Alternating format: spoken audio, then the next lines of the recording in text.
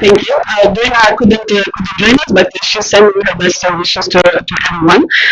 In time, our team grew, and we also added Petar Velishkovic, who's also not here, but he's watching us actually online. Hi, Petar. And then we have Hamza, who's here. Hi, Hamza. And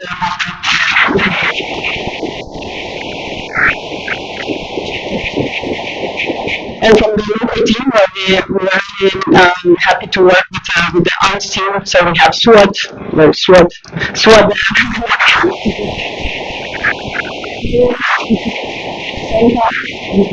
Vahidin, Vahidin, Vahidin there, Zlatan, there, Alia, might not be new, and Jan. So, and thank you to also to Bobby for technical support over the years. So let's give a big clap for the entire organizing team.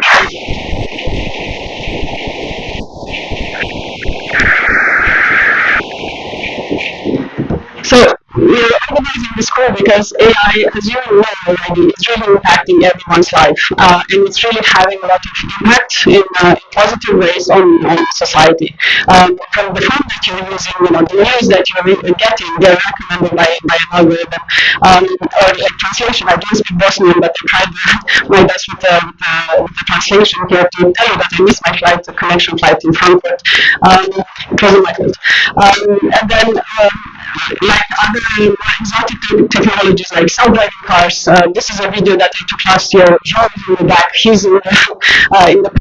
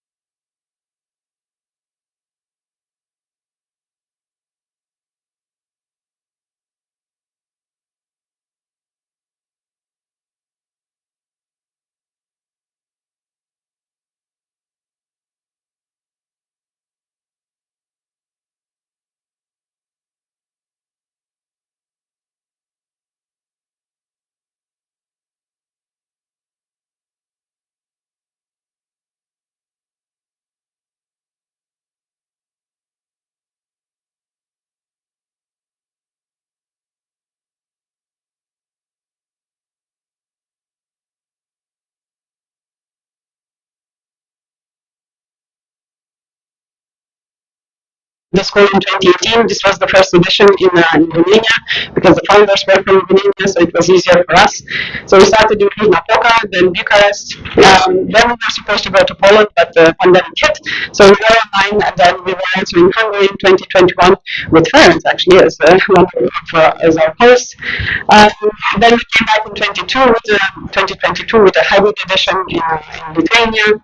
In 2023 we were in Slovakia, and 2024 we were in Serbia. And this year, we're really happy that we landed here in Bosnia and Herzegovina. So I will pass on to my colleague Hamza to tell us how this happened.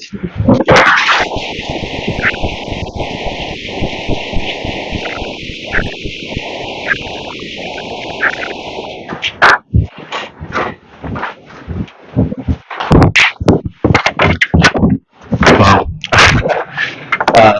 Thank you for the introduction, and thanks everyone. I mean, it's crazy. It's surreal to see all of you here in this video. Um, so my my job this morning is to. I heard basically that people here love numbers and stats and graphs. So my role is to show you some numbers. Before I'm gonna start with a short story, basically. So your canvas, we don't remember this, but it's a bit of an Easter egg. But around 6 years ago, I was fresh at DeepMind, and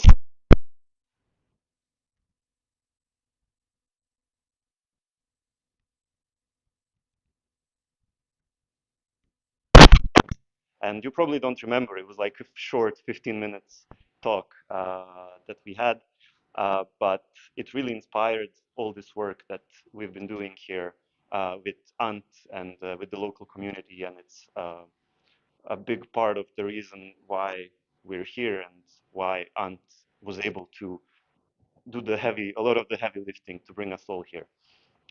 So I would like to start by thanking all the partners that made this event possible, starting from the local organizers. Ant, please. Uh,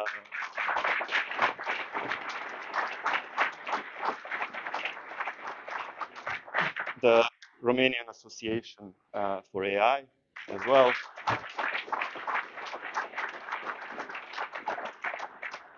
And of course, the University of Sarajevo.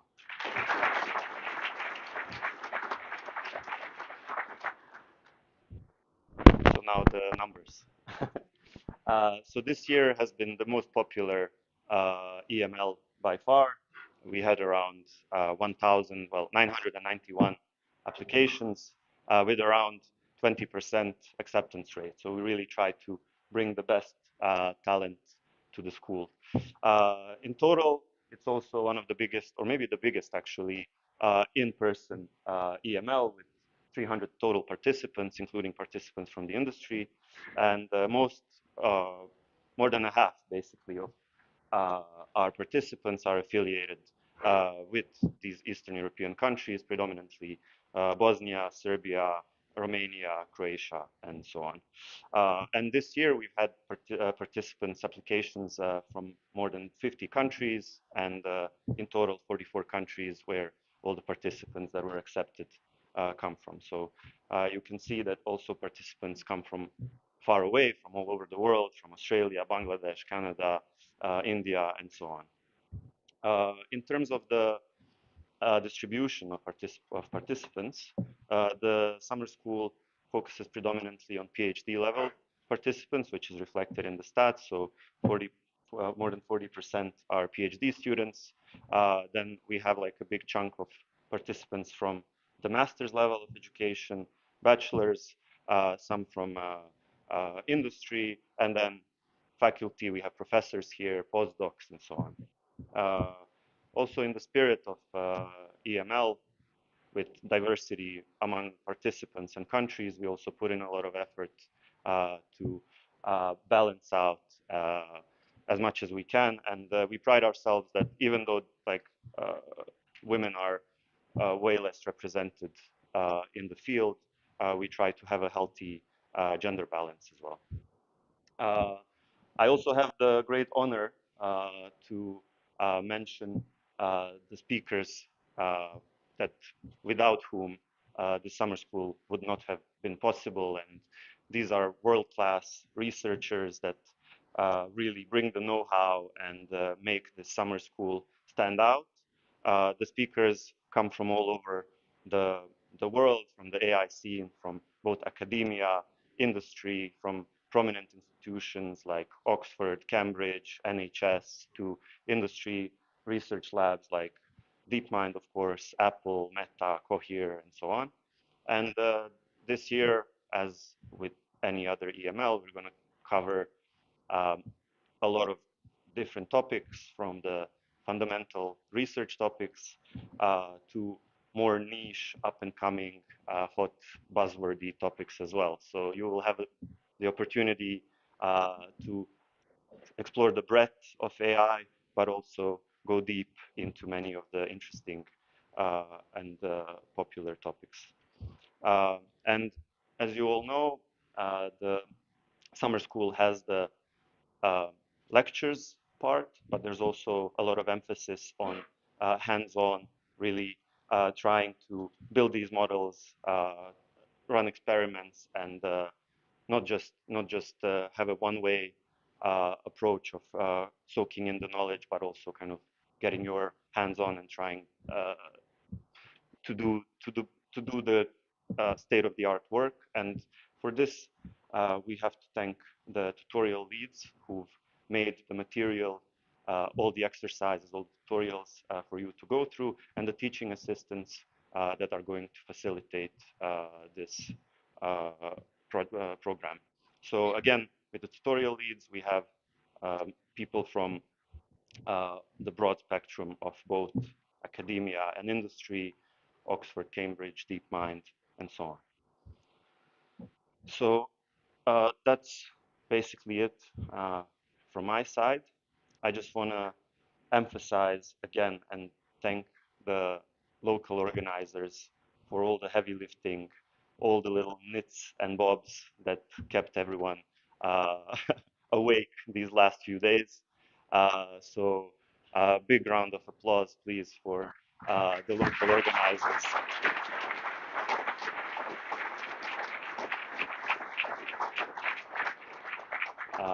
And with that, I would like to invite to the stage the president of ANT, Suat Glasic.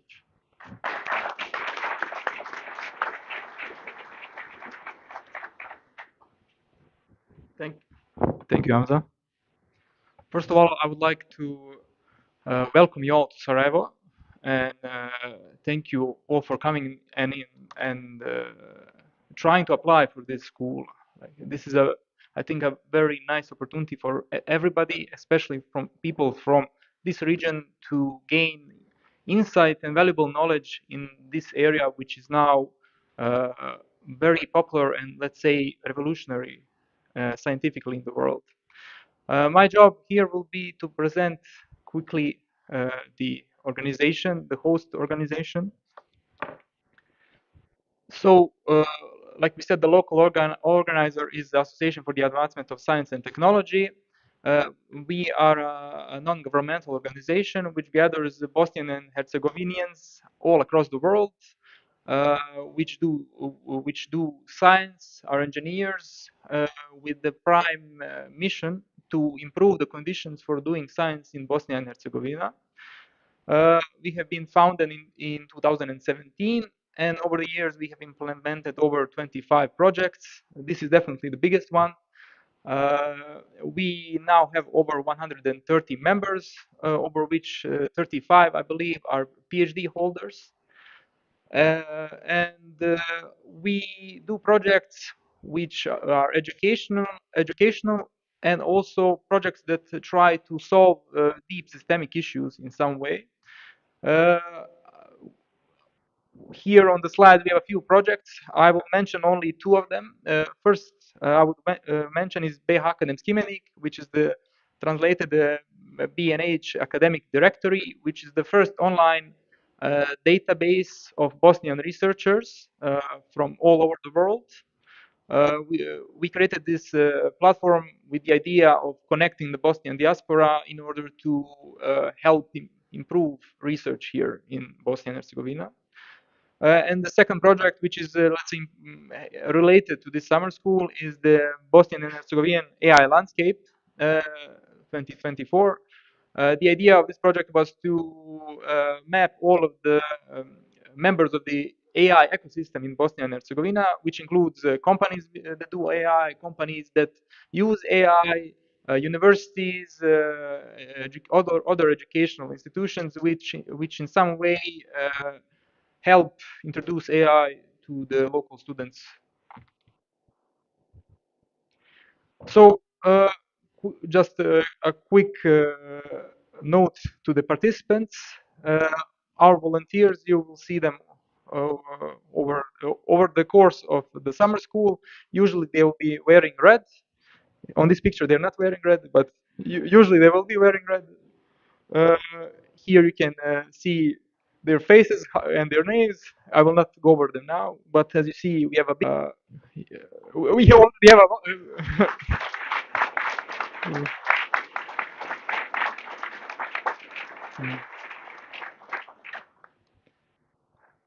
one more thing.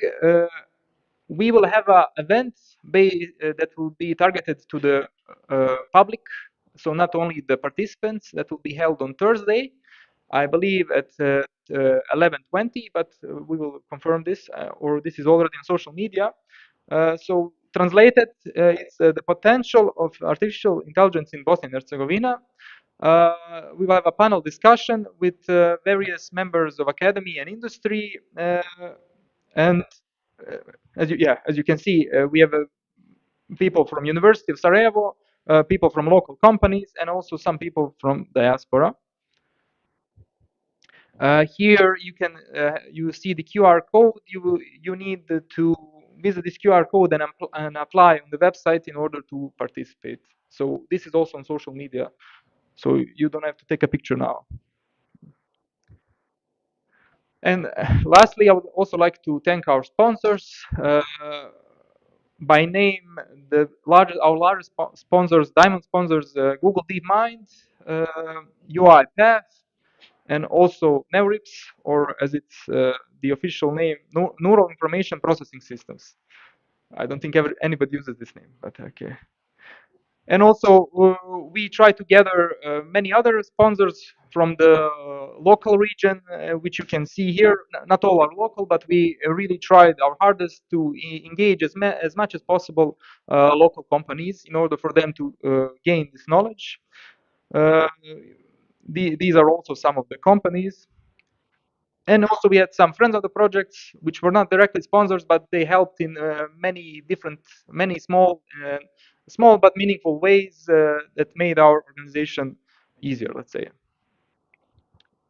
And now I would like to welcome Professor Tarik Zamovic, Rector of the University of Sarajevo, one of the partners of our event.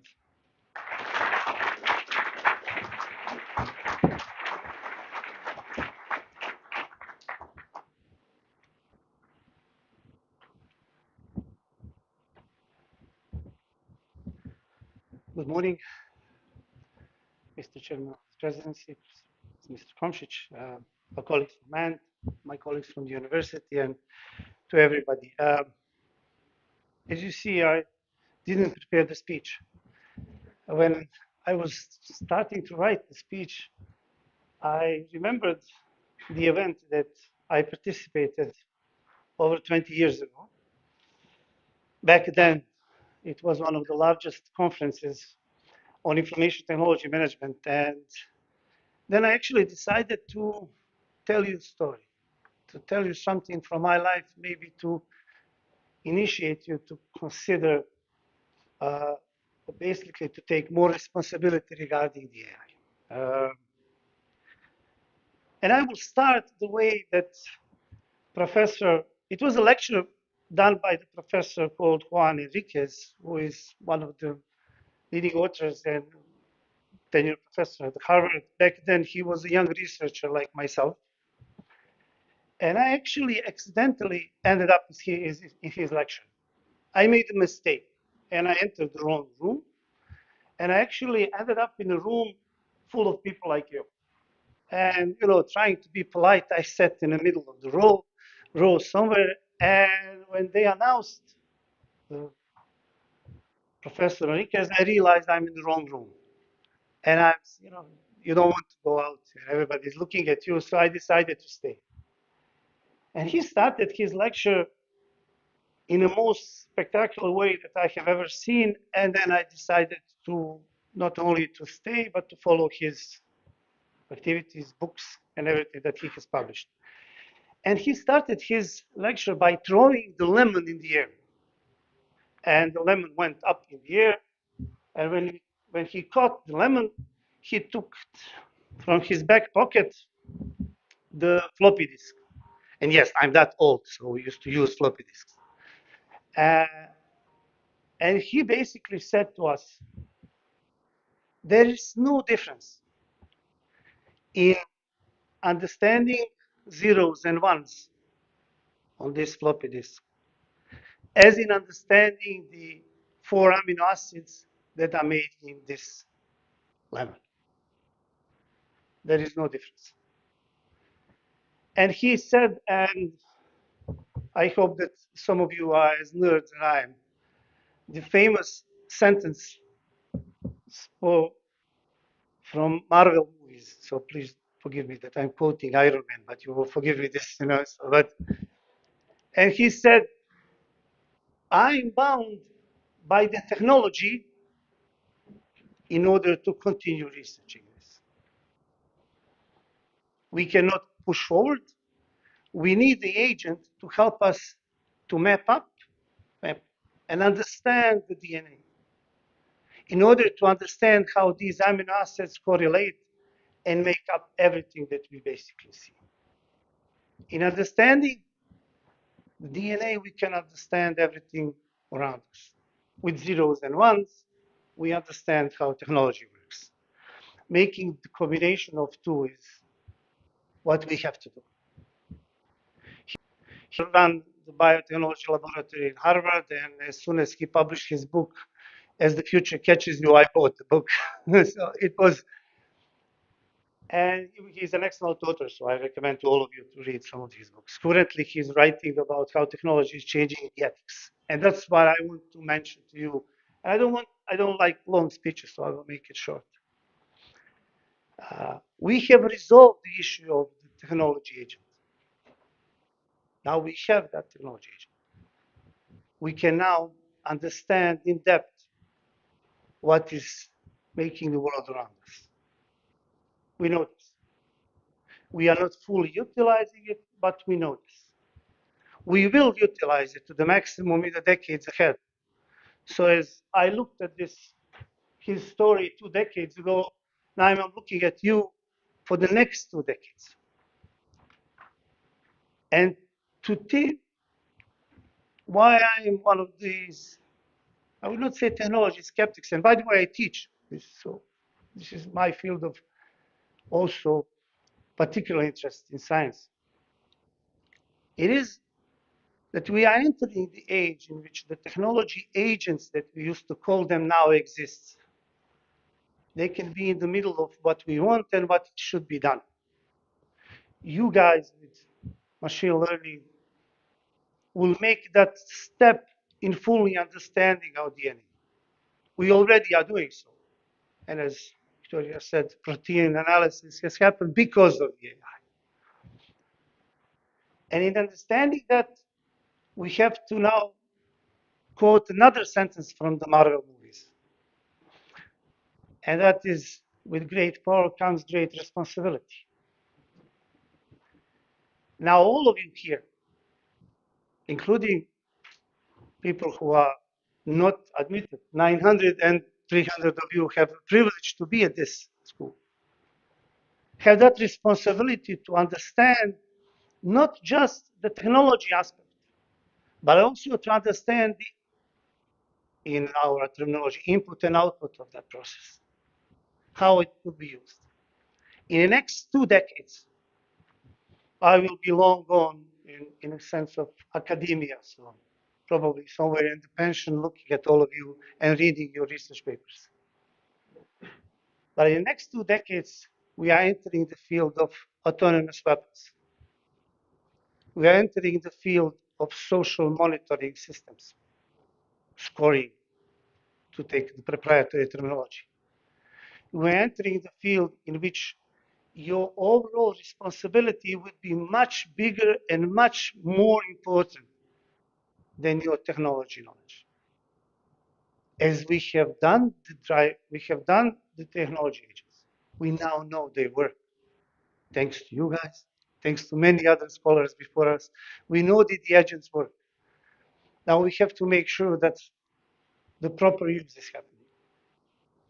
I don't want to mention specifics, the countries, the fields, the challenges. As our colleague has pointed out, the AI is definitely bringing the controversy to the floor. But for me, the biggest challenge is that Enrique's vision to push the technology in order so that we have the agent, now we have to push it forward to have the responsible agent. And I wish all of you a pleasant stay in Sarajevo, successful workshop, and truly hope that you will create the responsible agents. Thank you so much.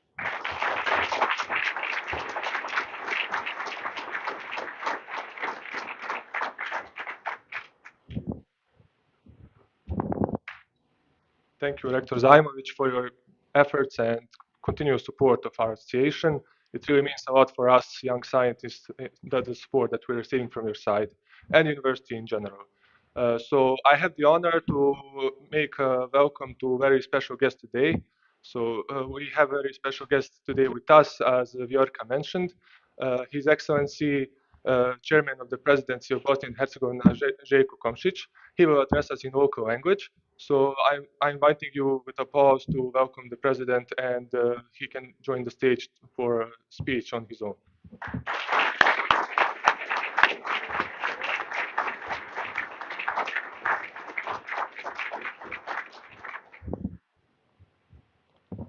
As you said, I will deliver my speech on my language. It's some kind of presidential privilege, jel? Poštovani učesnici, dragi gosti, dame i gospodo, iskreno mi je zadovoljstvo da vas pozdravim povodom otvaranja Istočnoevropske ljetne škole mašinskog učenja ovdje u Sarajevu. Raduje me što će ovaj prestižni edukativni program, koji okuplja više od 300-350 učesnika iz preko 50 zemalja svijeta, prvi put biti održan u Bosni i Hercegovini. Činjenica da se Istočnoevropska ljetna škola mašinskog učenja ove godine održava upravo ovdje u Sarajevu snažno je priznanje našoj zemlji i njenom rastućem potencijalu u nauci, tehnologiji i obrazovanju. Vaše prisustvo u Sarajevu šalje snažnu poruku podrške razvoju nauke, istraživanja, novih tehnologija u našoj zemlji i svakako obrazovanja. Vještačka inteligencija predstavlja jednu od ključnih razvojnih tačaka savremenog društva i savremenog svijeta. A za Bosnu i Hercegovinu ona otvara mogućnost da kroz znanje i inovacije gradi održiviju, konkurentniju budućnost. U tom kontekstu događaji poput ovoga ne znače samo razmjenu znanja. Oni stvaraju nove generacije lidera i stručnjaka spremnih da oblikuju svijet u kojem živimo i u kojem će živjeti buduće generacije. Za Bosnu i Hercegovinu, zemlju bogatu talentovanim, obrazovanim i kreativnim mladim ljudima, ovo je prilika da kroz znanje, inovacije i saradnju uhvati korak sa globalnim trendovima i izgradi održiviju, moderniju i konkurentniju budućnost. Ljetna škola poput ove ne služi samo za prenošenje znanja, ona stvara prostor za umrežavanje, za inspiraciju i za razvoj budućih lidera u oblasti tehnologije.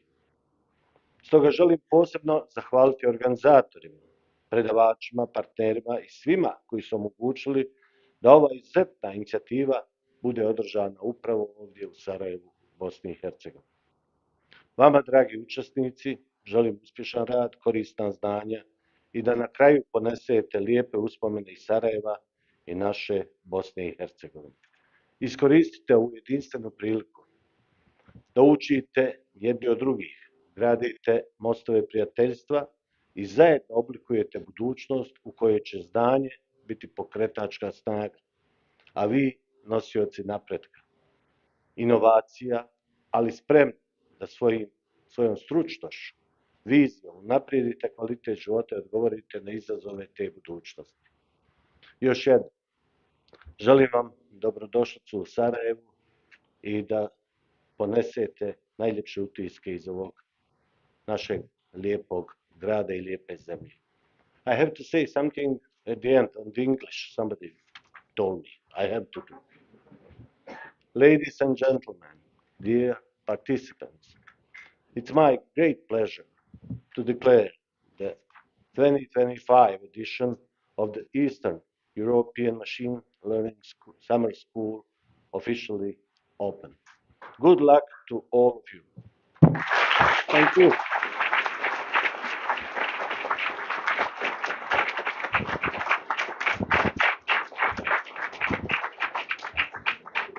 Thank you very much for a really nice talk that you had. And short note, as you heard President Željko Komšić, the school is officially open.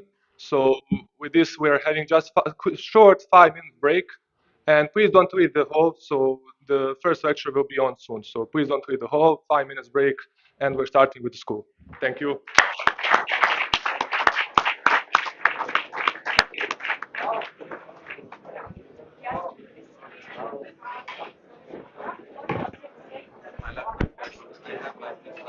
Oh, you did.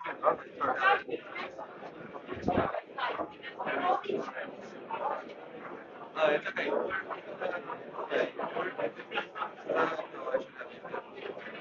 We're gonna like.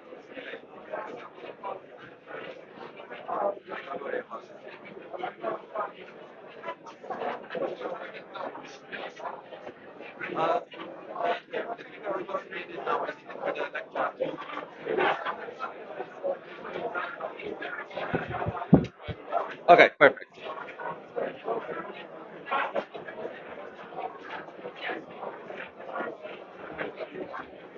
I want this slide skip.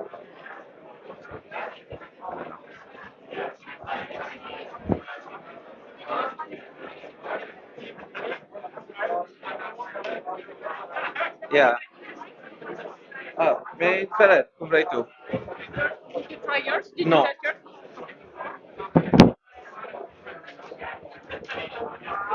I just assumed it's gonna work.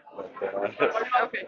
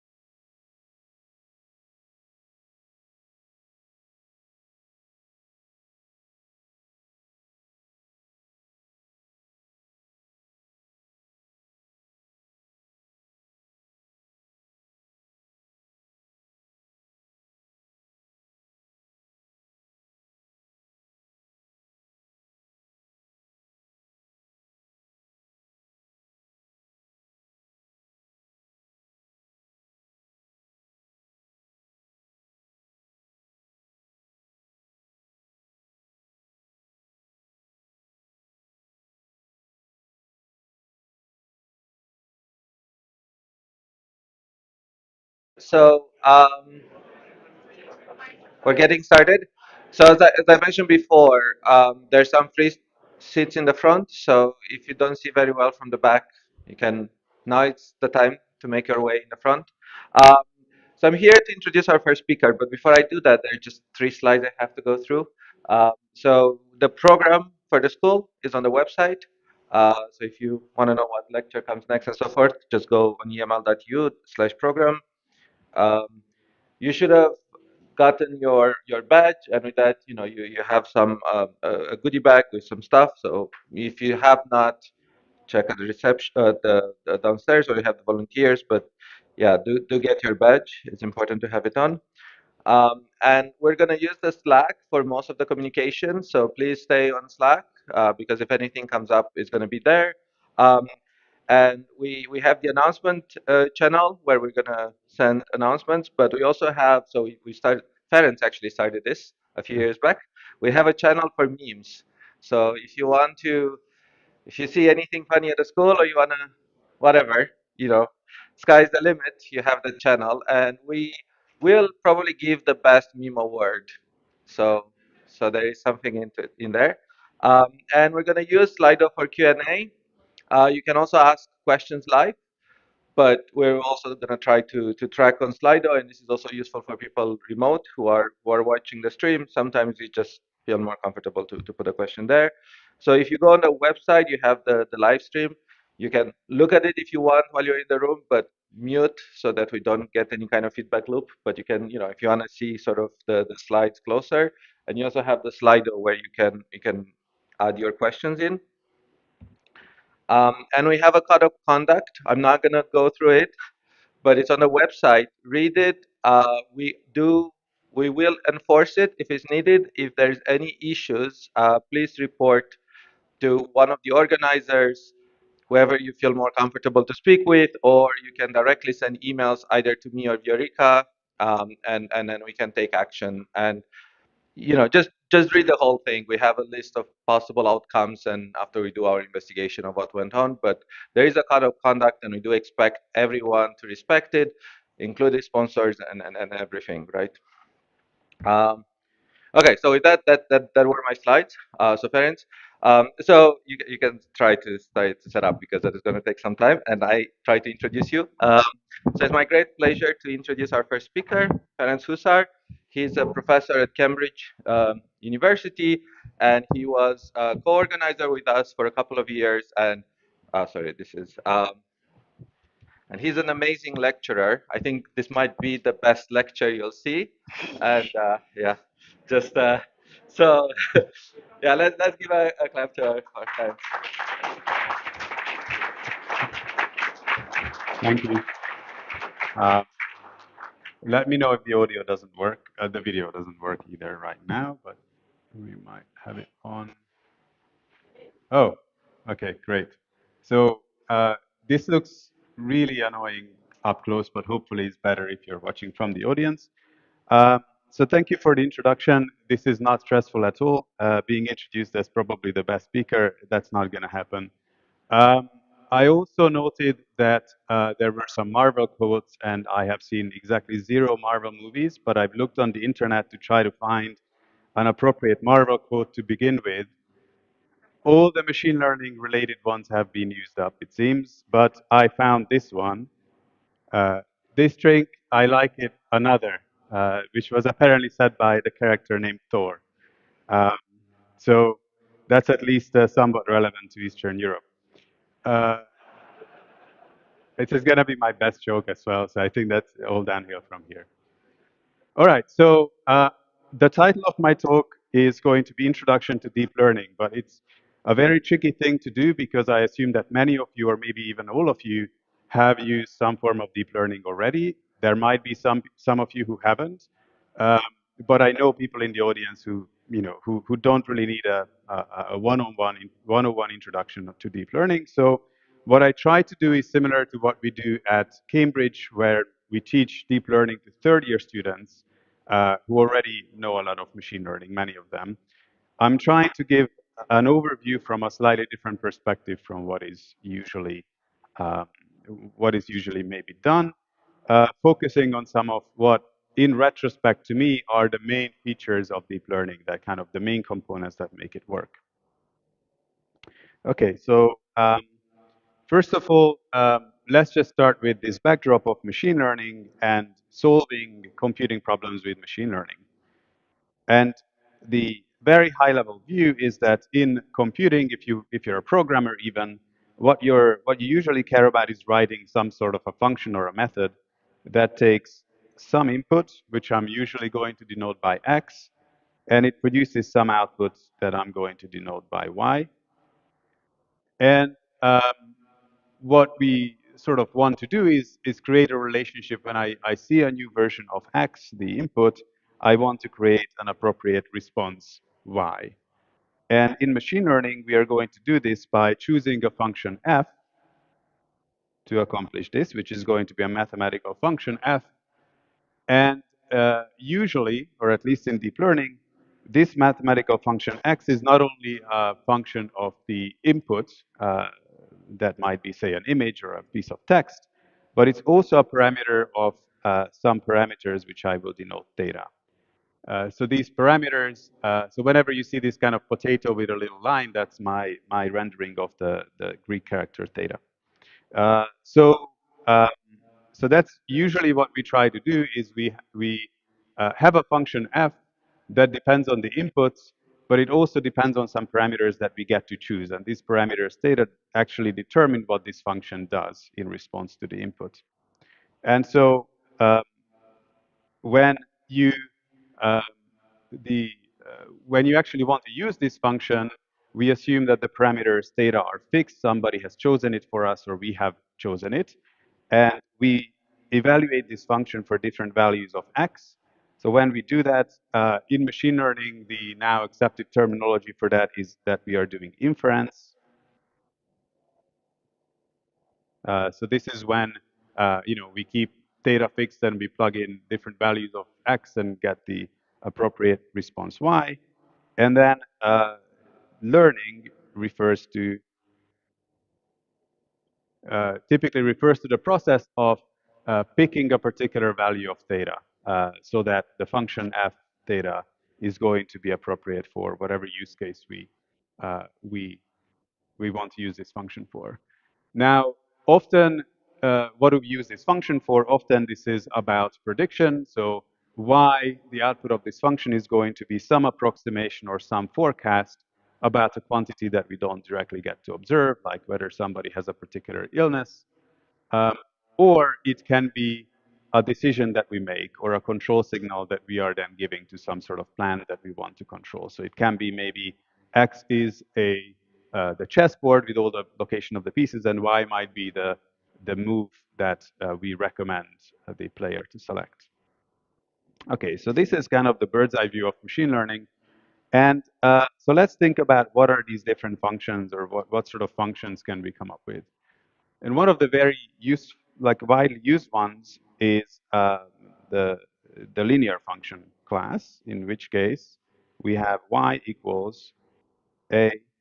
Oh, by the way, sometimes y is used not to denote the output of the function, as I have put an equation sign there, but y is often used as the desired output that we want the function to output. And then in that case, you might call this a y hat, which is your approximation to that label or that expected output. I'm not going to, at this point, make a distinction between them. So a linear function would look like this. It has, let's call it machine learning notation W, some matrix W times X. I'm now assuming that X is a vector and W is therefore a matrix that I can multiply it with, plus some other vector B. And if the X is a D in dimensional, which is input dimension, D in is the number of input dimensions, so it's a D in dimensional vector, then for this multiplication to make sense, W has to be a D in by D out size. So this is a times symbol. I'm going to try to make it more clear. It's not an X. So this has D out different rows and D in different number of columns, this matrix. and then B is of size D out. Or if you want to consider it as being a matrix, you can think of it as D out by 1 in size. And in machine learning, we often call these weights and biases. The weights are the W and the biases are the B. Now, these linear functions have a lot of kind of nice properties that make it easy to work with. And it's sort of one of the maybe some of the most fundamental parametrized function classes we can come up with. The problem, of course, with this linear function is that they are very basic. Very few things can be modeled as linear relationships. So if both the input and the output dimension would be one-dimensional, then this would, of course, just be a model which is, oh, that's not it. Sorry. I actually saved the coordinate system in the clipboard, so I don't have to draw coordinate systems all the time. So if the input and output dimensions are both one-dimensional, so I have x and y, then a linear function, of course, can only do with different parametrizations. It can be just a different line. And the problem with this is that if I have data that say lines very nicely, these are kind of data points that I want my model to fit very well. So if all my data points kind of lie very neatly along this, say, parabola-shaped thing, there's not going to be any line that's going to fit that data particularly well. So this is just a very weak model that, that is unable to model very interesting relationships. Okay. So what can we do with it? How can we start from a linear model and make something more interesting? One way which I got started out with when I did machine learning first is to introduce some extra transformations to the data before applying a linear model. This is called the generalized linear model. So what we do is instead of applying the linear model directly to x, we first apply some transformation phi to x, which is fixed. It might change the dimensionality, so the input and the output dimensionality of this phi can be arbitrary. And then we are going to put the linear model after this. So something like that. And that's what we call f of x, which also depends on w and b. So here, I guess the key observation is that now by changing what this phi transformation does, I can change the types of functions that I can model with this ultimately linear model. So I can do, for example, feature engineering.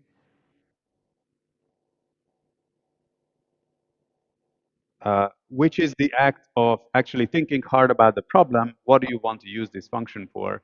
And then picking a particular form of phi that I think is going to fit the problem very well. So for example, if I have a guess that my data may be well modeled by a parabola, I can go and say phi of x is now x squared and x. So I map this one-dimensional quantity x to a two-dimensional one, including the squared and the normal feature, the linear feature. And so this, if I now do a linear model on top of this, I can do second-order polynomials, which means that I can now fit a parabola with this. So this would be, one way of going at it, which is choosing very well-informed features. The other way of going about it is to say, just use lots and lots of sort of more dummy features. So if you don't have any idea about what sort of features will work, you just, pick sort of basic features and where you can maybe pick lots and lots of them at random. In which case, phi is going to be very high dimensional, or it can be phi is high dimensional.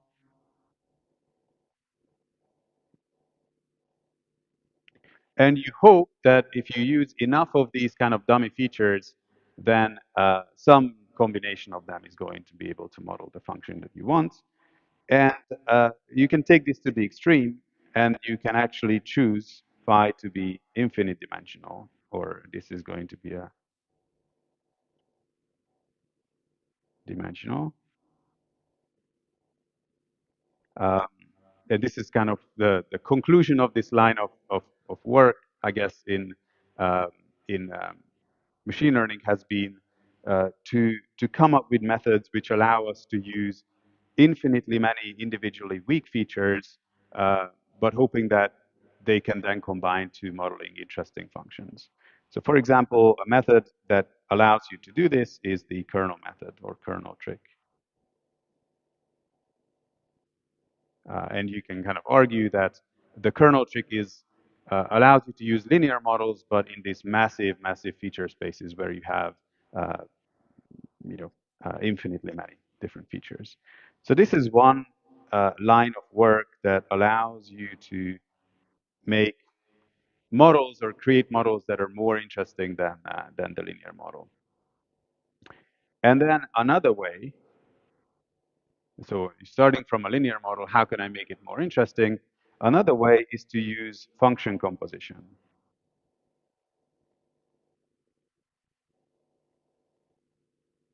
So a function composition is just applying one function on the output of the other function. So in this case, I can say I start with some linear model. I'm going to use this superscript 1 to denote that this is kind of the first linear model. And then I'm going to take this output and I'm going to apply another uh, linear model on the output. So I'm just applying one linear model after another linear model. Who can tell me, feel free to shout in, what's the problem with this sort of approach? Yes, thank you, great. So it's still linear. The problem with linear functions is that they are closed under composition, which means that linear function of a linear function is still linear. So if I want to create more interesting functions in this way, I have to do something that breaks this linear composition property, and that I'm going to achieve by adding some very simple transformation to the output of the first linear model before feeding it into the next linear model.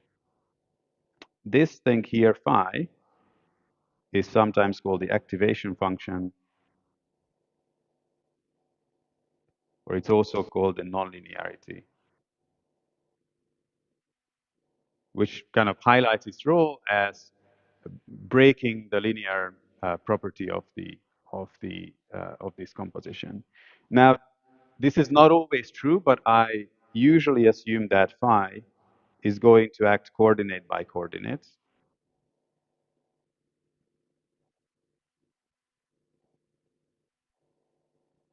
So you can describe this phi as a one-dimensional to one-dimensional mapping, and you just simply apply it to every single coordinate of a vector-based input.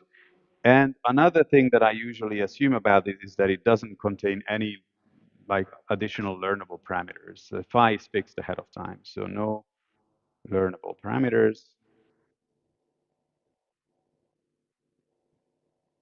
But I'm sure that many of you will know counterexamples of like of both of these. In fact, let me ask, who can give me an example of a nonlinearity like in this framework which wouldn't be coordinate by coordinate transformation? I heard softplus, softmax, maybe softmax is anyone else? Softmax. I don't hear it, so you have to be a little bit louder. Okay, we are going to see one more a little bit later. So attention is a little bit of an interesting operation that is nonlinear, but it's not coordinate by coordinate. And then normalization layers, layer norm, if those of you who know, is uh, another thing that kind of acts across coordinates. And then you can have all kinds of learnable parameters in nonlinearities, but I'm going to ignore that. And in this talk, I'm just going to focus on the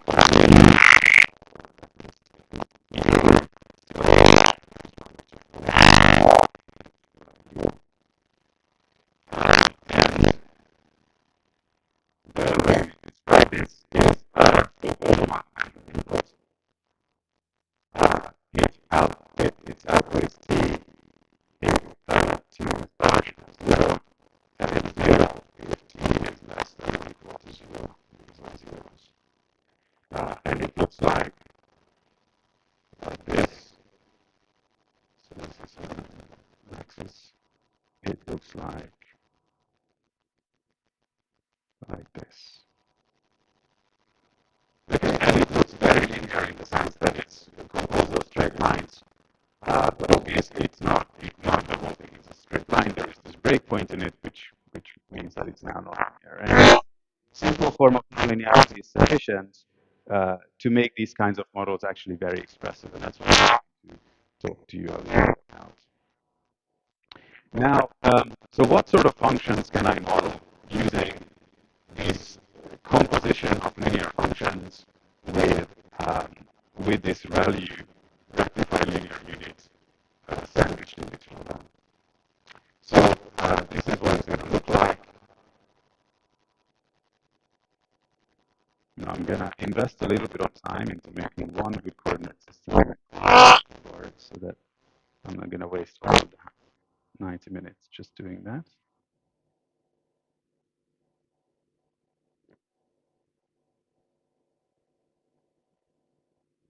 Yeah, I'm also old enough to remember floppy disks, so excuse me for the time it takes. Okay, so this is my nice coordinate system, and so let's look at what's happening first in this model. So I have something.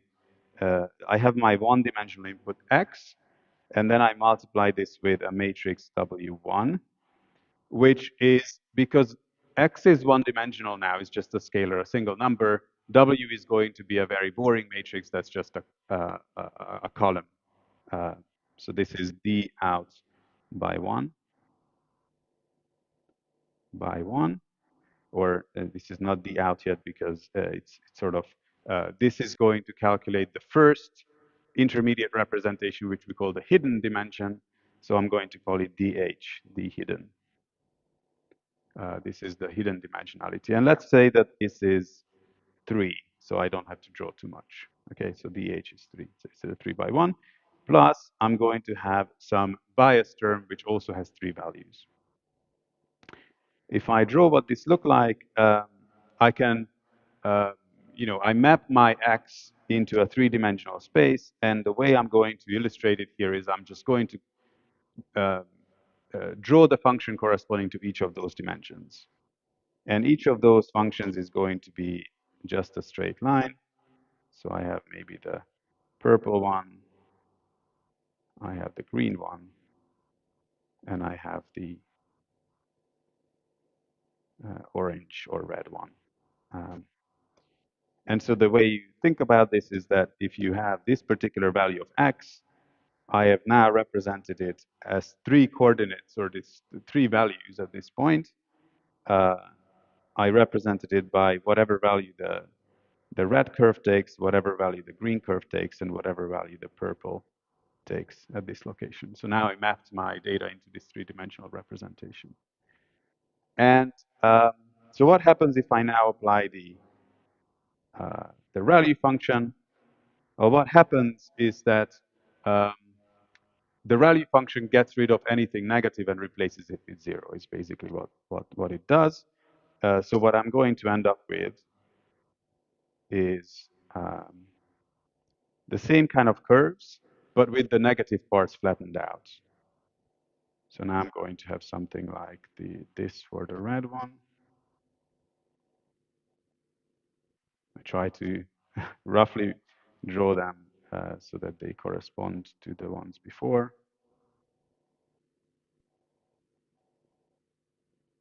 And then I had the green one coming down from here.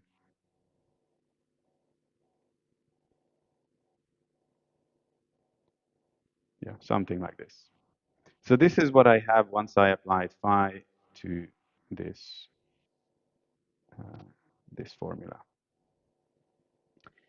And now what happens if I apply the rest of the operations? What I'm going to do is I'm going to consider now multiplying this by W2, which is another matrix.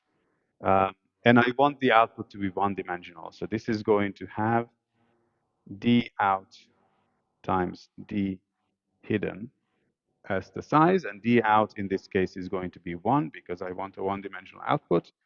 And so only for visualization. DH, I already said, was 3. And I'm going to have an extra bias parameter for the second layer, V2. And so what's that going to look like is it's going to take these 3 different colored lines and it's going to somehow sum them together with weights. So it's going to be a weighted sum of these colored lines. And that's going to result in a function. So if you think about summing up these 3 lines, what you really have to pay attention to is that there are these breakpoints here, here, and here. And between any interval between these breakpoints, you're basically just summing up linear functions or something that looks linear there. So I'm going to end up with a function that looks like maybe like this.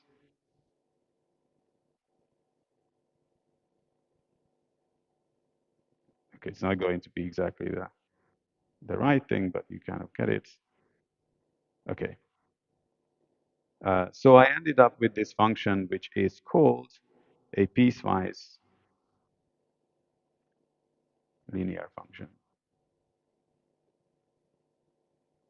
And one nice thing about these piecewise linear functions is that it's very easy to actually imagine that if you have enough of these breakpoints, then pretty much any function you can come up with, you will be able to relatively closely approximate it with like this chunky sort of piecewise linear approximation. And 2 things that I want you to note about this is what parameters control the slope of, say, this linear segment. Who can tell me which? So, if I change the parameters W1, W2, V1, and V2, and all the numbers in there, this function is going to change. Like it's going to look fundamentally the same, but its locations and slopes and everything is going to change. So who can tell me which of the parameters in this formula? I'm going to just copy this over. So maybe do this hands up if anybody wants to volunteer. You can tell me which parameters are going to tell me if I say, okay, this function doesn't quite fit what I want because I actually want something that does this. Which parameters do I have to change in my model? Yes? The W's, which W? W1 or W2?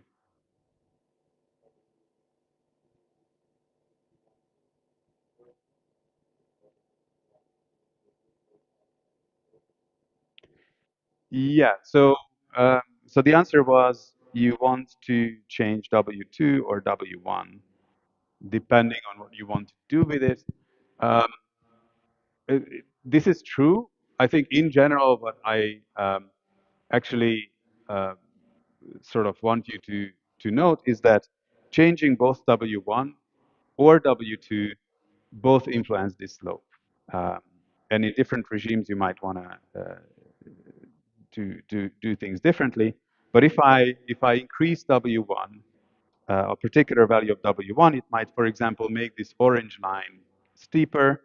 And because this blue line is the average of the 3 lines or the weighted average of the 3 lines, it's going to also affect the slope of this part. But the same way, I can also change the slope of this curve or this segment by changing the W2s, which is maybe taking a little bit more of the orange and a little bit less of the green is going to result in this slope going up. So generally, there is this sort of redundancy in this network.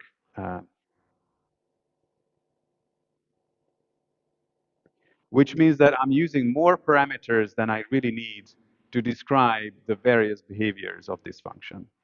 And this, in machine learning, we refer to this as over-parametrization.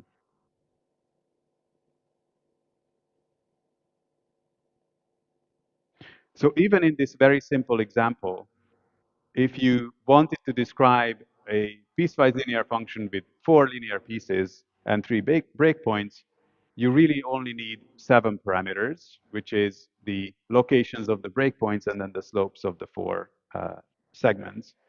Um, and in fact, we have um, here, we have more than that. We actually have 3 plus 3 plus 9. We have 10 parameters. So we have more parameters than we need to describe this function. Okay, so this is the first thing that I wanted to note. The second thing is uh, one way to increase the complexity of this function is by allowing more places to break the lines. So what determines how many breakpoints do I have? Maybe someone else first, and then yeah, let's someone at the back. So Razvan has to run the longest. Yes. The dimensionality in between. What? Sorry, can you repeat? The dimensionality of W1. Yes, exactly. So the number of pieces. Oh my God. Yeah. So the number of segments. Let's call it segments, so that I have a reason to grows in the order of the hidden dimensionality. And the number of hidden dimensions, so DH, is also called the width of the network. We are going to refer to that as the width, or how wide this model is, for reasons that may become more obvious later if it's not obvious already. Okay, and so this is a little bit unsatisfactory because, especially in higher dimensions, you can imagine that you know you want to break up your function to many different linear regions if you want to model anything interesting, and so having to add more and more parameters and more dimensions to be able to do that is a little bit unsatisfactory. So let's look at depth. So making the model deeper. And by making the model deeper, what I mean is instead of stacking 2 linear models on top of each other with this nonlinearity sandwiched in between, we can, of course, do this multiple times. So we can have 3 layers with nonlinearity sandwiched between, or 10 layers with nonlinearity sandwiched in between. And I wanted to illustrate what that sort of thing buys you in this very simple model. So let's consider an example function, the sawtooth function. I'm not sure if this is standard terminology, but I call it this in my lectures. And this function is as follows. We have this function g of x with a one-dimensional input again. So x is a simple number, and the output is one-dimensional as well. And it looks as follows. It's 2 times absolute value of x minus 1. Okay, so this is something that is a piecewise linear function in itself. It has 2 linear pieces because the absolute value kind of has this piecewise linear structure. So gx is easily modeled by a one-layer model, like before, with actually 2 hidden neurons or hidden layers. But what I'm going to do is I'm going to consider this composition of these functions. So I'm going to call f0 of x is just going to be x. So that's when I don't apply g at all. F1 is going to apply g twice, g of x. So I compose g with itself, and then sorry, no, that's going to be f2 actually. F1 is going to apply g once. Sorry, I'm showing this in the wrong order. So this index is going to tell you how many times you apply g on itself. So if I want fn of x, is going to do g of dot dot dot of g of x. Um, so that's a simple kind of recursive application of g. And again, you can think of this G as one layer of a rectified linear unit value neural network. So Fn can then be something that you can implement by using an n-layer rectified linear unit neural network. And so what do these functions look like? Okay, now I used up my this grand plan of using the copy paste to not having to write, not having to make coordinate systems all the time is not working out. Okay, so if you want to look at these functions,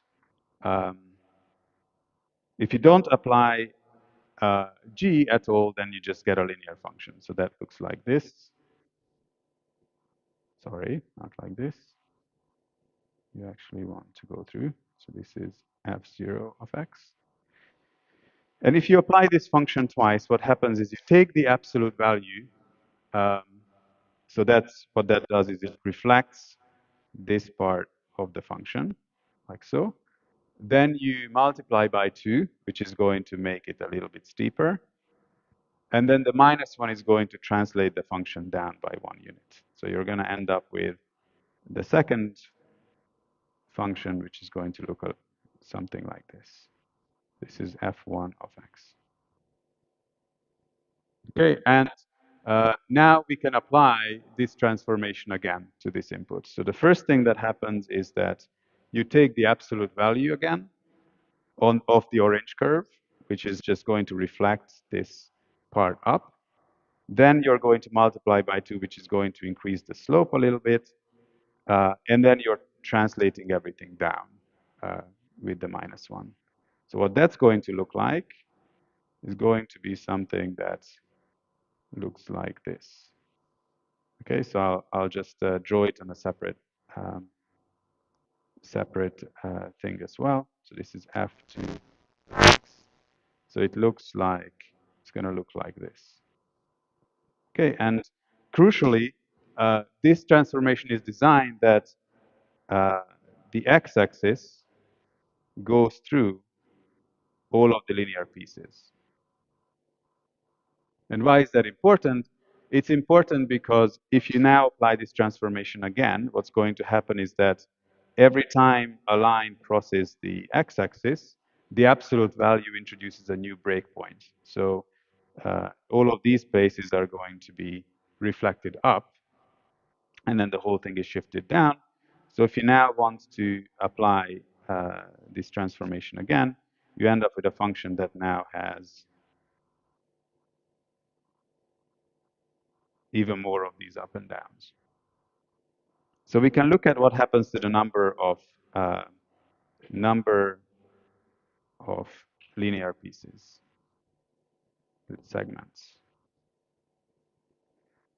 So if I have no layers, so I just have the linear function f0, that's going to have 1 linear segment. If I look at f1, that's the orange curve, that has 2 linear segments. This is where they meet. So that's going to have 2 linear segments. f2, that's the purple one. This has 1, 2, 3, 4 linear segments. And then f3, which is the green one, if I drew it correctly, this has 1, 2, 3, 4, 5, 6, 7, 8. Yes, I drew it correctly. 8 linear segments. And you can see the pattern, or you've probably seen it already. This is, so Fn is going to have 2 to the n linear pieces. And so this is important because it means that if you keep putting these simple models on top of each other, you could increase the complexity of the functions you're able to model in terms of the number of linear pieces they are made out of exponentially rather than linearly with the number of parameters. So the complexity grows exponentially. And it's actually easy to prove this.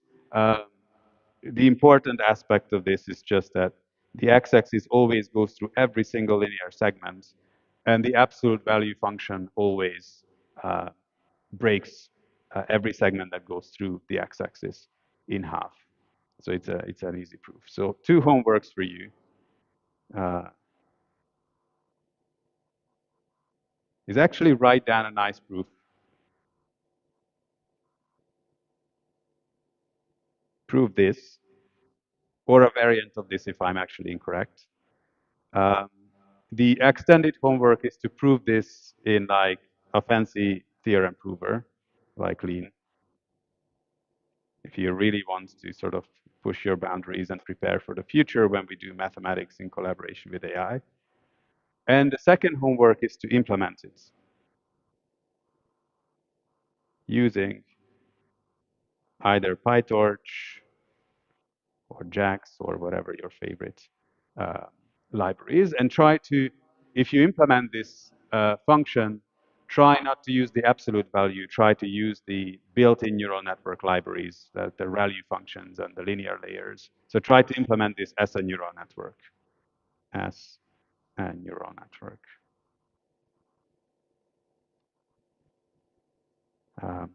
And this is actually one of the homeworks in Cambridge. So um, I think that's actually a nice exercise to do. Um, so what we have seen is that by layering very, very simple linear models together and sandwiching these simple nonlinearities between them, you can actually model very complicated relationships in the world. And this is kind of the whole point, or one of the whole points of deep learning. This is how we build interesting functions for deep learning. So a couple notes. A first note is I've been drawing this in 1 dimensions, and what do these things look like in higher dimensions? That's obviously more difficult to imagine, but I can show you, say, a two-dimensional world. Um, so if my input is two-dimensional, so I have x1 and x2 as 2 coordinates of my input, and my output is one-dimensional, so I'm kind of looking at it from above, then the sorts of functions you would get are piecewise linear, which in this two-dimensional setting means that they are made out of these nice sort of polytopes that are all somehow fitting together.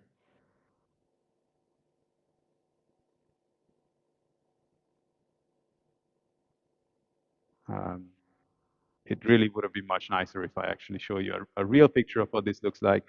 And within each of these segments, you actually have a linear function. So if I show with a grating what the value of these is, they all kind of have a linear slant to them.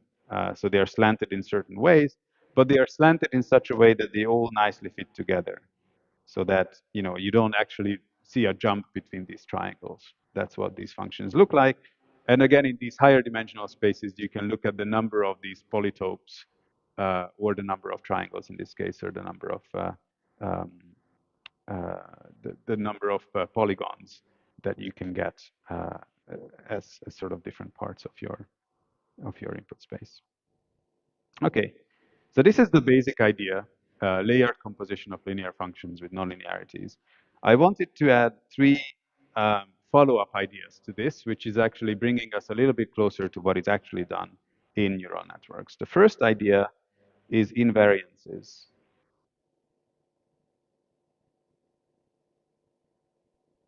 And I don't think that you're going to have a geometric deep learning talk, because I didn't see it on the lecture, maybe a practical. But this is sort of one of those very popular topics these days. The idea here is that um, if you are not just working with arbitrary vectors, but you actually have some assumptions about what your data looks like or what sort of space they occupy, you can design these linear operations in a way that respects those geometric properties of your data. So, for example, if you have a class of transformations, that I'm going to call with this t, which you can apply to your data. And you want a function that has this property, that t of x equals t of f of x.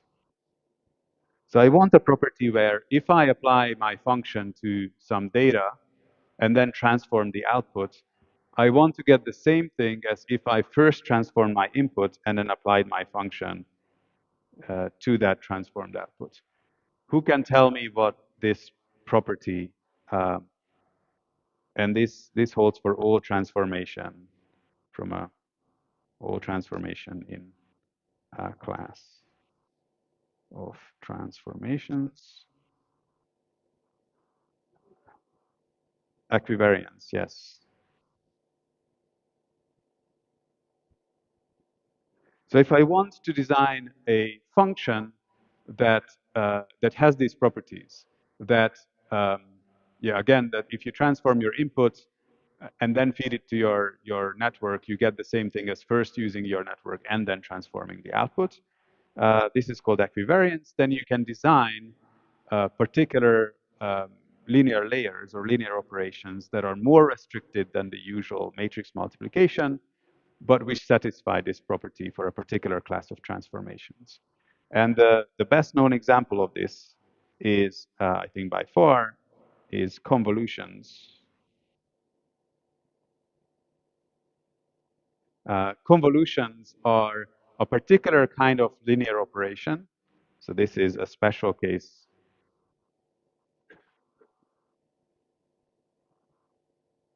of a linear layer or a linear model. But these are specific linear layers that are equivariant under transformations of translations of coordinates. So this is translation.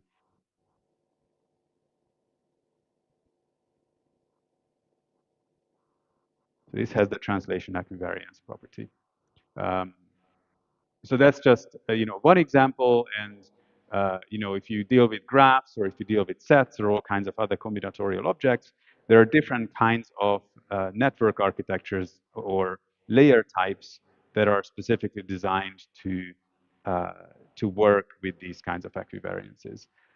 And the useful thing with this is, firstly, if you know that this equivariance should hold in your application, then you would be sort of silly not to bake it into the solution that you're choosing or the model that you're building. And so it kind of helps you be a little bit more data efficient. You need less data to constrain your model because you already added these mathematical constraints. And usually, another advantage of these equivariant linear layers is that they contain fewer parameters, because some of those parameters that you could previously freely choose are now bound by this mathematical constraint that you're giving it.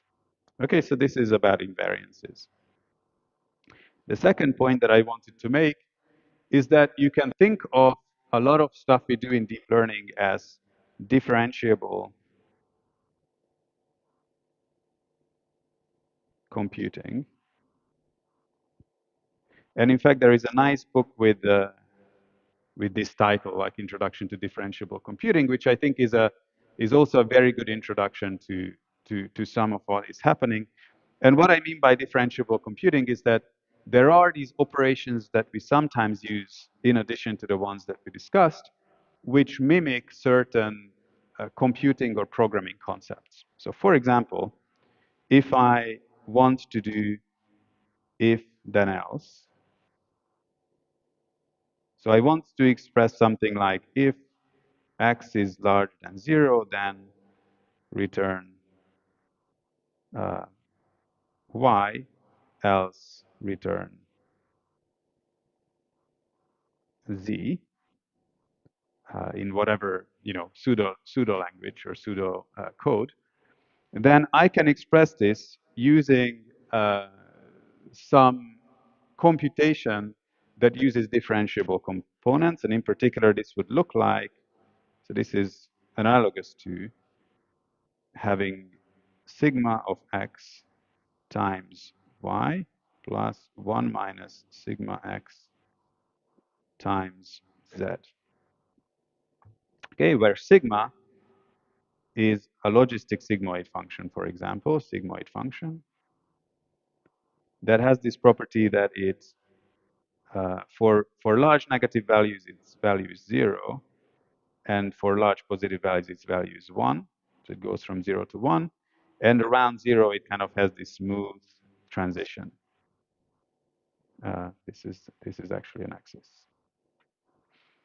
And so, you can see that if x is large and positive, then essentially this is going to be 1 and this is going to be 0. So you're selecting y as your output. And if x is a very large absolute value negative number, then it's the opposite. Then you sort of have, if x is negative, then this becomes 0 and this becomes 1. So you're selecting z as your output. And but the sort of the way in which it differs from the if then else statement is that if x is in the middle somewhere, it's close to 0, then you might get some weird mixture of y and z. And this is the price you pay for being able to express something that is a classical computing construct in something that you can now plug inside a function or a model. And another thing that I just wanted to highlight is that the famous attention mechanism also has an analog of in classical computing. Who can tell me, though those of you, I'm assuming some subset of you will know what attention does. What programming construct does that mimic or does that look like? Yeah, there is a hand up. The gentleman there, or I don't, sorry, I didn't see your hand. It mimics traditional database lookup with queries, keys, and values. What kind of database lookup? A relational database lookup. Relational database lookup.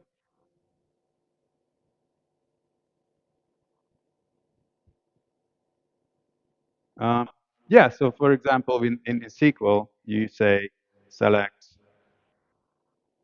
value where key equals query. So I'm not going to go into what attention mechanisms do, but yes, you can kind of say that it is a little bit like a relational database lookup, which is you're selecting some values by matching a query against a set of keys. What I usually have in mind, because I'm more of a Python programmer, and is something like Python dictionaries.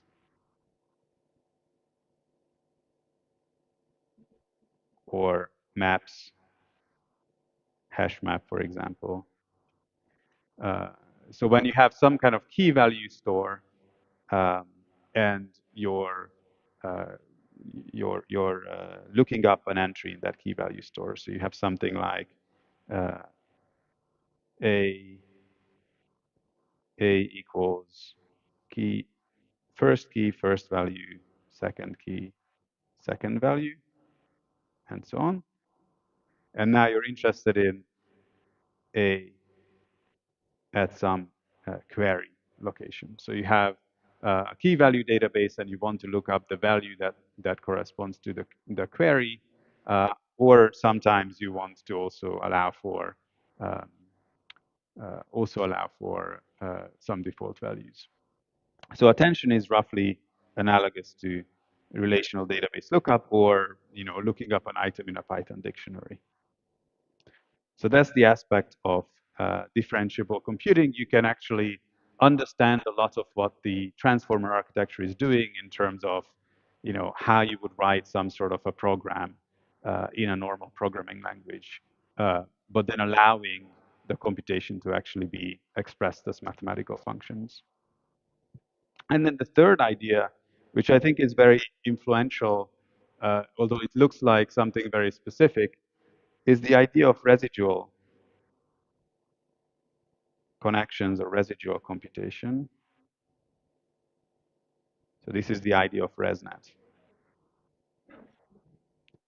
I just wanted to kind of allude to the fact that even though I'm saying that what you're doing with deep learning is you're putting these, you're composing these functions one after another, what in reality happens in most modern deep learning techniques is not really that. So the picture there would be that I have some input X, and I'm feeding it to some kind of layer, and then another layer, and then another layer. So all of these, you can think of these boxes as some linear model with some nonlinearity at the end or activation function at the end. The problem with this is, so this is the typical or the classical setup. The problem with this is that if X is very high dimensional and very information rich, so think about X as being a representation of uh, a large PDF document that you just uploaded to uh, ChatGPT or Gemini, which has nothing to do with your homework assignments, then X contains a whole bunch of information. It's very, very information rich. And when you then start processing them with these linear layers or all kinds of neural network layers, it's very, very easy for these neural network layers to lose some of that information. And once you lost some information from data by the information processing lemma, theoretically it's impossible to recover that information. So if you apply the processing to your PDF, which so for example, doesn't know the difference between the words cats and dogs, and it just replaces dog and cat with, pet, then after a while, you're never going to be able to recover whether the document was talking about a dog or a cat. And the more of these boxes you put one after another, the more information you basically lose. So instead, what we do is I'm going to draw it the language model way, which is not the way it was originally drawn, is that by default, um, your input is just propagates to the output unprocessed. And what you can do is you can take your input, you process it with one of the blocks. So you put some sort of neural network or some linear model there. It calculates some output, and rather than replacing X with this, you're going to take, you're going to add it back. So this is a plus operation. Maybe I'm gonna color it like this. So you essentially calculate something, and then you add it to your input, and then you can have multiple blocks like this. And again, you have one of these things, which just adds to the value. And this very simple modification of the idea has huge implications in terms of the number of these blocks you can apply after one another without this information loss problem becoming too severe. So this is the residual networks idea, and this is how the modern transformer architectures, I assume, still work. At least the published ones do, and then pretty much any modern deep learning architecture works in this way. So mathematically, what it does is that instead of doing f of g of x, for example, you would do g of x plus x.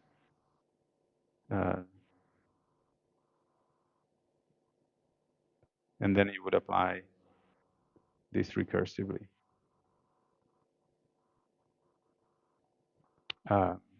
So this is the sort of composition that you do.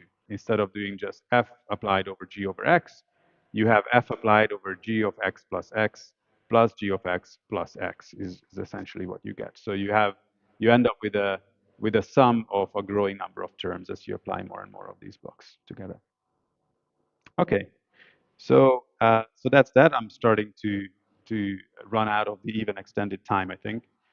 So I'm going to now talk a little bit about how these functions are trained. So now, so far I've talked about the fact that there are these functions They can be very, very nice and complicated. You can make them more complicated by composing them via this mode of composition, for example, that I just explained.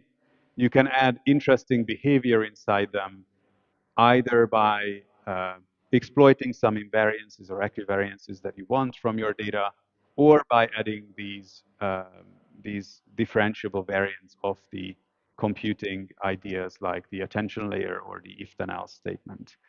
But what do you actually do with these models? And that's the part of learning in the deep learning.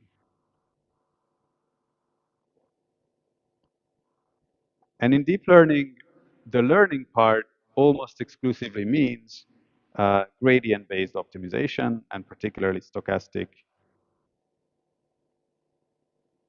gradient-based optimization.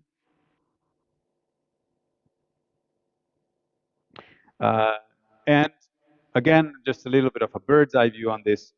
What we have is some way of determining whether a particular function with a particular parametrization, particular set of data, fits with our observation or works well in the practical application that we use it for. So we have our f of f, I'm going to put a dot here. So I have this function where the parameters data are considered fixed, and it's a function of some inputs, which I denote by this kind of blank dot. And I assume that I have some sort of data that I have created, um, either human label data, or maybe this is data that I create from experience by trying to play chess games and, and experiencing what happens if I do certain steps. But I have some sort of data usually. And then I calculate a loss function by, the loss function sort of takes my function, takes the experience or the data D, this is a potentially large set, and it comes up with a single number that tells me how bad my model is or how incompatible my model is with the observations or the data that I'm doing. So loss function is in machine learning, higher values mean worse performance. And what we then typically do is we have different data sets. And in particular, I think many of you, or all of you almost will know, that typically what we consider is that we have some sort of training data set, the train, and we also potentially have either a test data set, the test, or we potentially have a loss function, an entirely different loss function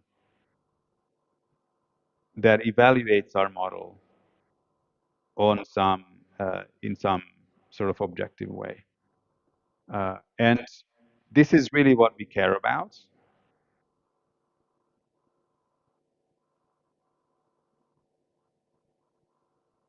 So what we care about is creating a model that performs well or achieves a low loss value on a held out test set, something that we haven't seen before choosing the parameters data. Or we, for example, take our function f and we make it play against a human player in chess, for example, and we're interested in the probability that, or the number of games that it's able to win against a human player. And that might be the example of the L test, which is you may not be able to describe this as a separate test set, but it's a test situation that you put your model through. And the other side is this is what we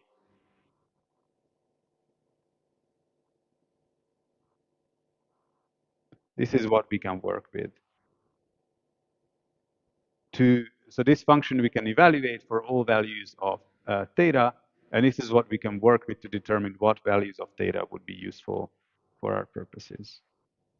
So sometimes this is called the empirical risk.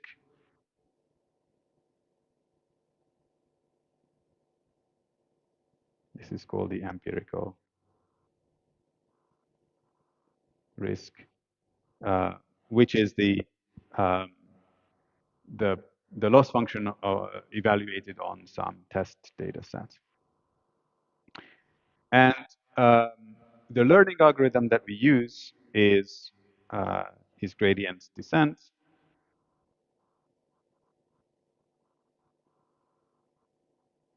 which starts, so first of all, we start by setting the parameters to some random values.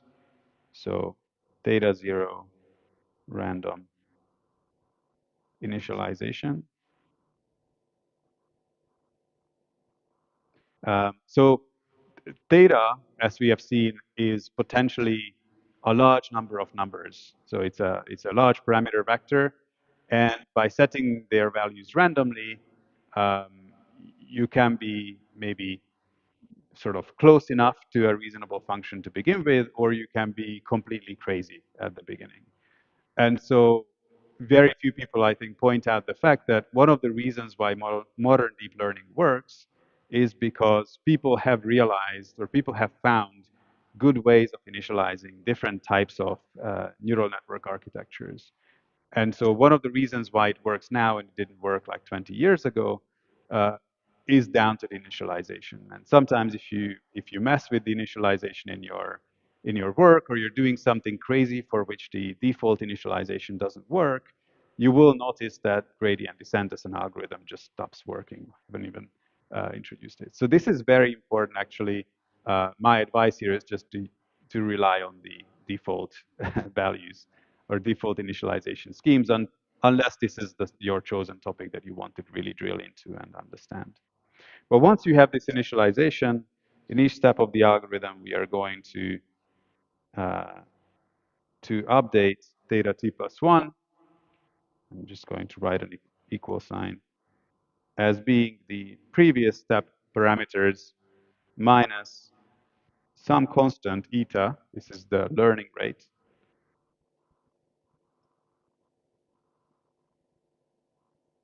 Or step size. And then you have this is the gradient, or my notation for the gradient. This is an nabla symbol of the loss function. I'm just going to write it as a function of theta and the data. Evaluated at theta t.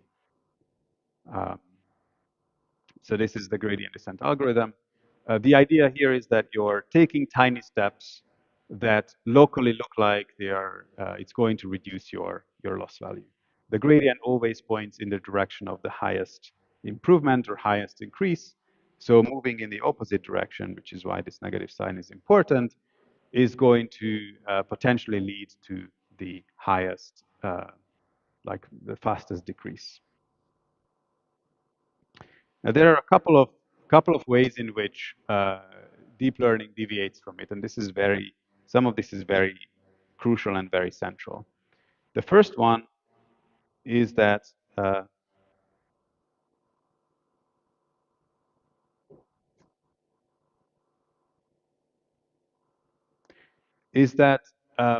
this algorithm, for most of deep learning, would be unusable because the data sets that we work with are nowadays enormous. It's like literally the whole of the internet being scraped to train these large language models. But even back in the 2010s, this would have been, in the order of hundreds of thousands or millions of images.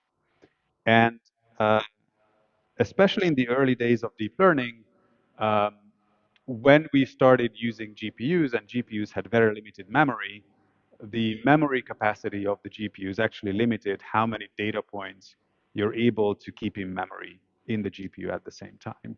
So even just calculating this gradient on the entire data set would have been computationally impossible, or it would have taken a very, very long time for just one step of this algorithm. So instead, what we do is we evaluate the gradient on a mini batch of data. dt is a mini batch of data sampled from D. So dt is a small subset well, it's not going to be equal. So it's just a small subset of my entire data set. And usually we assume that this is drawn without replacement, without replacement. But what I wanted to highlight here, because I think many of you have actually practically used mini-batch gradient descent, is the sort of significance of this mini-batch gradient descent. So as I said, the original motivation for this was that we want to use a small subset of the data because that's the only thing we can fit into the GPU memory, and moving data from GPU to the CPU memory is also costly. So initially, I think we considered minimatch SGD as a trade-off between accuracy of the gradients, accuracy. Okay, let's say that's accuracy, and speed of computation. And from this view, I think our idea was that if we could increase the batch size somehow magically, like if you get like twice as big a GPU or whatever, or suddenly it's easier to do larger batch sizes and you don't pay the computational cost, then of course it would be a good idea to use larger batch sizes because it reduces the approximation error that you're making. Because the gradients that you're using, by the way, this is why it's called stochastic gradients, is because by using a random subset of data, you are constructing a random approximation to the gradients that you're working with. So this thing here, if your data set is fixed, this gradient is a constant, whereas if you subsample a random subset of data and calculate the gradient there, that's a random variable. It depends on the random seed if you're a very pragmatic engineer. And so we know that on average, typically, these gradients are unbiased, meaning that on average you get the same gradient, but they have some variance, so they have some randomness in it. And initially we thought that that randomness is very bad. We would rather not have it. We would rather have very accurate representation of the true gradient or the full data gradient. The new interpretation, though, is that sort of the new insight, not so new anymore, is that gradient noise can be useful.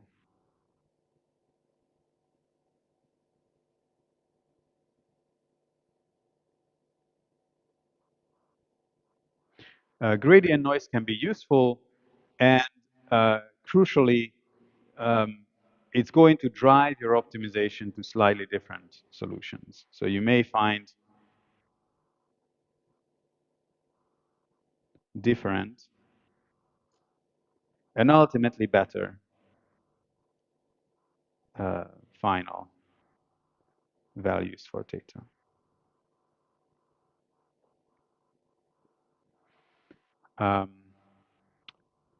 So because we over-parameterize these neural networks, meaning that there are many, many more parameters than we really need to describe this function class that we're working with, it means that there are often many, many different solutions to the optimization problem. And some of those solutions to the optimization problem on the training set are going to do really well. But if you then evaluate the model from a different perspective or on a held out test set, you will find that it's actually not such a good model after all. This is what we call overfitting. Whereas a different minimum of the optimization problem, there are many, a different optimum of the optimization problem might have much, much better properties. And so the observation is that if you run gradient descent with relatively small batch sizes, in some situations, it leads to better solutions than using the real underlying gradient. And the way to understand this mathematically is that if I have, say, just two mini batches, D1 and D2,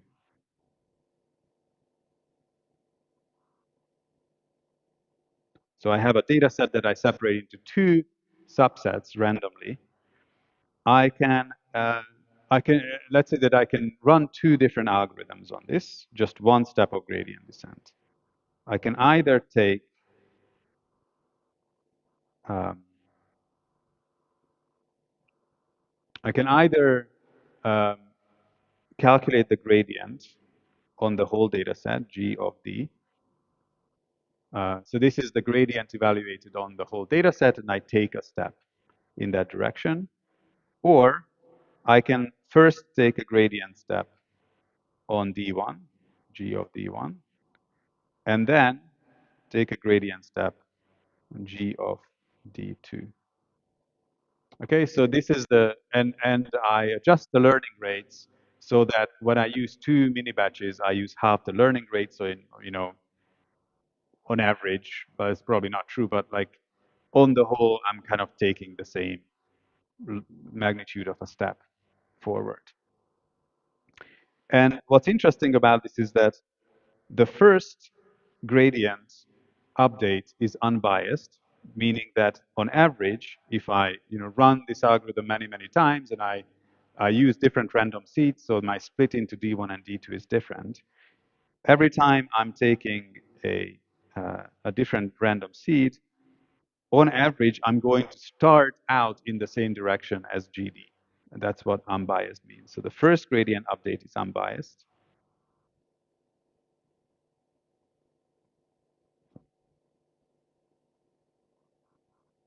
So my first step is going to be in a random direction, but if I run it many times, I end up on average in the same place. But if I now look at this randomization and I look at where I end up after two steps of gradient descent, those two steps are no longer unbiased. So now I have a little bit of a bias. So this is where I end up on average after two gradient steps.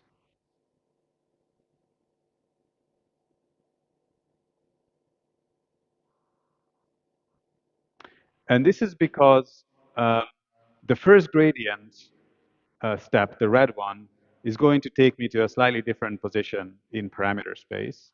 And therefore, now locally, my function looks slightly different. And so depending on how the loss function curves or what's the curvature, I might actually change the direction in response to where I ended up in my first step. So I'm no longer biased.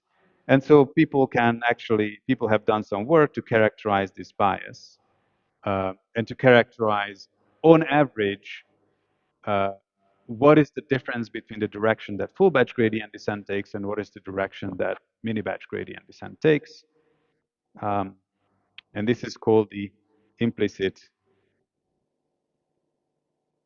regularization of SGD.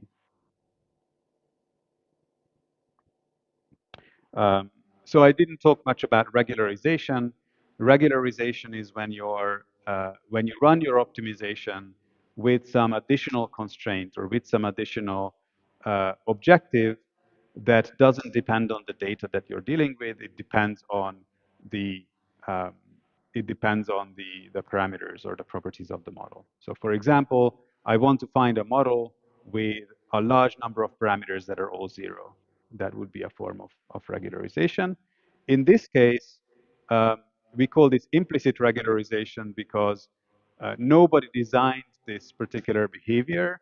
It's just a side effect of using random gradients or stochastic gradients.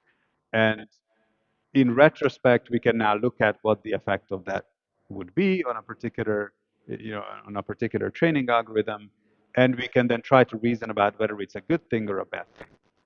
Because initially we thought it would be a bad thing, but in the long run, it's looking like it's actually a positive thing. And the bottom line of that story, and if I go like 5 minutes over time, 10 minutes over line. The bottom line of this story is that SGD or stochastic gradient descent seems to introduce a particular kind of bias. And this is a bias to avoid So this is a bias to avoid parameters with high mini-batch gradient noise or variance. So what turns out, if you run SGD, it's going to kind of steer the optimization slowly towards areas of the parameter space which not only result in low loss function values, because gradient descent kind of tends to reduce the loss function value, but it also secondarily tries to find parameters for which, if you evaluate the gradient on different mini batches, most of the time they will agree on which direction you should update. So it's also implicitly trying to reduce this disagreement between different subsets of your data. And why would that be a good thing? This is my illustration for that. Another couple of precious minutes spent on drawing straight lines. So here are two situations. So let's say that this optimization problem now, okay, so this the x-axis is now going to be the parameters. Of course, this is high dimensional, but I just draw it as a one-dimensional thing. And the y-axis is going to be the loss function value, like so. And I consider there to be two different minima, or two different ends that the optimization might reach. So situation 1 and situation 2, like optimum 1 and optimum. Oh, if there's one thing you take away from this is that optimum is if you're talking about one thing, optimize when you're talking about multiple things. So don't say it reached an optima, because that's grammatically incorrect. Sorry, that's just my sort of OCD personality coming out.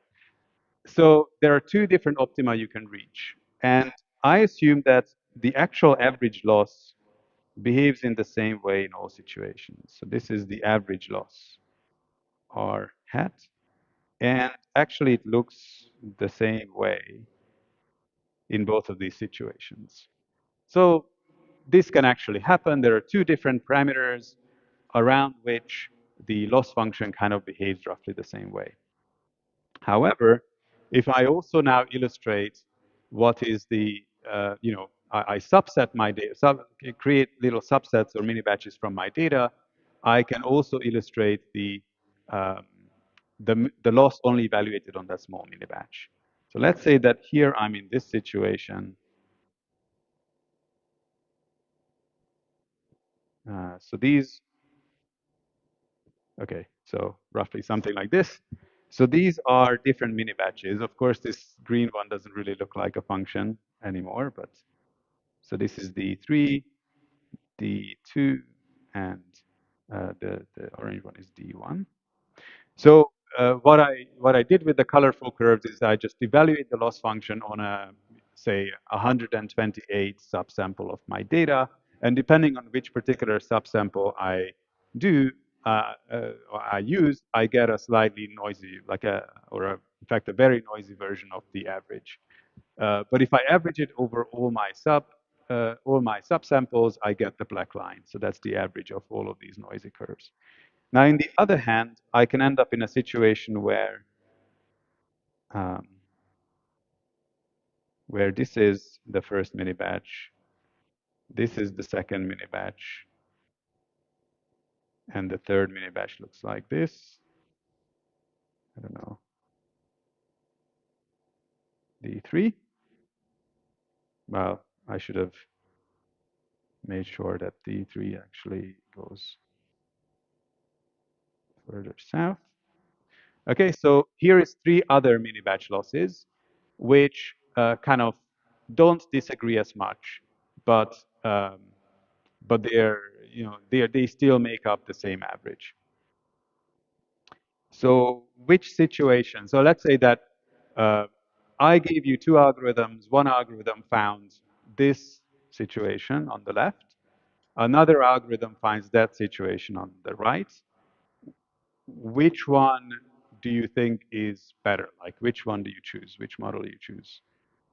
Hands up if you choose this left-hand one.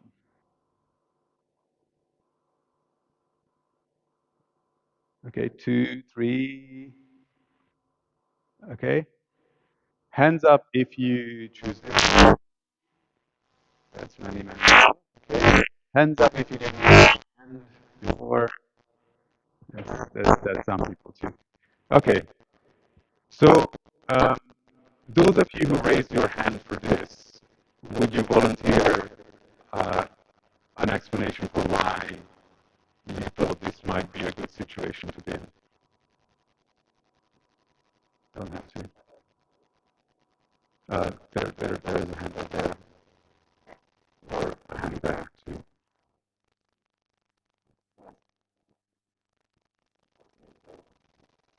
Model-based controls was for a bit more.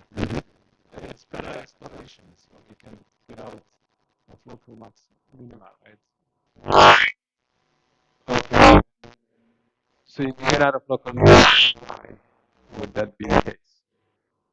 Yeah, we either win it or lose it. So if we will not converge or get into better local minima. Okay, so you're saying that in this case. Okay, so. Depending where we are in the learning process. If you are in the beginning, it's better, right? Okay, so that comment made if you're early on in the um, learning process, this may be better, and maybe the reason why this may be better is because you get higher gradient signal, so you're kind of being pushed around more. I can refine that point of view a bit, if that helps. I think if you converge to a solution like an optimum one, and then you have to learn something new, probably you're more likely not to get stuck, like loss of plasticity kind of stuff, because it means like any new data would have like a high magnitude gradient throw you away. Well, if you end up in optimum 2 and you need to learn something more, you might find it hard to learn anything else because I you're see. coming Okay, so if you imagine these different mini batches of data to be maybe representative of new tasks that you want to learn by fine tuning, then you want them to be diversity. That's an interesting view. I just want to say a point about that. If you think about this in the context of simulated annealing, where you have an extremely non-convex function and you don't know where the location of the real minimum is, you may want to jump around a lot in the beginning as you lower the temperature of your algorithm, hoping that you're going to anneal into the best part of the cost function. But the way you formulated the problem is that your cost function is actually this very smooth. It's not a simulated annealing case. This is not, I don't think this is the right approach. Yeah, okay. And just to sort of maybe cut the discussion short for now, and then I'll open it up for questions. Thank you for the comments, everyone. So the kind of story with these pictures is that we assume that, or that's the usual interpretation of this, is that the right-hand side is better because if the goodness of your solution is not very sensitive to which particular subset of your data you're dealing with, then you have a better hope that if somebody comes up with a completely new mini batch of data that's in the test set, it's also not going to be a completely different thing. So in this case, if your training data happen to only include the purple and the orange curves, you might end up somewhere here. And if your test data is the green one, then you're not very optimal test data. So if you assume that the randomness within your mini batches is somewhat descriptive of the randomness in the data, so that the difference between the test and the training environments, then the right-hand situation is pretty nicer. And the analysis of stochastic gradient descent, which I didn't go into but alluded to, actually tells you that it's going to favor situations that are more like this. And the reason why, this has been mentioned by a couple of people, is this being pushed around sort of narrative that if you want to converge in the right-hand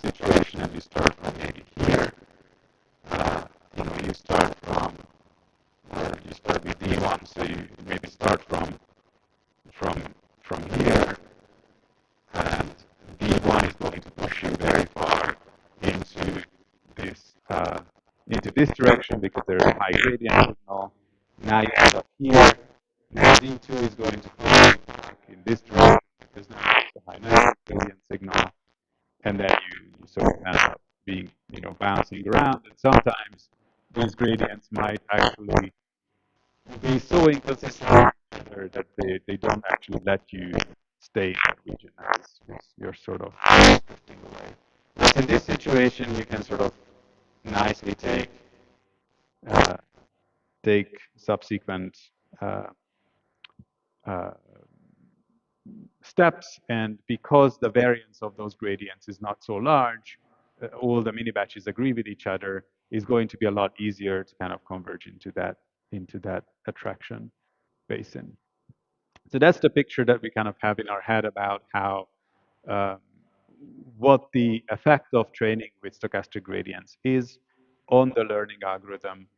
And it actually turns out, people have tried this, that if you want, there aren't many studies using gradient descent with very, very large batch sizes because it continues to be computationally a pretty inefficient and somewhat pointless thing to do. But there are some research papers that try to do full batch gradient descent on a moderately sized image data set. And what they find is, if you want to match the performance of stochastic gradient descent, usually you have to explicitly include this kind of regularization term. So you explicitly want to encourage like some subsets of your data to disagree on the gradients, and that's generally seen as a good thing to do, empirically speaking. Okay, I'm going to leave it here and open it up for questions and discussions.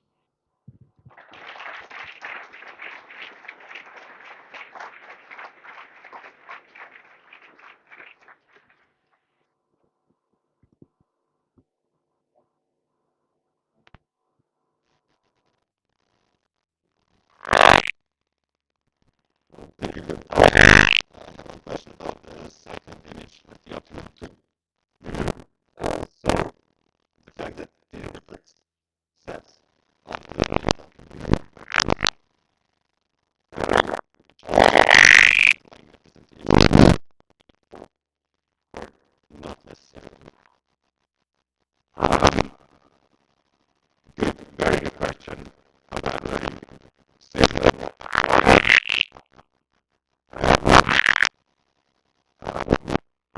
So for example, if your data has some sort of irrelevant, you want the neural network to learn to ignore like lots of variation that is completely irrelevant. Like you're doing just X-rays, and your goal is only to detect tumors of a certain kind. There might be lots of variation in the data that's completely irrelevant to the tumor prediction, like the size of the person or whatever. And so I guess reasonable to expect that if your model works well, then your model works to be completely ignored what's irrelevant to hundreds of variation. In which case, yes, this situation might arise from that representation. There was a time when I was more likely to make very general statements like that, and I think I'm more cautious because with learning lots of things can turn out to be actually wrong or misleading. Thank you. Thanks for the question.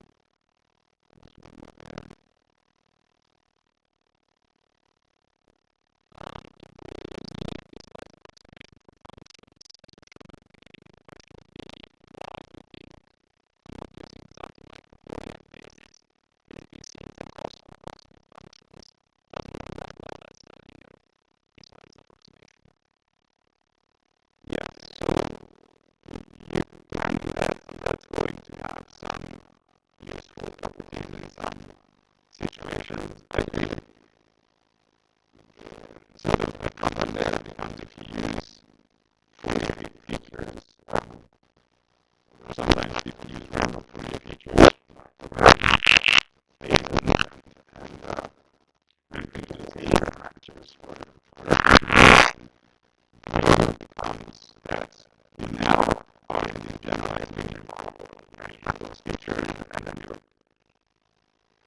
when you're learning to combine those features, you're not learning the features themselves.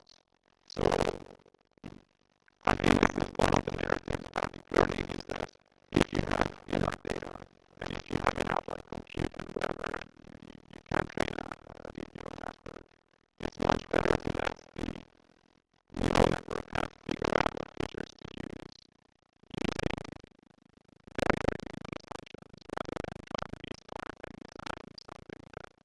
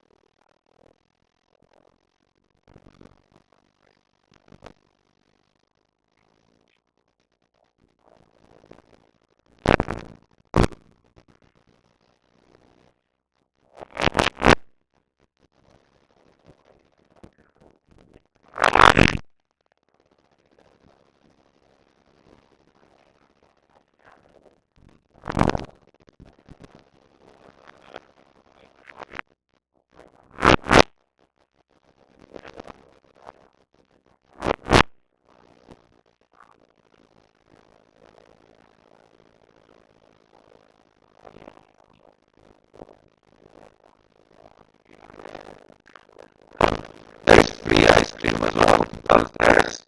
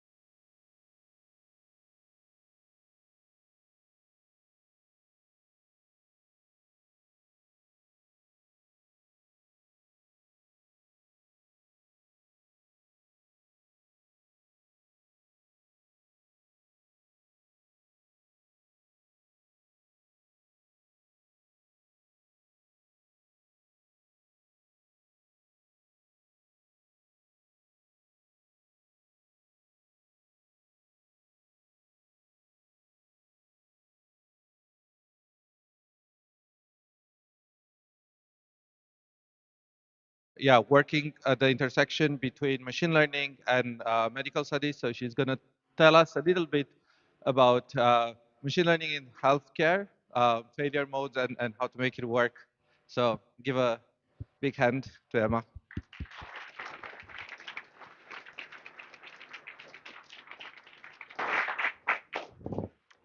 Hello, everyone. Can everyone hear me? Yeah, I think it should be fine. Can everyone hear me all right? Yeah, okay. Hi, everyone. I want to thank the organisers for inviting me to speak to you today. I'm very excited to be here, and it's my first time in Bosnia as well. And thank you for the kind introduction. So my name's Emma. I am currently working as a doctor in Cambridge, where I treat hospitals in real hospital wards. But while I was training to become a doctor, I also did a PhD in machine learning in healthcare at Pietro Leo's lab in Cambridge. I focused on predicting patient outcomes in the intensive care unit, mainly focusing on time series methods such as temporal convolution, RNNs, and transformers. I also did some work on graph neural networks as well, applied to the clinical domain towards the end of my PhD. So it's my pleasure to talk to you about AI in medicine and how we can increase the impact of our work in this domain. And I'm looking to go back into full-time research next year. So usually I'm giving this talk to doctors, so this is a flip to what I'm normally doing. I've learned quite a bit about how healthcare works on the ground and what ML looks like in a research lab. And I'll be honest and say that I haven't seen that much of when they come together and make real world impact yet, but I'm feeling very, very optimistic. And I'll go on to talk about some of the reasons why I think that is. The main thing that I want to leave you with today are some of the things that I wish someone had told me at the start of my PhD about working with healthcare data. And I'll also touch on some things that I learned from the perspective of a clinician as well, from the other side. So I know this is a bit of a provocative statement, but I don't think it's talked about enough. The vast majority of AI in healthcare research doesn't really have a tangible route to true impact on patients. We've had about a decade of papers in machine learning which show impressive AUC values of 0.9, and it might represent actual improvements on baselines, but they've only been tested on small numbers of observational data sets, or maybe it's a bigger data set, but it's all the same data set. I'm talking about Mimic if you haven't heard of it. And then even after publication, they might go to a conference, they might get some citations, but I would argue that actually a lot of that doesn't really translate to meaningful real world patients. So this kind of work isn't impactful on its own. And to be honest with you, my whole PhD falls in this category as well. That's not to say we should give up. But that's because moving from the research world to real patients is really hard. Healthcare data is really hard to work with, and the stakes are high, and it's hard to overcome the regulatory barriers, which itself aren't fit for purpose at all. And that said, there is some AI out there which is quietly improving patient lives, and we should dedicate some effort into understanding why that is and how they succeed in order to try and replicate some of that. Often it's working on automating quite simple tasks, which improves efficiency in the hospital, and that has a scalable impact every day. And well, in fact, I would love it if someone made a tool that would write my discharge summaries for me. That would be excellent. I know the technology exists. It's just lots of other barriers, which I will talk about. As I just waste so many hours flicking through the same tabs in a bad user interface as well, only to do a worse job than an AI tool could do for me. So by the end of this talk, you should have some idea of what makes healthcare data unique and why some of the models that I've described aren't what we really want from the scientific community as a whole, and how you can build models that work in the real world, or at least are a little bit closer to having translational impact. So from what I've witnessed as a doctor, we really need more help from ML. The demand on services is more than it's ever been, and in the UK, the resources and healthcare staff aren't scaling with the demand. We know that globally our populations are aging, and that brings with it all kinds of chronic disease like diabetes, heart disease, dementia, all of which require ongoing management and cost healthcare systems billions. So let's use diabetes as a quick example. Can I have a show of hands of people that know what diabetes is as a disease? Yep, that's quite a few. Yep. So for anyone who's not familiar, it's a disease where the insulin signaling pathway doesn't work, either because the body doesn't produce it or because it's not responding appropriately to insulin. I'd argue that at its core, it's a very simple disease. It's about titrating medications to keep blood sugar in a healthy range, but it's not managed very well at all. And people with type 1 diabetes still die many years younger than the rest of the population. And as clinicians, we actually manage diabetes by trial and error mostly. It's about seeing the patient every few months and adjusting the medications in clinics. And it's worth stressing that getting insulin dosing wrong has high stakes. So if you get it too low, people will pass out because they can't get glucose to their brain. And if you maintain it too high over time, they'll get foot ulcers, they'll get cardiovascular disease, they'll go blind, their nerves will stop working. It's not good. So I think implemented ML should be able to make the management of this disease very easy. It's really not that complicated. And I'll be honest, I don't have time to look through all the data that I have about my patients. I might glance over the history, look at the latest x-ray, look at the blood test results and the vital signs, but I just don't have time to do all of this properly for every patient.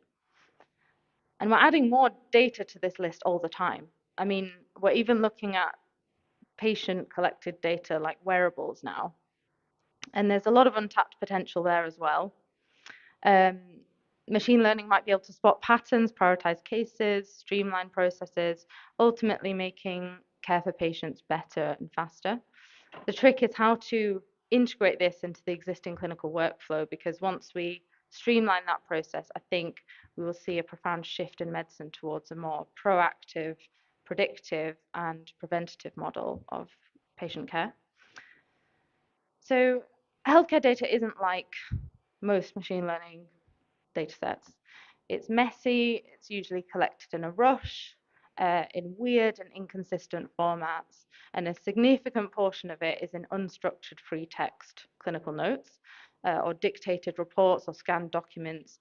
It's very sparse, so you can't just, and also you can't just impute data into a regular time series, because often you're losing information about critical missed labs or a test that wasn't ordered on purpose. So often the missingness is in fact informative. So you can't just impute it, because then you'd be introducing bias and getting misleading conclusions. Even worse than this, the data can actually reflect historical biases. So they underrepresent major demographic groups in both clinical trials and medical records. And I'm personally quite concerned that the models are going to perpetuate these biases into the future and maybe even amplify them, bring them into patient homes as well. We've already seen some infamous examples of this, where skin cancer detection on darker skinned people failed to perform well, and cardiovascular risk prediction completely failed in minority populations. And it's important, it's not just numbers, this is people with real consequences. And I haven't even mentioned the sensitivity of the data on this slide, but obviously data privacy and security is important. And sometimes that can get in the way of ML development as well. Currently, I'm working on a project in my hospital where I'm not allowed to take the patient data off the hospital systems, but also the hospital computers don't have access to any GPUs. So sometimes it's practically very difficult to get a hold of and work with the data itself. And then that's not even looking at things like GDPR and things like that. So this is where things like federated learning and advanced anonymization techniques can come in. Oh, yeah. So how do we tackle these unique data challenges from an ML perspective? So for the unstructured data, we can use large or language models to extract structured information from the clinical notes. But the problem is, even if we get structured data, it's often very sparse with long time gaps in between the events. So this typically might represent someone coming in every few months to a clinic. Often the number of possible tests and diagnoses is in the thousands. And as I explained on the previous slide, the missingness is usually not random. So we need custom models which are designed to expect this kind of lack of structure and handle it properly. I've included, can you see my cursor? Yep. Some data which is from a publication that I did in 2021. And you can see it's got a mixture of some vital signs. So the top 3 are vital signs, and you can see those are regularly measured. So things like heart rate, respiratory rate, and the things underneath, they're lab tests. So they're sending your blood sample off to check the potassium. And this is in the most dense data setting in the hospital. This is intensive care data where someone's hooked up to machines that are constantly monitoring them. But even there, you can see that you're having to handle lots of different sampling frequencies there. The other thing is about bias. So the most important research effort, I think, is actually to seek out and include data from underrepresented groups rather than trying to make the models handle it. We know that data comes from affluent, Western, research-centered organizations, which are typically very rich and are very different to the majority of the world, and their health needs are quite different. We need fairness-aware methods, developing algorithms that explicitly optimize for fairness metrics like equalized odds, not just overall accuracy. And post-processing methods as well to actually try and identify, look for the bias, assume that your model is biased and try and find it. And that can also partially mitigate for some of the issues because you can go back and change things. But at the moment, it's not expected by default from the scientific community. Typically, it's only the best publications that actually stratify by demographics, for example. And finally, on privacy and security, we know federated learning can allow models to be trained collaboratively on decentralized data without exchanging raw data, which keeps sensitive information local to the trusts that have them. And also, synthetic data as well can be very useful for creating artificial data sets that mimic the real statistics properties. And there's lots of work going on in that domain as well. So if we can overcome some of these challenges, what can we achieve? We can catch diseases sooner, like subtle signs of cancer, or differentiate between complex conditions that look very similar, which can literally save lives. And this is why I think machine learning in healthcare is one of the most exciting fields. Not that I'm biased or anything. Imagine an AI system scanning thousands of mammograms and flagging only a few that are the most suspicious ones for human review, because we could massively increase the capacity of screening programs, reduce false negatives and false positives, which people don't talk about, but can cause a lot of stress for people and harm, and actually lead to further investigations that themselves aren't side effect free. And we can speed up diagnosis. Or if we can predict who's at high risk of developing a chronic disease years in advance, we can step in and prevent it, massively improving quality of life and saving huge amounts of money for the healthcare system. In the UK, we've got staff shortage problems in the NHS. I don't know, we're probably not alone in the world, I suspect.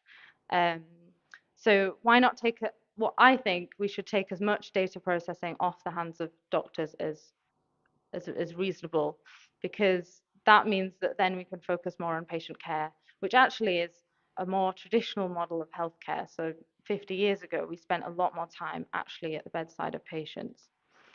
Ultimately, it will allow us to allocate the precious resources that we have better, and because the learning that is done from machines is theoretically scalable, that's if you can solve the generalization issues.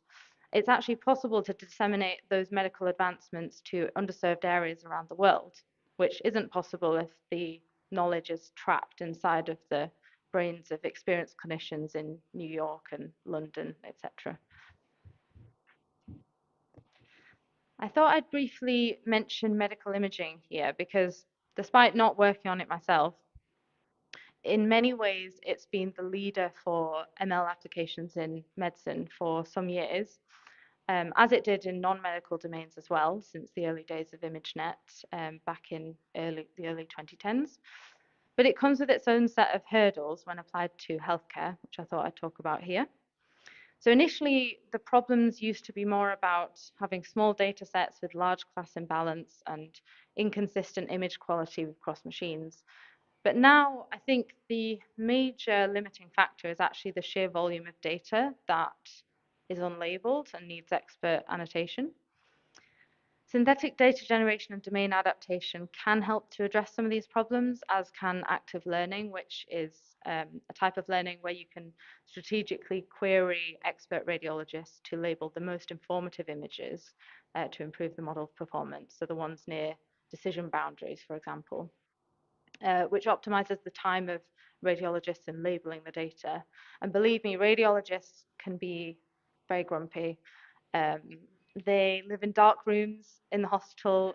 They look at computers all the time. And they don't want to be mindlessly labeling images all day. I'm sure they would rather look at interesting cases that have been curated by models. And I suspect unsupervised models, which can uncover hidden patterns in unlabeled data, will also contribute a lot to this effort. Healthcare is becoming increasingly multimodal. So we keep adding these useful data types ranging from medical images, unstructured text, sparse, semi-structured data to genetics, and even patient voice recordings, which have actually been shown to be quite predictive of mental health and also things like dementia as well. By combining the data streams together, we can create a clearer, more complete picture of the patient's health. We already have a lot of specialized architectures for various data types, but there's more research to be done on how we integrate these, particularly within the field of medicine and at what stage of processing. So in the clinical world, no radiologist would interpret a CT scan without looking at the ordering information beforehand, which includes the indication for the scan. So it's the referring doctor would say, I want to do a CT scan on this patient because they've got abdominal pain, for example. So they're not going to waste too much time looking at the chest on the CT scan. They're going to hone in on what's important. So in theory, the more context you have, the better before interpreting these kind of images. But equally, it's about how to filter that in. And it's not really a solved problem. This kind of integrated approach between data types will lead to improved cancer diagnosis and treatment planning, which is an area that we have a lot of potential to save lives in. And actually, as the population ages, I would argue it's going to become even more important. Cancer is a particularly challenging and open field because we collect so much data as doctors that we don't understand. We don't even understand the healthy aging process, let alone cancer. Even the most experienced doctors can't interpret 99.9% of genomic information, for example, and they can't look at imaging data in enough detail. So the other thing is also cancer isn't even one disease. It's actually a thousand different diseases, depending on the exact genetic makeup and the organ. And even then, it manifests differently in different people, even with the same genetic footprint. So there's individual factors like metabolism and their immune system that plays a huge role.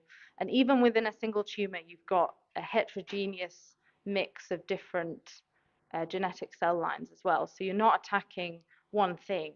So if there's one field of application for personalized healthcare, I'd argue it's cancer. I'm not really going to talk too much about drug discovery here because it's a well-developed and active research area that I only have a very overview understanding of. But there's some really great work happening in trying to identify new drug targets for cancers. So if that's something that interests you, there's a lot of work to be done. I think we're on the cusp of a big shift in our thinking as clinicians. So very soon, ML will be able to create highly individualized treatment plans and it will be more effective than us at continuously monitoring patients. I know amongst some of my senior colleagues that they haven't accepted this yet. There's a sense of protectionism. So there's a feeling of surely me with my 30 years of experience treating patients, there's no way that an AI tool could be possibly better than me on my judgment. But that's a problem on the clinician's end, not for you guys. And at the core of precision medicine, machine learning algorithms analyze a patient's unique genetic profile, the comprehensive medical history, lifestyle factors, and real-time physiological data to recommend the most effective and least toxic treatment option. So I think in many ways it has the potential to outperform clinicians. In hospital settings, machine learning can forecast patient deterioration or the likelihood of adverse events, enabling proactive interventions. This was my main focus of my PhD. At the moment, hospitals, and especially the intensive care unit, is one of the best sources of structured data in terms of clinical data that we have, and that's why it's attracted a fair amount of attention from groups that benchmark the performance of sepsis prediction tools, for example. Remote monitoring and virtual care are about to be transformed, with wearable sensors facilitating continuous monitoring of vital signs and activity. Even I'm amazed at my own technology. I look at my Garmin watch and honestly, it knows when I'm sick before I do. Complementing this, virtual assistants and chatbots are enhancing patient engagement, providing them with personalized health information and guiding them through their own care pathway. We have evidence that they might be able to deliver therapy to improve mental health, which I'll talk about in a few slides' time. But these capabilities are crucial for proactive patient-centered care. On the topic of personalized medicine, reinforcement learning is gaining momentum due to its ability to model dynamic and sequential decision making. So for those of you not so familiar, I know we'll have a session on it tomorrow morning. The short version is that RL systems set up the problem like you're learning to play a game, where the objective is to choose actions that maximize a certain reward function. So when applied to healthcare, it usually looks like optimizing for improving patient outcomes like mortality with a constrained set of action choices like what dose of drug to give somebody, or what insulin dose to give someone to keep their glucose in that range, or what ventilator settings to use. And we can use very basic negative feedback mechanisms, but often it's useful to try and preempt disturbances to that glucose level, for example, with meals, and that's where reinforcement learning could really come in. Unlike traditional ML, reinforcement learning systems adapt treatment protocols based on patient-specific responses and the evolving health state of the patient in real time.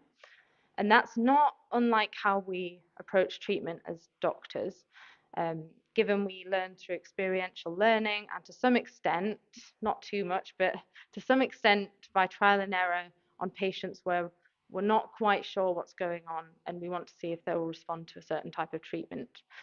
The only thing is that as humans, where, as I said, all of that learning is trapped inside our own minds. So with a well set up RL agent, we can theoretically learn from an unbounded set of patients, which is going to be a lot more powerful. And I'm very excited about where RL is going to go in the next 10 years or so. The other thing is causal inference. So this is about moving beyond correlation to understanding the true effective interventions. So in healthcare, observational data is abundant, but it's often confounded with numerous factors. So how do we know that a treatment is really beneficial? Or is it just correlated with my outcome of interest? One thing that always amuses me when I think about this topic was I was in the first year of my PhD and I was predicting mortality from ICU data.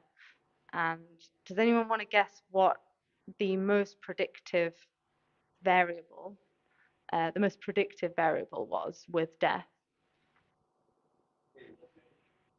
Age was up there, but actually the most predictive was a visit from the hospital chaplain, um, which I think illustrates my point perfectly.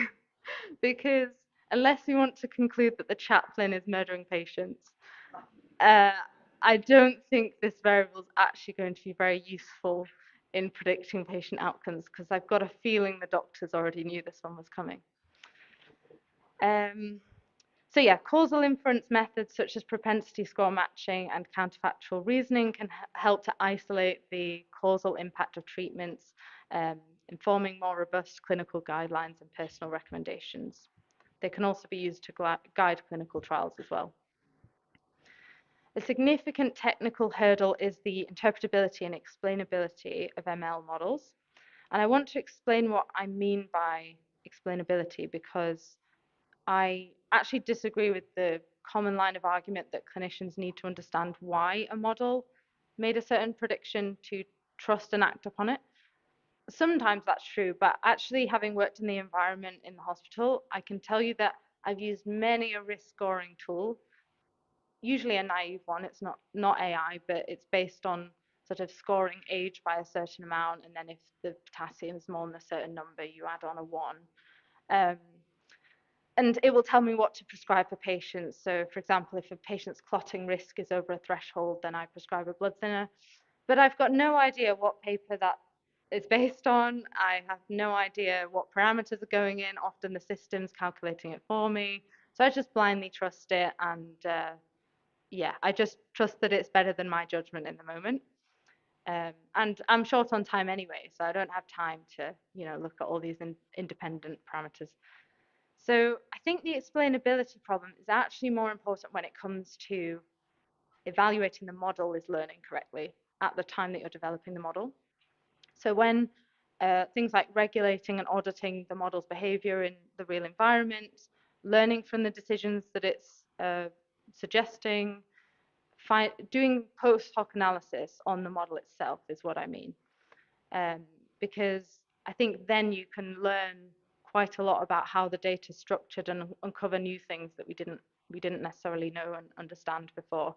And it also helps you with that bias problem that I mentioned. Generalizability is also a critical issue in deployment. So models trained on specific populations and settings often perform very poorly when you just naively implement them into a different demographic. So we need robust domain adaptation and transfer learning techniques for this. And then, yeah, so bias and causality I already talked about. The rapid pace of ML development often outstrips our ability to regulate it. So equally important is, so 1, regulation is not fit for purpose. 2, the integration of ML tools into the existing EHR and clinical workflows isn't done very often. So I share an office with the head of clinical informatics at the hospital that I'm working on at the moment. And I'm hearing all of his meetings in the background with various startups and academic collaborators that want to come and deploy their app in the hospital. But often it doesn't go very far because they don't really understand the system that they're trying to deploy their tool in. Often they've never even talked to the clinicians in that department. So we need a way to improve that working together between professionals, I think. We also need to streamline model development with proper version control, ensuring that it's reproducible and traceable. The regulation is actually mostly the medical device regulation, which is a lot more suited to hip replacement materials than it is to software, particularly AI, because you need to reevaluate it every year or maybe less often than that, more often than that. So I think if we do this well, we can improve model resilience to data drift and adversarial attacks, which is particularly a problem in sensitive healthcare applications. And as I said, yeah, I think it would be good to force together more collaboration between data scientists, engineers, and clinicians, making sure that we are actually working on clinically relevant problems rather than something that sounds very exciting but actually is not going to translate into something useful. My hospital is in the process of setting up an AI steering group whose job it is to evaluate new proposals for AI tools. It's not been easy to get a group together with the right expertise to do that, and there isn't anything on the national level. So I think this is a major gap that needs to be filled. I've added a slide on objectives because it was something that I realized mattered a lot during my PhD, and it's relevant in terms of how you would regulate and monitor the performance of AI tools. So when evaluating machine learning models in healthcare, you need to be incredibly careful about what you're optimizing for. So that's in the loss function and in the evaluation metrics.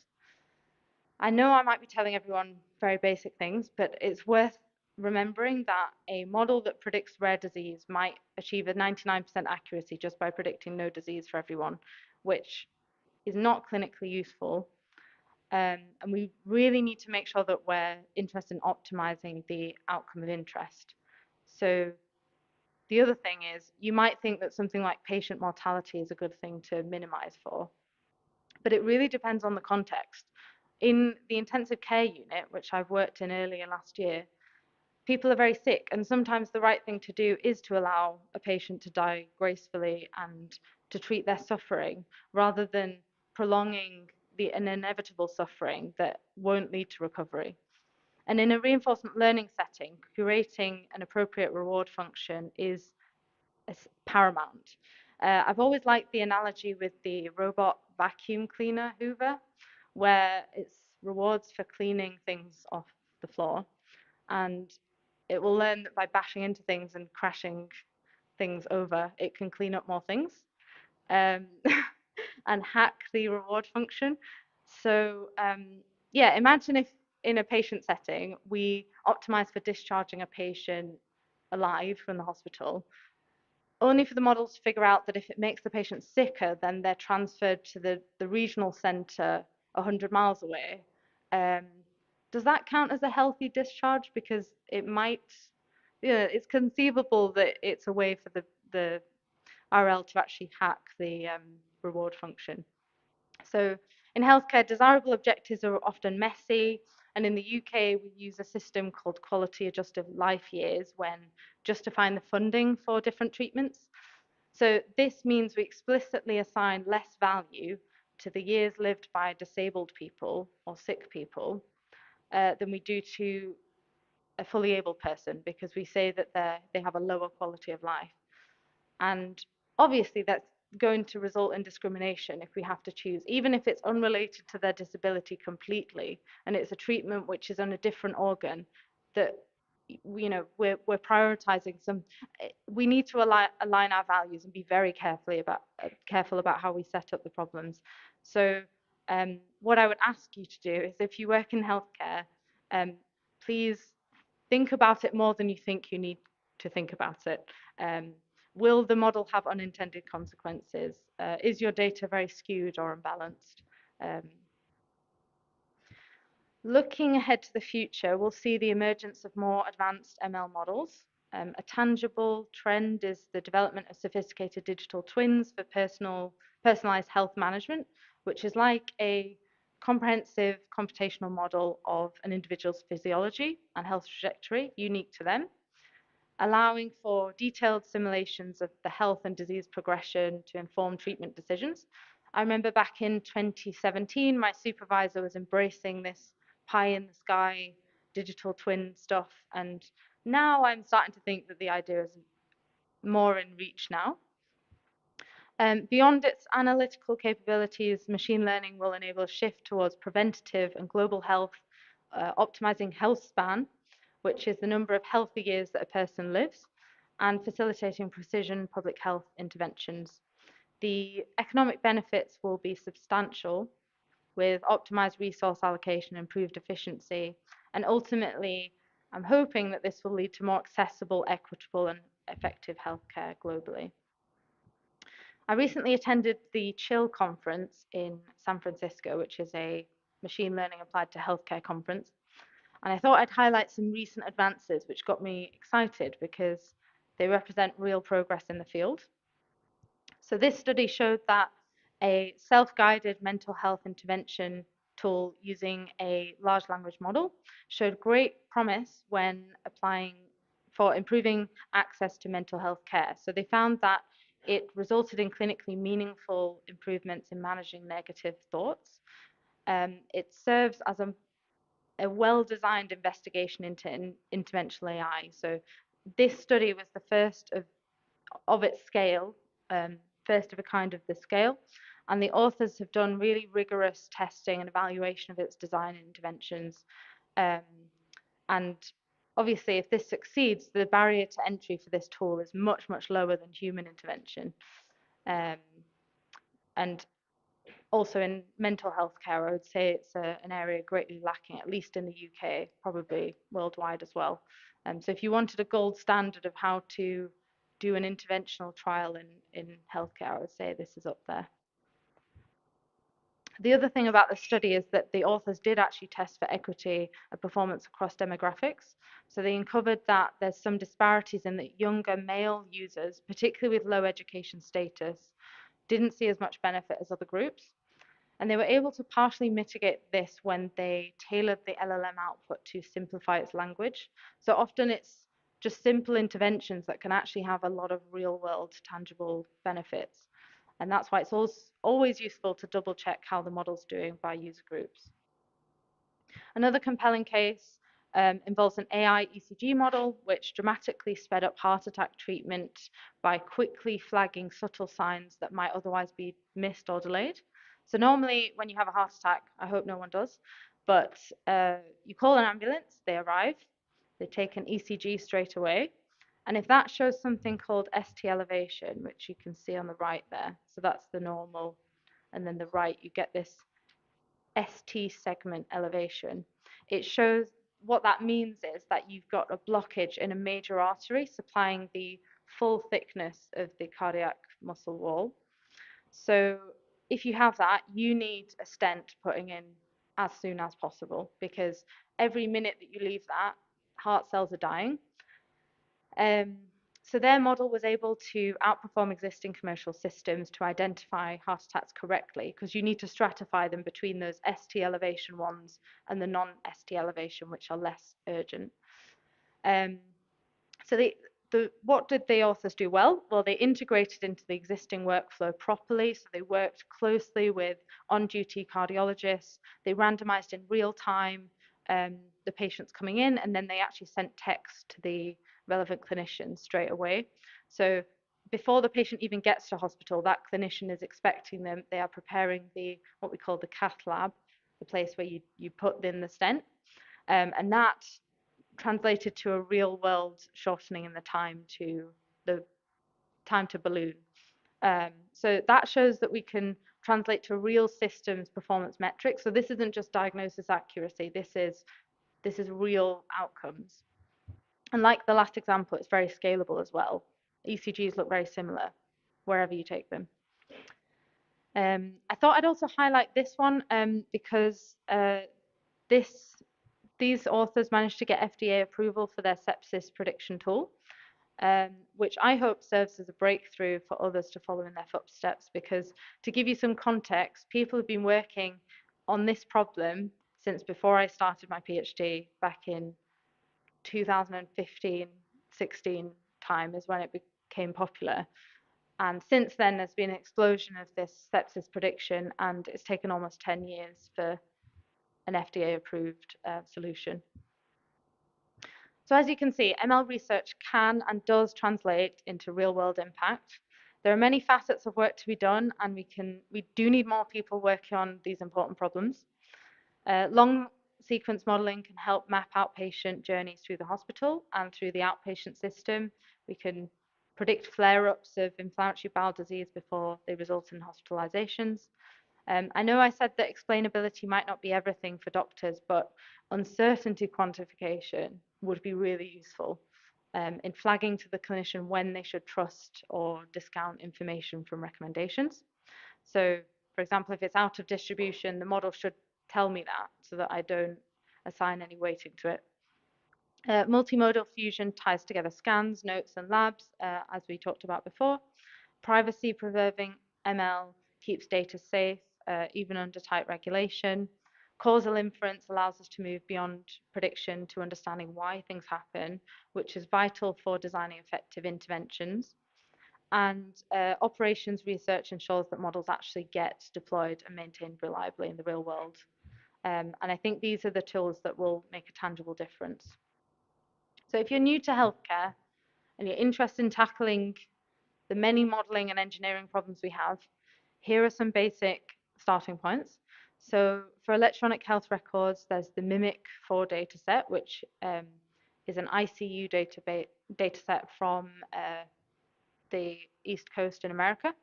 For imaging, there's the Chexpert dataset.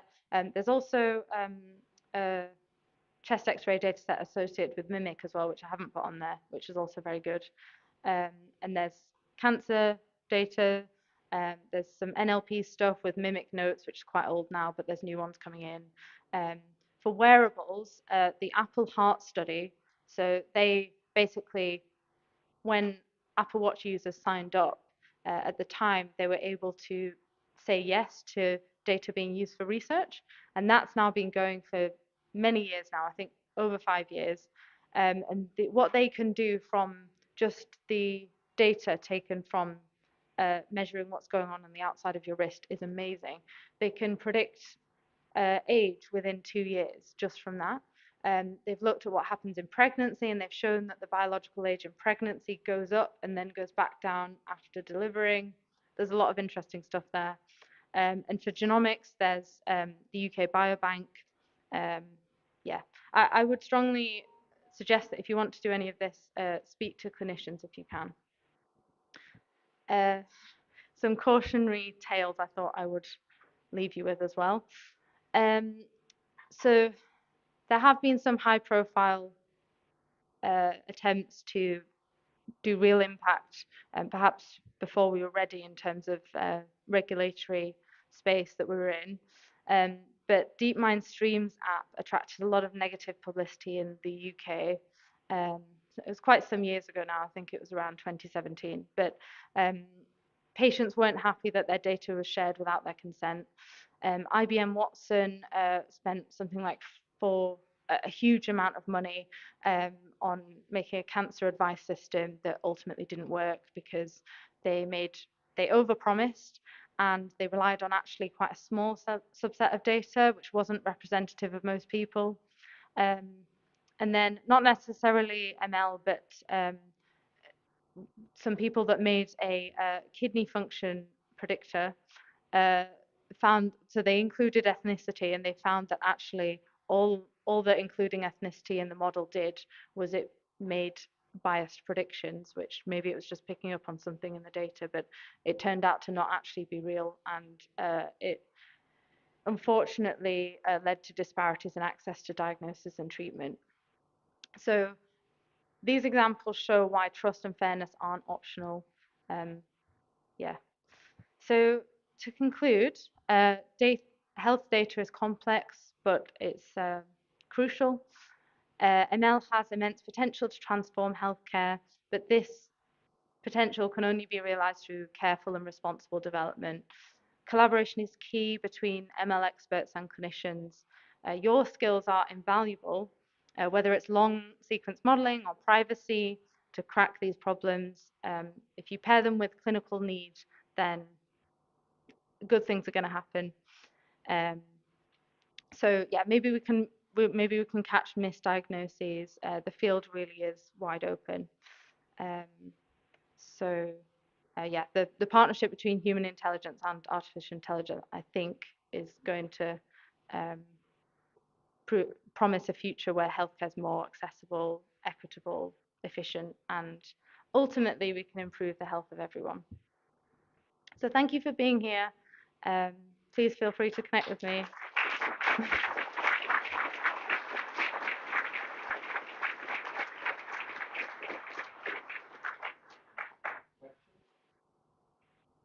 Questions?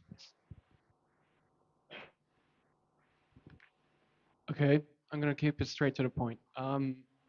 You keep on mentioning that in healthcare, the paramount thing that you're trying to do is parameterize across all of this huge population with different kinds of people, genders, heights, weights, whatever.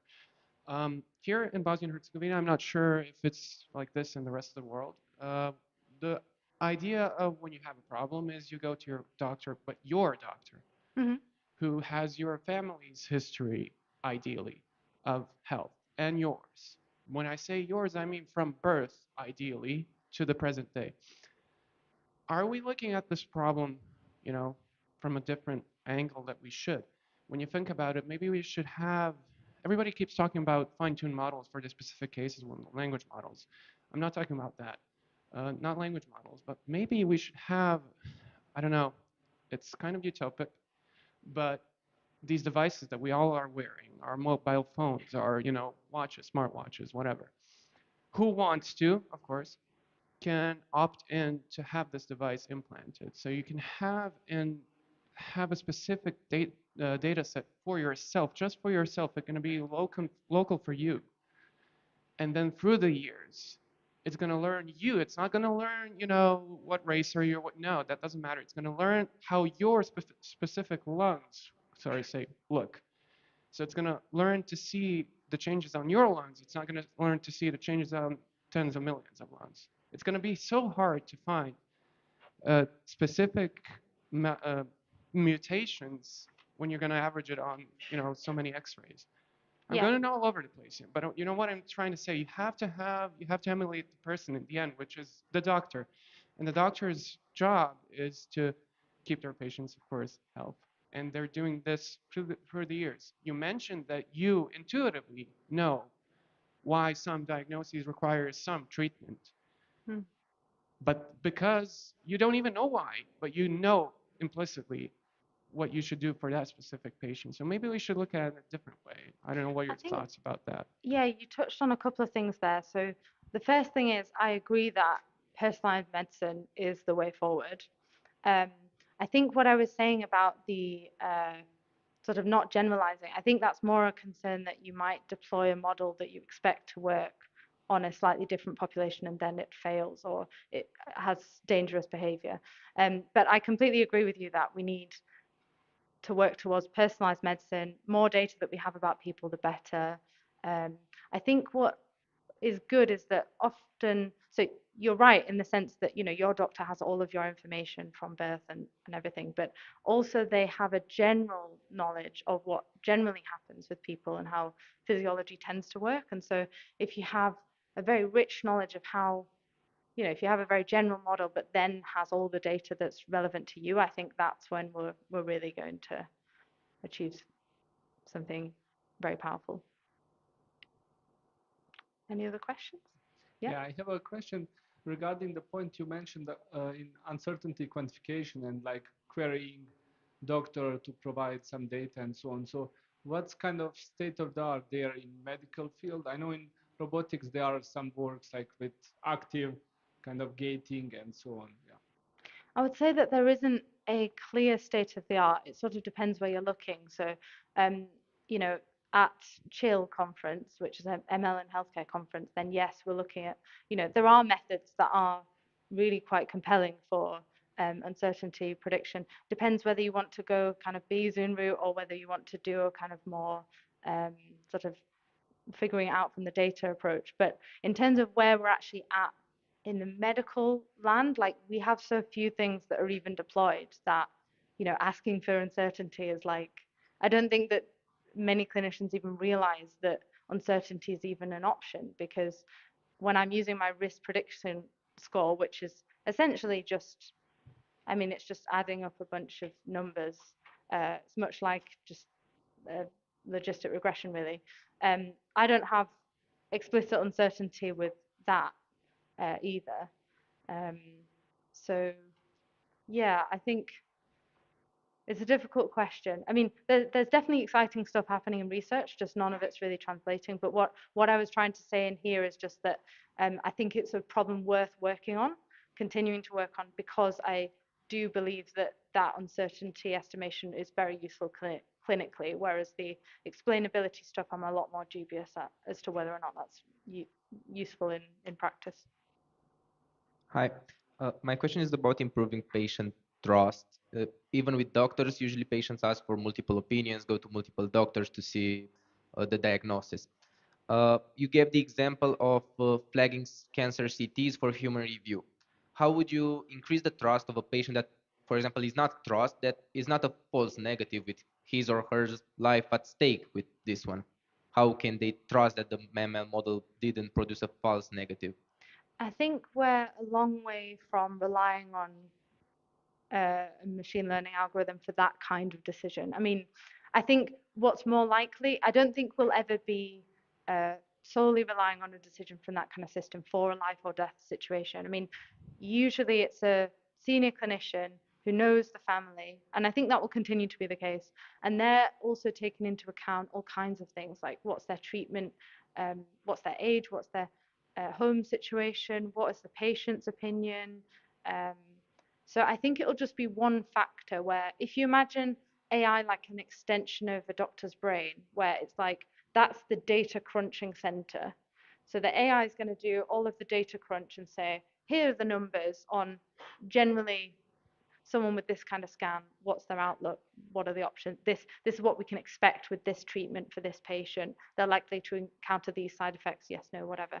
But I think ultimately the decision will come down to the patient at the end of the day. Hi, thank you for the nice talk. I want you to expand a little bit about the digital twin idea that you mentioned. I don't quite understand what it was. Like, is it like something that like tracks you through like the devices you're wearing, like the watches and everything, or is it something more specific? Did you say digital twin? I missed the crucial thing that you Yeah, said. you mentioned digital yes, twin. yeah.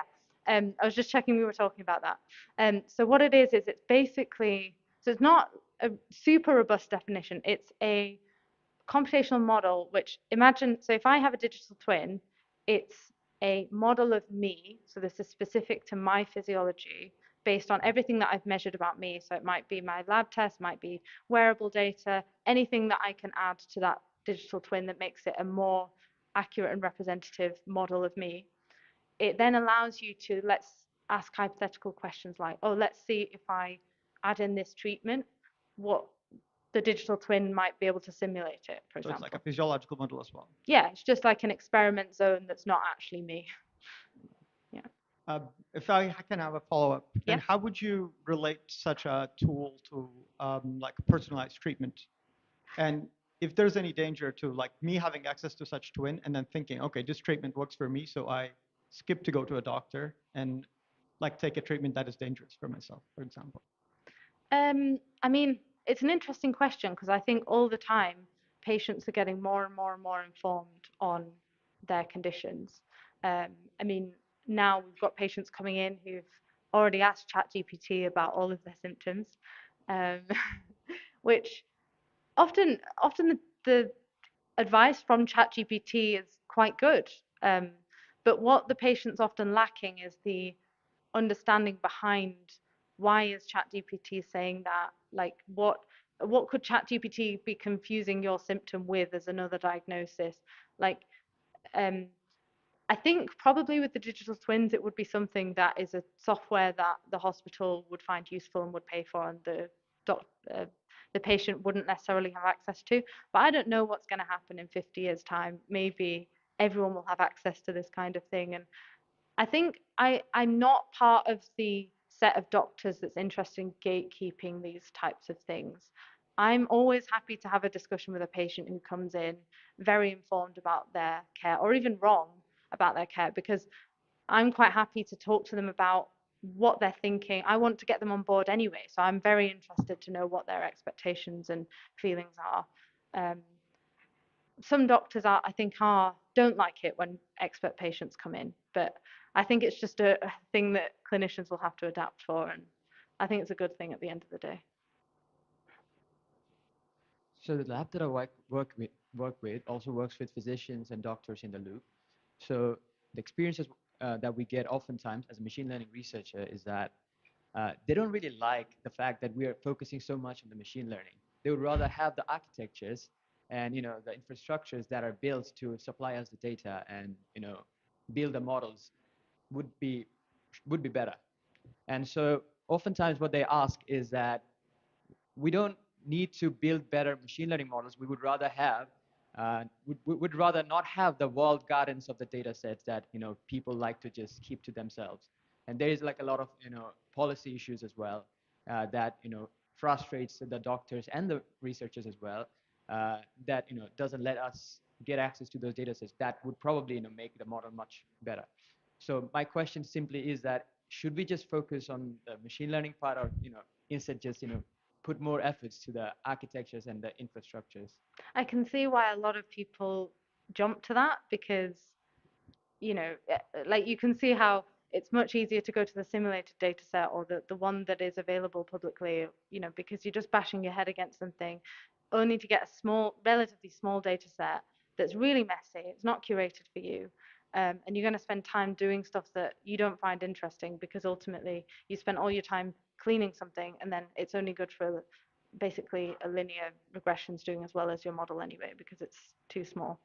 I can see that, but equally I'd say moving away from, oh, we'll just focus on the ML stuff is actually kind of the opposite of what we need to do. I think we need to lean in, get through some of those hard problems because so what's important to me, maybe it's different to other people, but what is truly important to me is to make a difference to the healthcare of patients. And I think if we're aligned in that goal, then even if it isn't the most fascinating thing to do right now, pushing through some of those boundaries will lead to more exciting things in the future, I think. I think we need to get to a position where we have a more established system of developing, like with the App Store, you have, you know, or maybe Android is an even better example where you can do things more open source. And, there's an established way to build something on a platform that then gets to users.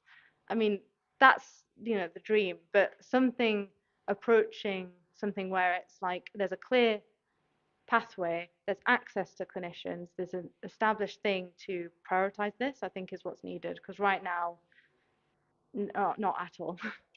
No. One more question for me. I've heard that hospitals intensively use these old school decision-based expert systems. Um, are machine learning models deprecating these systems, or is there still a use case for keeping these old expert systems in use? I think a lot of the reasons why we're still on really old systems is because there's a lot of fear of the unknown, because these decision trees or whatever, you can examine them, you know exactly how they behave. Even though you know that this other risk scoring tool is so much better than what you currently have, you have that assurance from looking at this risk scoring tool that it's not going to do anything crazy. I think what it is we're I think we're missing out on so much potential that we need to get regulation up to scratch. A lot of the time, the decision making gatekeeping of medicine is in consultants, at least in the UK. So these are very senior doctors. They're often older. They're often not very tech savvy. It's difficult, I think, because a lot of the younger doctors are the more informed people on these kinds of things. They're the people that have used chat. I mean, some of my colleagues even use ChatGPT walking around the corridors of the hospital, which I'm sure isn't. But like the problem is we're bypassing the official like the regulated tools and the things we can audit because we're not, supplying people with the tools that they need to do the best job. Yeah, I was going to say something else, but I feel like it would probably descend into a rant. So, Okay, last question. Yeah, thank you very much. Really very interesting. And I've got at least a dozen questions, but I'm going to limit myself to just one. And my wife is a dermatological surgeon in the UK. And so you didn't mention dermatology, but, kind of as being the caring husband and listens to all the problems when she comes home, I am amazed at how many people just don't go to check out this little mole they have someplace on their body. And by the time they get to her, it's already stage 4 metastasized. So I'm just wondering what your vision is for, how do we actually push some of this out to individuals? You know, it's young people as well, but maybe perhaps older people who are more likely to develop these types of problems.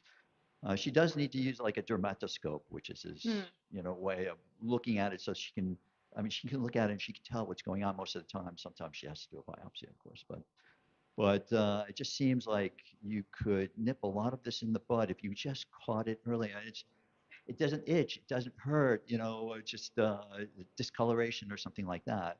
But they just don't go to the doctor. They don't go to their GP, and they never end up, seeing somebody who's qualified to decide what it is until it's too late. I'm just wondering what your thoughts on that are. Yeah, it's a big problem. And actually, it would cost the NHS so much less money if everyone came for one appointment and then we, didn't go down the rabbit hole of chemotherapy and all this stuff. And unfortunately, a bad outcome in the end for many people. Um, I actually think what's going to end up happening because we don't have fit for purpose tools is that people are just going to go on Gemini live mode, show them their own mole and say, what do you think? And that's probably going to make the healthcare system panic because this is going to happen more and more. And then I'm hoping that that will be the disruption we need for things to actually progress a bit more.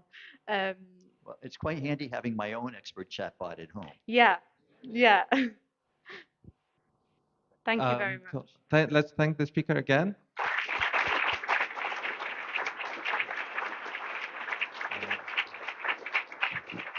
And now we're going for lunch. So if you go downstairs, the volunteers and people on they will guide you where you have to go. Thank you.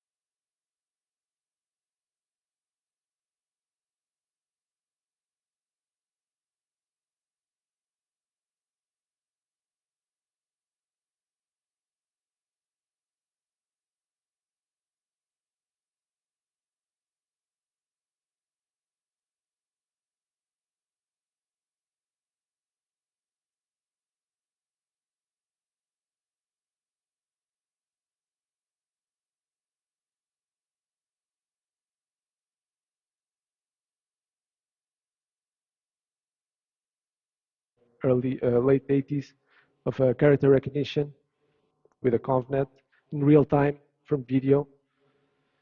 And then later on, around 2001, people were still learning features, but now with boosting, there was this famous Viola-Jones object detector that learned a sequence of classifiers based on hard features, and they were also like learned. There was a large pool of features that they would select one by one. Eventually, and you heard about it in the morning, there came the age of convex learning. People lost trust a bit in the learning sequences of feature extractors. Instead, they would do some feature engineering, such as computing some histograms of gradients, and then put a linear model on top, perhaps with a kernel trick to get some nonlinearity. And this was the dominant approach up to 2012.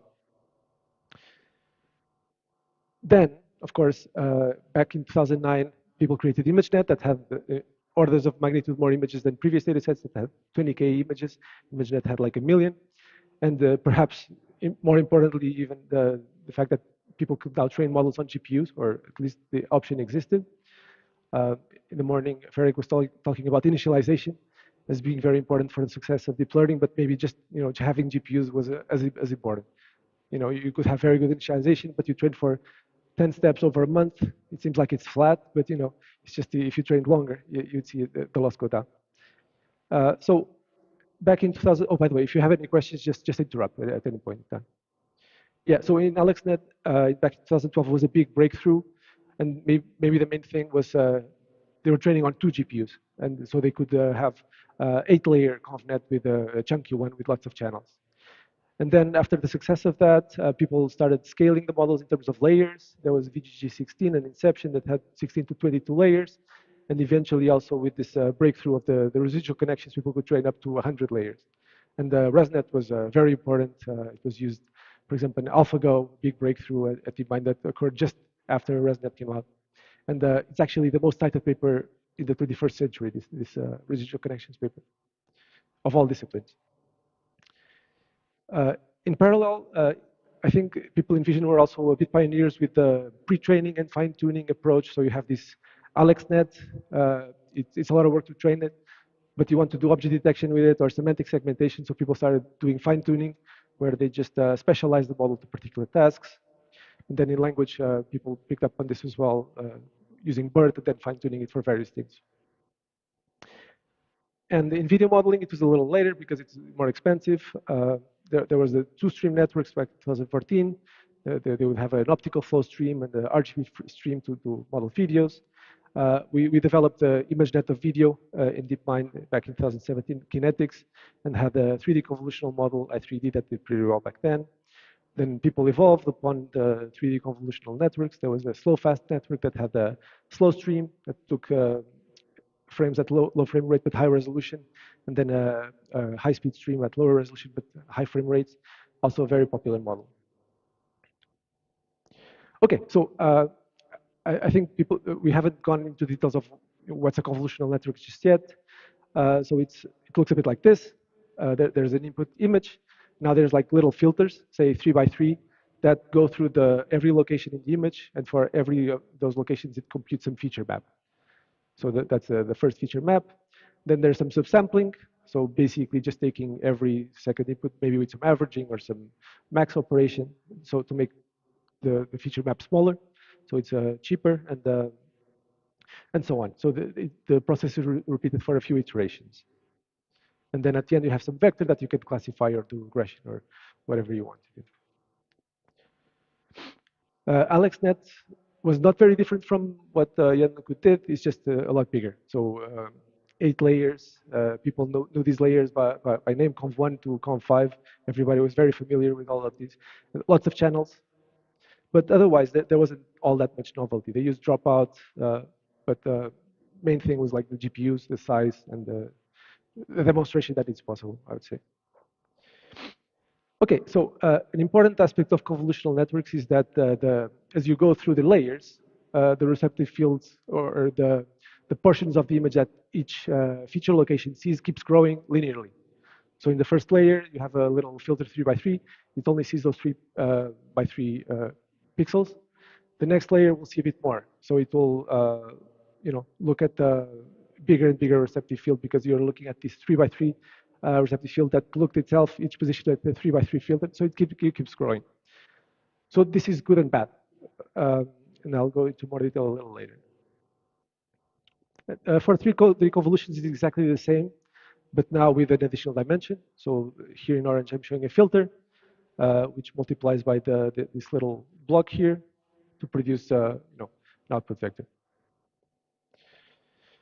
Okay, so after all this convolutional network era in computer vision, transformers arrived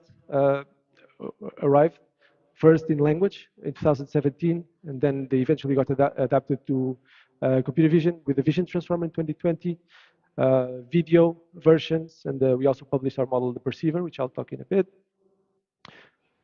So I think you haven't seen self-attention just so today. So just so you have some feeling for how it works, like it's a bit like this.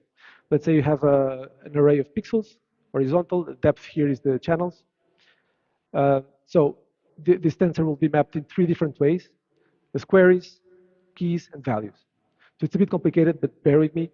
So the idea of having queries in keys is that you can create an attention map here. So it's to the array of scalars, which tell how much to attend to each particular location, or how much each query should attend to each key. Then this separate tensor of values gets multiplied by the attention map to generate the final feature tensor. So that's what's inside this multi-head attention for the case of a single head. Okay, and the good thing about this is that the receptive fields now are adaptive. It's not like in the convnets where you're looking at those 3 fixed pixels. Now everything is global, and the model can choose to attend, right corner and bottom corner. It doesn't need to attend to just those 3 by 3 pixels. So it's very adaptive and global, which is very different from convnets. And although they advertised in the vision transformer paper as being like having less inductive biases, I would say that it's actually the opposite. So this type of attention is actually a more powerful vision inductive bias, because you have a lot of occlusion in the real world. So I'm looking at you and I see 300 occluded people here, plus the chairs and everything. And so with convolutions, you would never separate the background and the foreground. You're looking at both together, extracting features together. With self-attention, you can totally mask out the background and just consider the foreground. So this is a powerful inductive bias, I would say. And this connects with the whole Gestalt movement in psychology from the early 20th century, where they were always about the global impressions, grouping. So, for example, say, I don't know, like here. So this dot here may be closer to this one than to this one, but you group them together because you have this global impression of how they are together, and many other effects. But yeah, this was influential in computer vision, but we really didn't know how to implement this global feature extraction until transformers arrived. Yeah, so yeah, I think it connects well with these ideas. Right, so now explaining exactly what the vision transformer is. It's just like a transformer. There's only one minor change, which is right at the beginning, there's one convolution. Right, so instead of taking in the pixels one by one directly, there's one convolution. Now you have a vision transformer. So each patch here gets a positional embedding and gets fed to a transformer. Simple. And for video, it's the same. You just replace the space patches with space-time patches. So now you have a video vision transformer. And yeah, connecting with this Gestalt and masking and the receptive field ideas, it has been shown that models like Dino, their attention maps are quite object-like. So it's really attending to objects and so on. Okay, so another feature of transformers is that they seem to make it possible to handle multiple modalities very naturally, because it doesn't make strong assumptions about the neighborhoods of the inputs. Like in pixels, you have ConvNet made this strong assumption about being a 2D grid. With transformers, you don't have this this requirement. So if you look at early architectures for multimodal, like for audio and images, they're complicated. They have one model for the audio, one model for the vision. They have some ways to connect them. Another example is in for LiDAR and images. You have a LiDAR sensor that emits these lasers. and you have images, and you want to connect them again. Very complicated architectures. You would have a convolution for one thing, you have a different convolution for another thing, and then you merge them together somehow.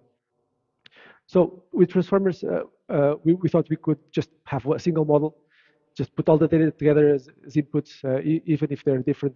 When some is audio, some is laser, some is pixels, we just create a big tensor of it as inputs. We create a big tensor as outputs, and we just combine them, without thinking about their nature. And we developed this model called the perceiver for this.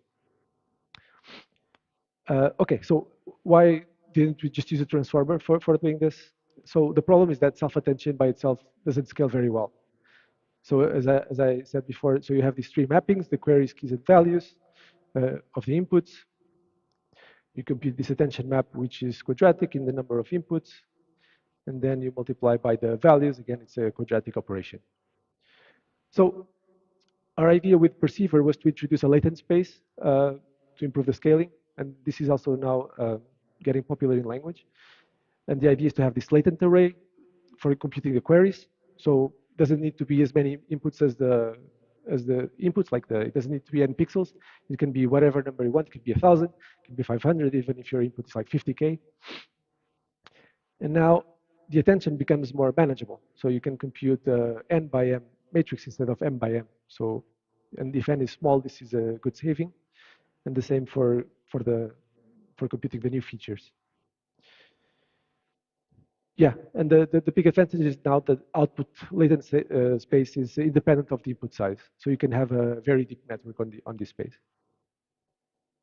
And overall, the overall model looks a bit like this. So you have this latent array that you initialize randomly or you learn. Now you cross attend with the input array. Now you have a latent transformer on this latent space, which is smaller.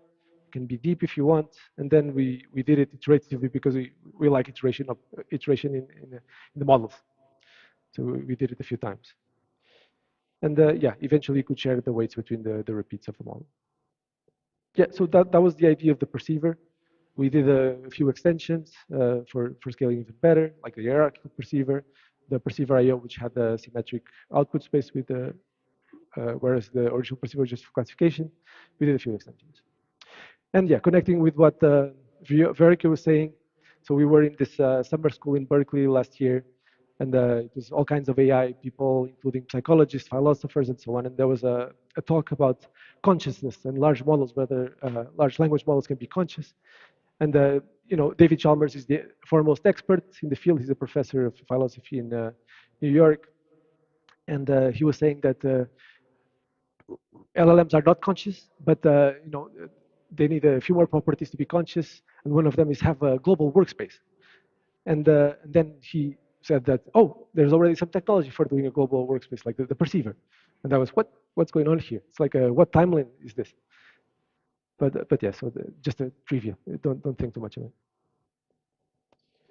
Okay, so subjective vision, how does it arise? How do we come up with these concepts like a tiger, fear, poker, all these things? How do we infer it from our senses? And how should we do it in computer vision? So how did we do it in computer vision? We don't know how to do it, so we just copy it from people. We just ask people to annotate massive amounts of data. And since these concepts are like language, they're text, it's easy. People just go there and write it. So yeah, big industry. And yeah, so initially we did this on a small scale. Pascal a few years ago was 20,000 images. We went for careful annotations. Then ImageNet was like simpler annotations, just a class label, but 1 million. And then recently, and I think Otilia will speak about this in more detail on Wednesday on vision language models, people just started using the whole web. They figured out that the web has captions for all the images in them, for example, for blind people. So they could just get massive amounts of data for all kinds of subjective things. Yeah, so I won't go into a lot of detail about CLIP, but it's basically a contrastive learning approach where you try to make, say, images of the same concept close and images from a different concept far away. So that's the idea of contrastive learning. And yeah, basically now you can recognize anything. You just pass a random image you want from your photo collection, and there will be some concept that is close enough because model has been trained on the whole web. So you're not constrained to 1,000 categories like ImageNet and so on. And then the cherry on top was to connecting these clip models with large language models. Now you could chat about images. And at DeepMind, there was a paper called Flamingo that did this. And then it's rumored that GPT-4 and other models started doing similar things. So with Flamingo, you feed a model through a vision encoder. You use the perceiver sampler then to make the data more manageable, and then connect it to a existing pre-trained language model. And they added some layers that they would train in between. They wouldn't train the language model because it's huge, so they would just train these extra layers. And now you could do things like in-context learning, where you feed some images, like with text, like this is a chinchilla. They're mainly found in Chile. This is a Shiba. They're very popular in Japan. And now you ask the model to complete the caption for the third image. So you can define tasks on the fly like this. All right, but I'll leave Ottilie to speak more about vision and language later. I'll just mention work led by Viorica on evaluating such models, evaluating these best models like vision models like Gemini, GPT-4, and so on. So what she did was to crowdsource videos from around the world, have people record themselves on tabletops doing certain tasks. We had 6 different tasks that we're showing here, things like visual question answering, it's shown on top, tracking objects, tracking points, localizing actions, and a few more. And very challenging tasks. At the time, we thought this was too difficult. So you can try yourself. From the objects that the person interacts with, which interaction has a different outcome. Is it the first from the left from the person's perspective, the third from the left from the person's perspective, or the fifth? Anyone knows? It's kind of easy because it's underlined, but yeah, it's very difficult tasks, we would say. But models are making progress. So this was from last year. Human performance was 90%. Models could get up to 60, and I think probably now 70-ish. Yeah, so they're catching up. Back when Flamingo, it was just 43.6, so lots of progress, as you can see. Right, but there's still quite a bit of hallucination. If you see this video and you ask Gemini, or last year you asked Gemini to caption it, you see it starts well, they take a tennis ball and place it on a small wooden cutting board, so far so good. But then the person then takes the ball and places it inside a cardboard box with a hole cut into it. After this, the person takes the wooden cutting board and picks up the cardboard. It just went off the rails and started inventing things that is not really there, right? So yeah, lots of work to do still. Okay, so that's the subjective vision part. Supervision has been the answer so far, but before CLIP, people did actually try to discover how to do this without the supervision. And there were approaches like mass auto-encoding, which takes no labels. It just takes images in and then learns features from them. The idea is to just split the image into patches, drop most of them, just feed the model the remaining ones, and then try to decode all of the patches. So the model is forced to understand from a few parts the whole. That's roughly the idea. You just train for a long time like that. Another popular idea is SimClear, where you have an image, you augment it in 2 different ways, and now you do contrastive learning a bit like in CLIP, but without language, by just pushing the augmentations of the same image together and different images far apart. So you're learning features like that. And then, yeah, Bioland Dino did an evolution of SimClearing where they didn't need negatives anymore. So instead, they just do something called self-distillation, where they try to predict the features for one patch for the other. So that simplifies things a bit. Now it's very popular, especially Dino. Okay, so but all of these approaches like MAE and these contrastive methods and so on, they weren't supervised, but not really. So they worked for ImageNet, where the images look a bit like this. So it's like you already have an object detector, go and find all the dogs, and now you can learn a representation from that. But if you look at the real world, it doesn't look like this, right? It doesn't look like ImageNet. You have this messy scene with lots of stuff, and there's a lot of grass, and the same techniques don't work all that well there. So one work we did last year was to try to deal with this. So instead of training from ImageNet, we trained from a single very long video. And you can see that it's very different from ImageNet. So ImageNet is on the left, say boats, and this is how a piece of our video looks like. So you can say that the continuous video has less information because it doesn't have all these boats from all these viewpoints. But on the other hand, there's the continuity. So you can see the same object from different viewpoints. So maybe there's a good trade-off here. And this is how people learn, right? So we learn from these very long, very continuous videos. And so to implement this, we got long videos from the web. There's these walking tour videos that are more than an hour, or it could be 2-3 hours. So we took 10 of those videos and we tried training from in each of them model. And the model was based on Dino, but and we saw that Dino can the attention map can get objects out of them. We introduced a twist here to instead of getting a single object, we get multiple objects and track them over time as part of the architecture. So we didn't introduce any pre-trained model. It's just like we adopted the attention maps to induce multiple segmentations to arise. I won't go into details because this would take time, but yeah, this is how the attention maps look like throughout this very long video. And yeah, surprisingly, we found out that you can get representations similar to ImageNet by training on a single hour-long video, at least for these small models we tried on. So I think this is a promising direction of going into more realistic data for learning these subjective things. Okay, so objective vision, which is more about distances, speed, things you can measure. All right, so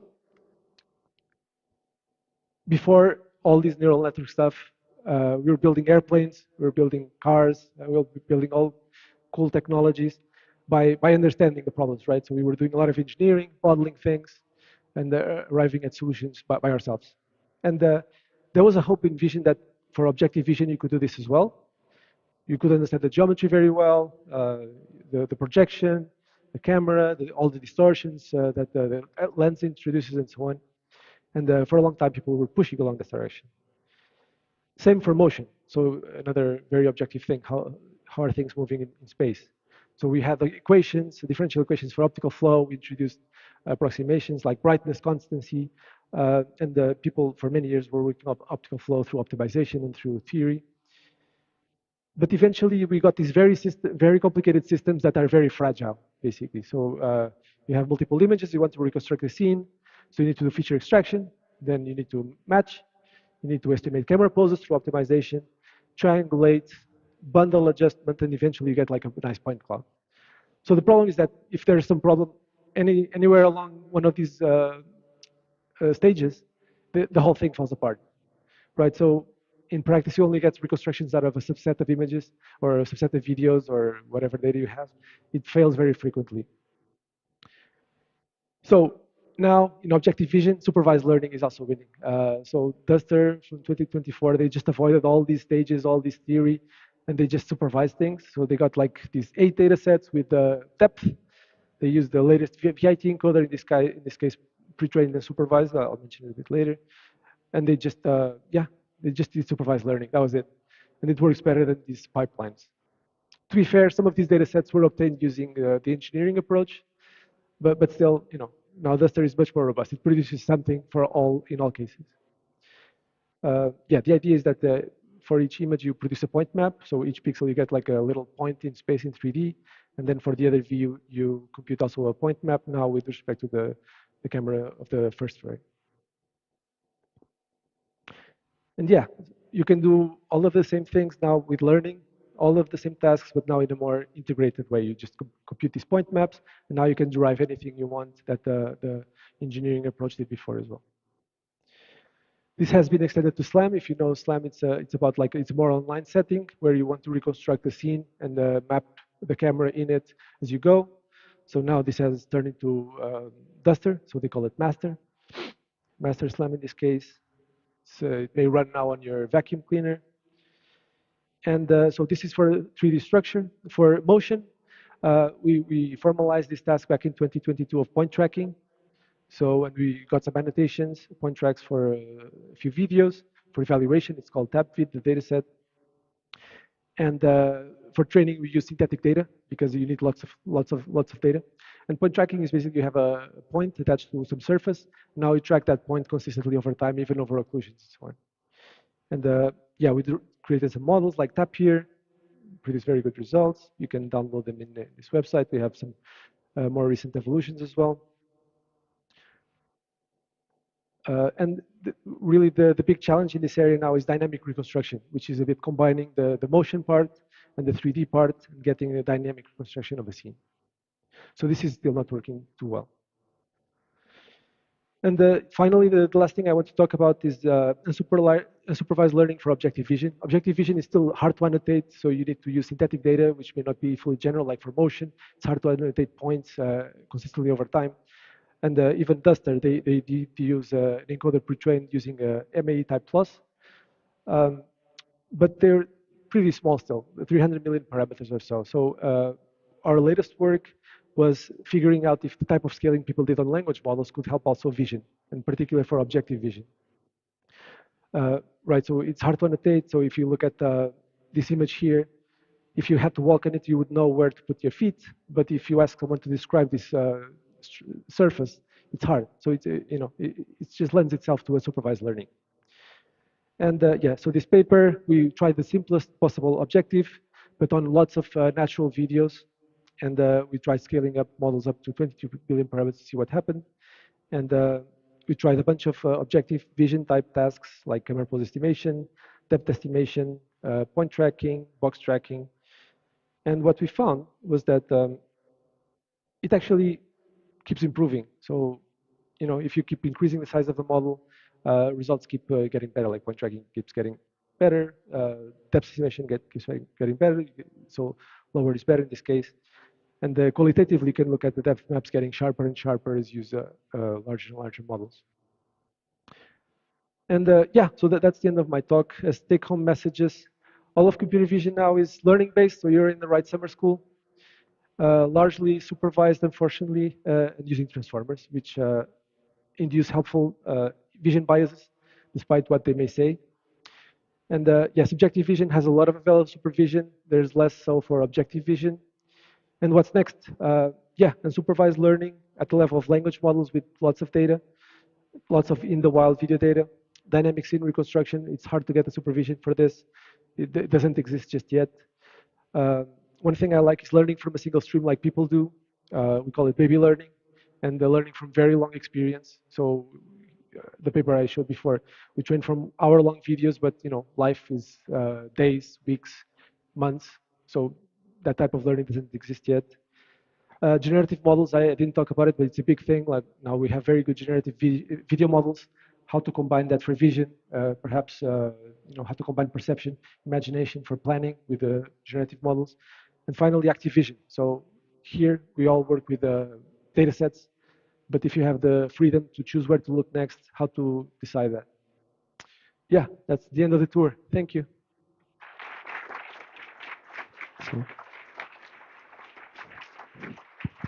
Okay, this is working. Okay, we can take questions. We have some time.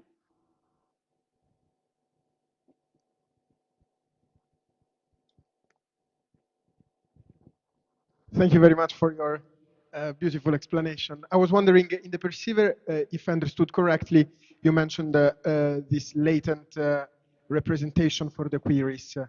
First of all, I wanted to ask if there's a theoretical or more practical intuition behind only having latent queries instead of latent representations for keys as well.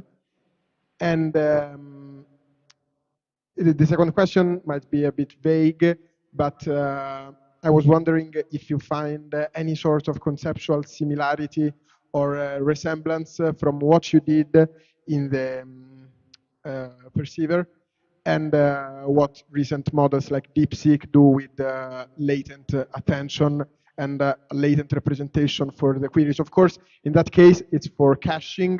In your case, it's for having a compressed representation. But still, I find that there might be a few similarities. Yeah. So the first question, whether why just the queries being latent, not also the values. So you need to look at something from the image somewhere. So if the queries are learned, so they're independent of the input image, they need to look at something that comes from the image. If both are learned, they're just looking at each other. There's nothing connected to the image. So you need to have something that actually comes from the image. Okay, I was actually thinking more of a latent representation of the image as keys, but I guess it's a bit far from the idea that you presented in the paper. So Okay, let's talk about that one offline. So on the second one, so yeah, maybe DeepSeek has some connection. I haven't looked into it too closely, but I think there's some models from Meta that are even closer, that really went to latent language modeling, very recent ones. that's very cool. Do you have any Yeah, source I on can that? find the papers offline. That's There's like amazing. 2 or 3 very recent, and they were pretty hot on Twitter. Thank you very much. Yeah, thanks.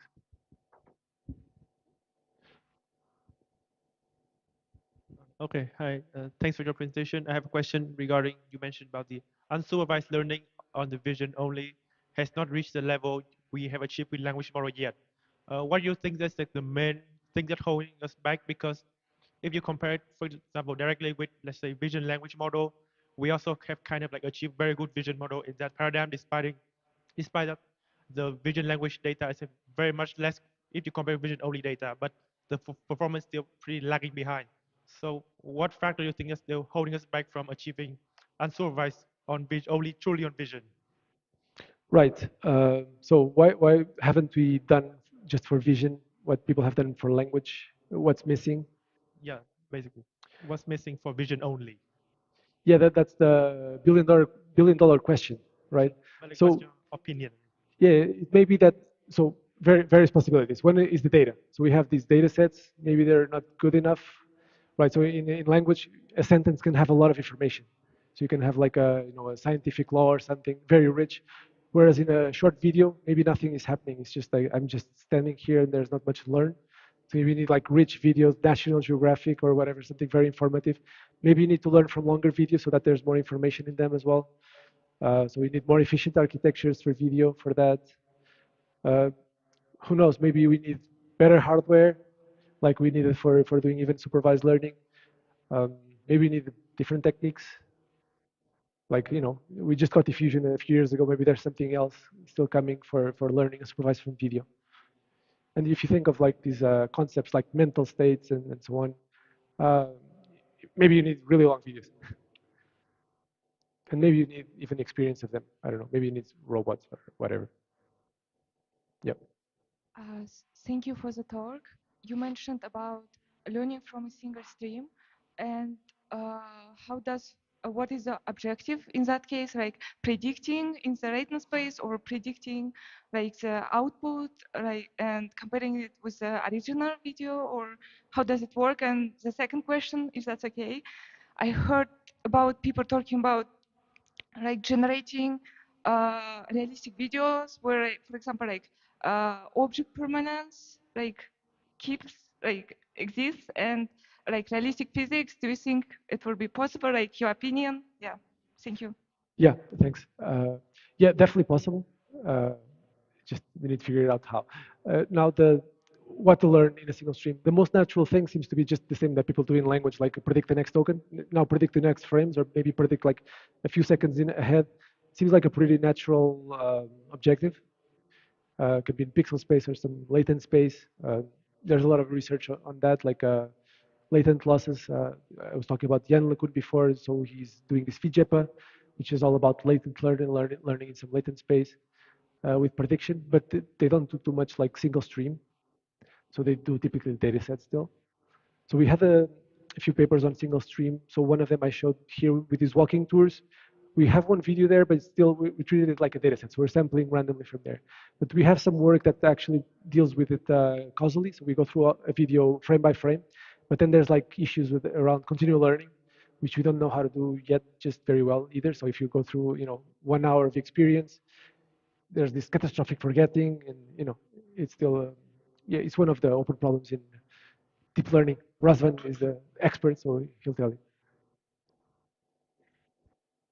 Yes, so thank you for the presentation. I would like just to ask because we saw that video with the tennis ball, and it was pretty obvious that models still lack understanding of the real world or some internal embedded world model. So my question is, are there any known steps in the right direction that would target that? Because I think that's open problem in automotive industry for self-driving and stuff like that. So I would just. Which video did you mention that? With the tennis ball. I mean, it disappears in a Oh. moment and then. yeah, Yeah, the yeah. model So messes up. yeah, so if you look at the VO or other generative video models, they look good, but yeah, they don't have like strong priors in them, and the hope is that you can throw enough data until they never fail. But who knows? Yeah, that's a big discussion, like data driven versus should there be some priors. So people like to have simulators, and yeah, I don't know. It's a big open question as well, whether just data will do it or you need like some new inductive biases, invariances, and things. Okay. Have a look into the latent representations learned by models trained for subjective vision versus the objective vision. So that's my first question. And like also have you also defined what are the differences there? And the second Yeah. question is, can we also have self-supervised learning vision model with like diffusion objective? So for example, can we just take a dyno model and take its objective but convert it to something like a denoising objective? Yeah. Okay, let me try to go back. The first one was, have you looked at the representations for the objective models versus subjective models? Yeah, so if you look at something like CLIP, they're very good at all kinds of subjective things like action recognition, object recognition. But if you look at, if you try to use them for depth estimation or camera pose estimation, they're not so good. They're good on what they're trained on, right? So that's basically it. So, and if you look at these scaling models I mentioned at the end, they're very good at depth. They're just trained on MAE and camera pose and so on, but they're not so good at verbs and like action recognition. They keep improving as we train them more, but they lag behind. So there's an offset. So Dino is kind of like in between. It's good at both. So for some reason they do this data curation. They have they mess up with the data somehow because the objective is not very different from what other objectives are. And the second part was Can we take a diffusion. Yeah, diffusion. Yeah. Yeah, that's very interesting. People are starting to look a lot into diffusion representations. We had a paper as well, some colleagues of mine showing that it's actually learning pretty good things. Now, there's the caveat that they're all trained also with language, right? So you have like a conditioning with language currently. I'll be very interested to see without that, how well they do when you do the same compute as you use now for training VO and so on. Yeah, but that's definitely a very promising direction. So I didn't talk about it. Maybe I should. This here, I think it's quite promising. Yep. Thanks. Many of these tasks that you spoke about are very suitable for very large servers where you have lots of compute power. What do you think are the tasks that can still be solved or that will be solved near the sensor? All of them. But we need better, more efficient methods. Not the ones we have now. Yeah. So I think that's we should look more into that because that will inform us maybe for better architectures and so on. Like in vision. So if you look at the human brain, it's not very deep. It's very shallow. Like V1, V2, V3. There's a few layers, but it's very recurrent. It's looping all the time and has top-down connections and things. Very different from the models we have now, which is just a big feed-forward pass. That's what makes it inexpensive.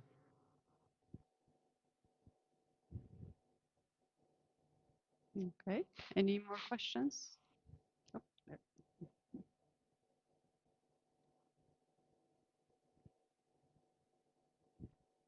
there. So I think the vision transformers, at least, I've heard voices that I've seen the opinions that they generally require a lot of data, especially compared to convolutional networks. And this was, I think, especially true with the early architectures. Do you think that it has changed in this regard? As in the conditions of data scarcity, do modern vision transformers perform better, or? Yeah, I think even with less data, they still do well. It just takes a bit of time, right? So ConvNets, they had like 10 years where everything was being tuned and so on. So they got pretty data efficient. Vision transformers now, I showed this example where you train on a single video. If you do, you tune it well and so on. We got similar results to training on ImageNet. Yeah, I think over time it will be more efficient. People also start tuning things like that, new positional embeddings like rope and things like that that make it more data efficient as well. Okay, thank you. Thanks. Can also make the models smaller and so on.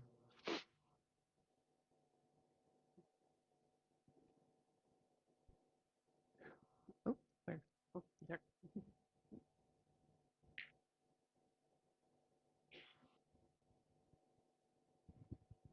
Hello. I'm just curious, in language models, you also have steering of activations in certain directions. Would you see it feasible also to steer the subjective as with an image? You can attend to different subjective topics within the image, right? Especially when the number of objects grow. Have you come across any works on steering activations for vision models? So in visual language models, prompting is basically that, right? So you ask count this, and it's at the input, so it will steer the whole architecture to answer that question. So it will create different activations compared to asking some other question. So there's that. In generative video models as well, the conditioning, you can condition to generate something and then change something else. This will produce different activations throughout. So I think it's already happening, but maybe there'll be more. Also in pure vision models.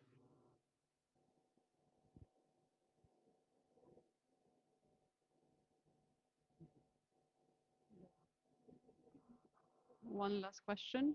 Anyone? Okay. Has to be a good one. Easy one. I'm not under any pressure. So in language, you've got this phenomenon that there's some tokens that appear frequently in use, but many tokens are in the long tail and only appear extremely infrequently.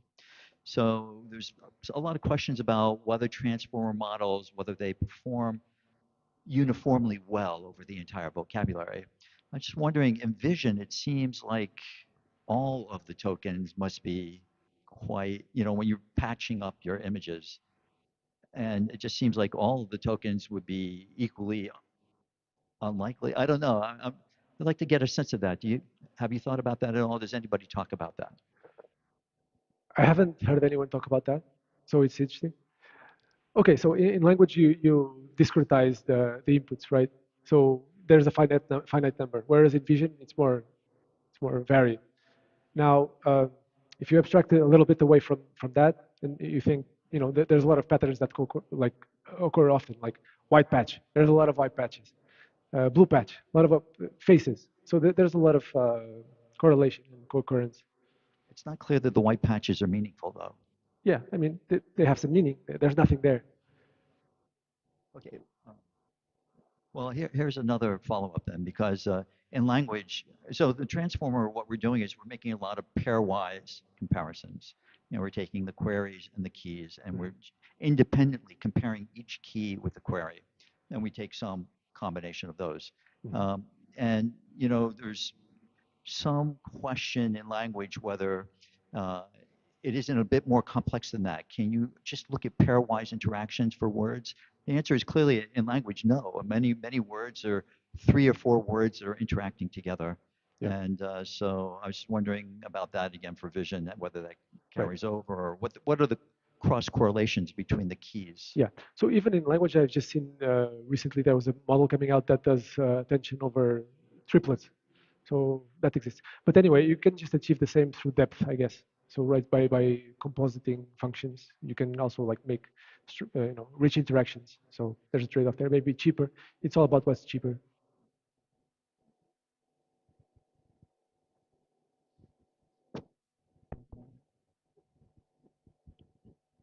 Okay, thank you very Thank you. much. Okay, let's thank João.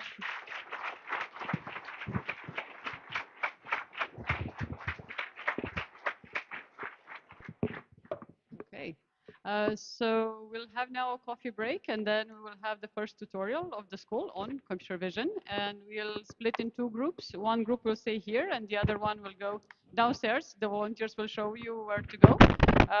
Yeah, I think we start at 4 p.m. By the way, I just want to say thank you for helping. Okay. It's like, okay. Well, you were very kind. You did look after me at the end.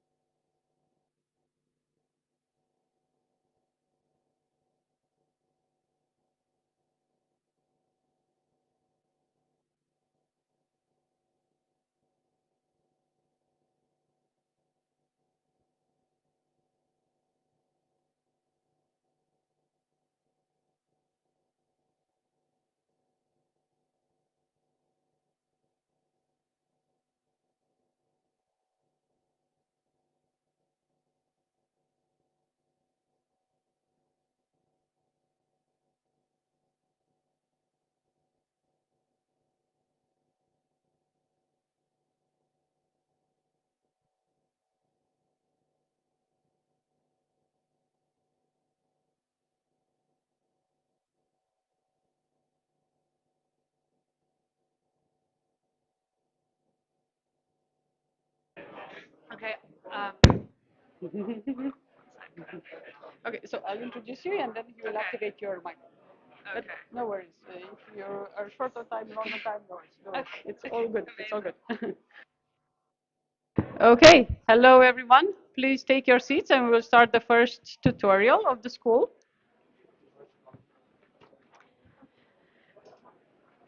So you already know you're split into two groups, and in this group you will have as a tutorial instructor Lily Momeni, and I'm really, really happy that she accepted the invitation because she is an expert in multimodal learning and sign language, and I'm sure you'll have a lot to learn from her.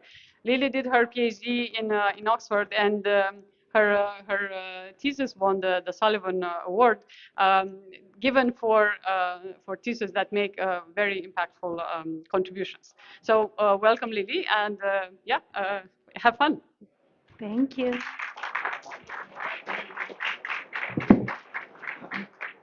Hi, everyone. Super happy to be here. My first time in Sarajevo. Yeah, I hope you still have some energy. I know it's the last session of the day, but it's our first tutorial of the week. And following Joao's talk, it's going to be focused on training vision encoders from scratch. So as Verika mentioned, I'm just going to, again, recap a bit about me. My name's Lily Amamani, but please feel free to just call me Lily. And yeah, I did my PhD at Oxford. I finished actually just last summer. And then I moved to Paris to join the vision team at Google DeepMind. And my interests span everything from video understanding to vision and language, and also sign language understanding, which, as Virovika mentioned, was the focus of my PhD thesis. And I already know that some of you are also working on sign language research, and I'm really looking forward to chatting with you later this week. And for those who are in the other room, they'll be going through the tutorial with Nikhil, who's based in London DeepMind. And I really recommend also that you take a chance to go chat to him later in the week. He's very friendly. Okay, so while I give you a short introduction, it would be great if you can go on this GitHub link, which I don't know if you already have it in your Slack, or if you don't, like just type it in and go to the vision section, and then you can go to the collab link at the bottom of the README. I've tried to, I don't know how well you can see on this screen. Yeah, it's the link at the bottom. And once you've opened it, please make a copy. And then once you've opened the collab, you can connect to a runtime. If a GPU is obtainable, please go for it because it'll be a bit faster. But otherwise, it's totally fine to connect to a CPU. And then I'd like it if you could run the first cell of the collab, which is essentially importing Torch and some other packages that we're going to make use of. And then you can just leave it running because it's going to take a few minutes while I go through the intro. So yeah, I'll just give you a minute to do that if you haven't already. Yeah. Oh yeah. Oh yeah. By the way, there are teaching assistants here. Thank you so much. Maybe put your hand up so we know where you are. Awesome. So if you need help with anything, they're here to help you. So maybe put your hand up if you need any help, and they can come and help you.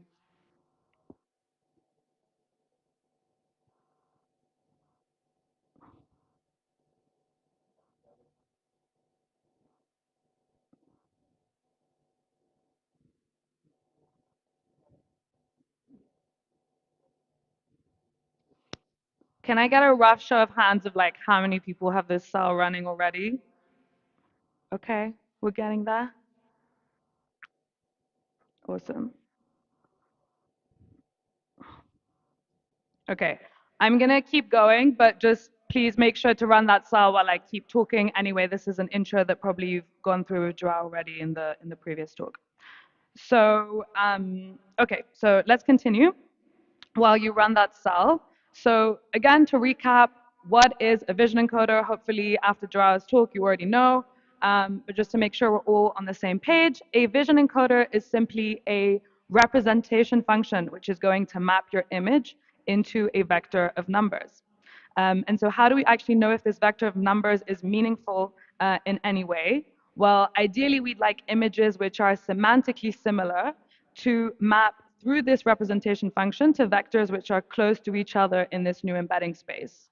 So for instance, I don't know how well you can see, but those first two images are meant to be bikes. We want those two images of bikes that when they're mapped to be close to each other in this embedding space, and closer to each other than, for example, an image of a bike and a dog. And how do we actually learn this representation function? Well, the first part is we're going to have to choose an architecture.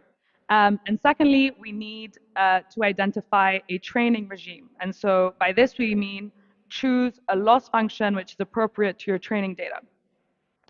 And so throughout this tutorial, we're going to go through the VIT architecture in detail, which I believe Joao's already introduced to you.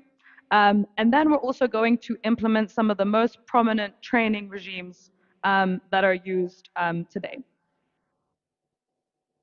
Okay, but like, why are we doing all of this? Why is this useful? Well, when you train your vision encoders effectively, they can reach really high performance on a vast array of practical tasks, such as image classification, object detection, etc.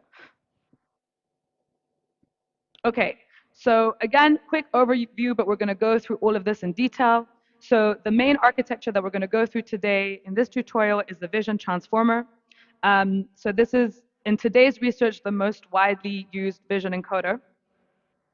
When I started my PhD, we weren't using this. So, and the key points about this architecture are firstly that to input the image into the transformer, we're going to split the image into a grid of non-overlapping 2D patches and flatten it into a sequence. And secondly, one of the core points here is that through a mechanism known as self-attention, which again, we're going to go through in detail, you're going to have to implement it from scratch. The model is going to be able to capture long-range context and dependencies. And this is really in contrast to CNNs, which are going to process images in a hierarchical manner with local local filters. Okay. And as I mentioned, there are different training regimes depending on the data that you have and the loss that you're going to apply. And today we're going to go through the three main ones today. So, and this sort of reflects the evolution of computer vision in the last 10, 15 years. So in the first setting, we have fully supervised learning with clean human-labeled data. So for instance, we're going to look at image classification where you're trying to predict the label from a given image. And, you know, we really try to push the performance here and learn as strong features as possible in the field with a big label data set such as ImageNet, which have 1 million images covering 1,000 classes, but ultimately collecting labels at scale is really expensive. So then the field started to explore how could we learn from large-scale unlabeled data, and this is really what led to self-supervised learning, where the self here corresponds to extracting supervision from the data itself. So for example, one way of doing this, which again, you're going to implement from scratch, is to mask a patch from an image and then reconstruct the missing part. So these sort of puzzles are often known as pretext tasks. And finally, in the age of the internet, with so much data available online, we're all constantly posting, we find large amounts of images with noisy free-form text. And people started researching, okay, how can we also learn visual features from this type of data? And one way to do this is in a contrastive learning framework, where the goal is to align and discriminate images based on noisy caption labels. Okay, so really, in the time that we have, our goal is going to go through part 2 and 3. And part 4 is more of a take-home task, but if you're already familiar with part 2 and 3 and you're whizzing through, then please go to part 4, and this is essentially a component of last year's tutorial, so you'll have the link there. Okay, so let's start part 2 on fully supervised VIT for image classification. Okay, can I get a show of hands now if everyone's run the first cell from before? Are we good? Okay, we're good. Amazing. Okay, so as I mentioned, the first training regime we're going to go through is fully supervised learning, and we're going to train our VIT model on image classification. And in this section, what we're going to go through is the loss, how do you implement a VIT, and running training and inference. I'm just going to give you a bit of a overview of how we're going to do this tutorial. I'm going to give you, I'm going to set the scene and introduce each coding question for you for like a minute or two. Then I'm going to give you about 8 to 10 minutes, depending on the question, to implement it. And again, if you're stuck, please reach out to the TAs and put your hand up. And then I'll go through the solution briefly. And if you have any questions, again, please ask then, okay? And we'll try to go through as much as we can. And for each question, there are hints. And usually in the hints, we essentially give you the solution to that part of the question. So please, try to do it yourself, but also make use of the hints if you're stuck. Okay, so let's go. So if we have, so the first part is going to be on the cross entropy loss function, which we're going to use for classification, okay? So if we have a model, how are we going to measure a loss so that we can actually train the model to perform classification? Well, our model is first going to output raw unbounded scores, which we call logits. And for us to actually then apply this loss, to use this to calculate a loss, we need to first convert this into a probability distribution, okay, for each image across the classes by using a softmax function. And then once we have actually our model's predicted probabilities, we can apply the cross entropy loss, which is essentially going to minimize the negative log likelihood of our model's predictions with respect to the true labels, okay? So this yi hat is going to be the model's predicted probability for the class I, and yi is the true probability for class I, so it's going to be 1 if it's the correct class and 0 otherwise, okay? So you'll now have about 10 minutes to read through this section. There's a sort of more elaborate version of this described in section 2.1 if you feel like you want to read more into it. And then you need to implement the loss function from scratch. Okay? So good luck.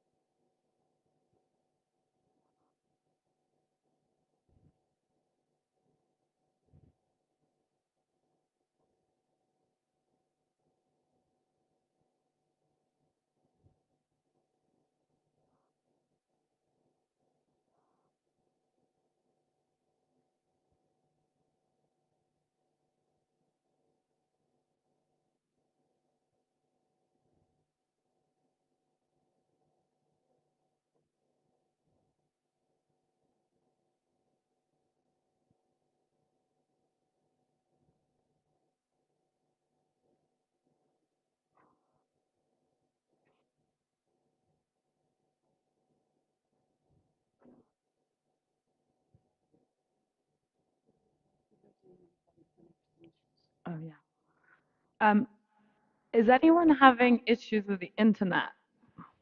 Yeah, yeah, I know, it's not easy. I know, just making these slides took a long time. Um,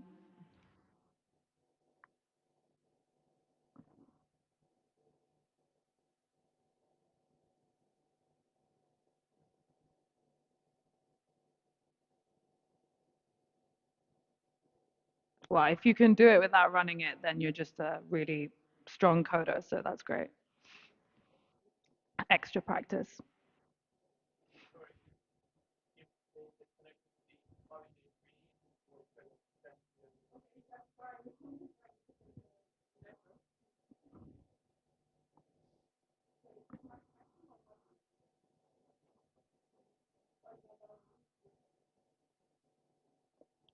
I would use holiday free. That's the one I've been using. Yeah. Okay, let me know.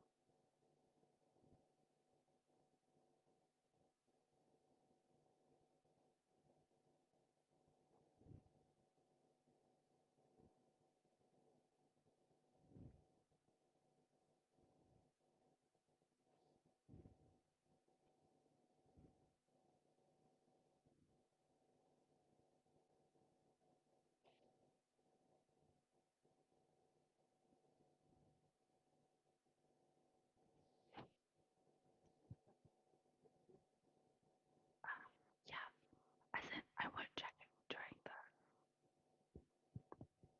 I mean, I'll check it after.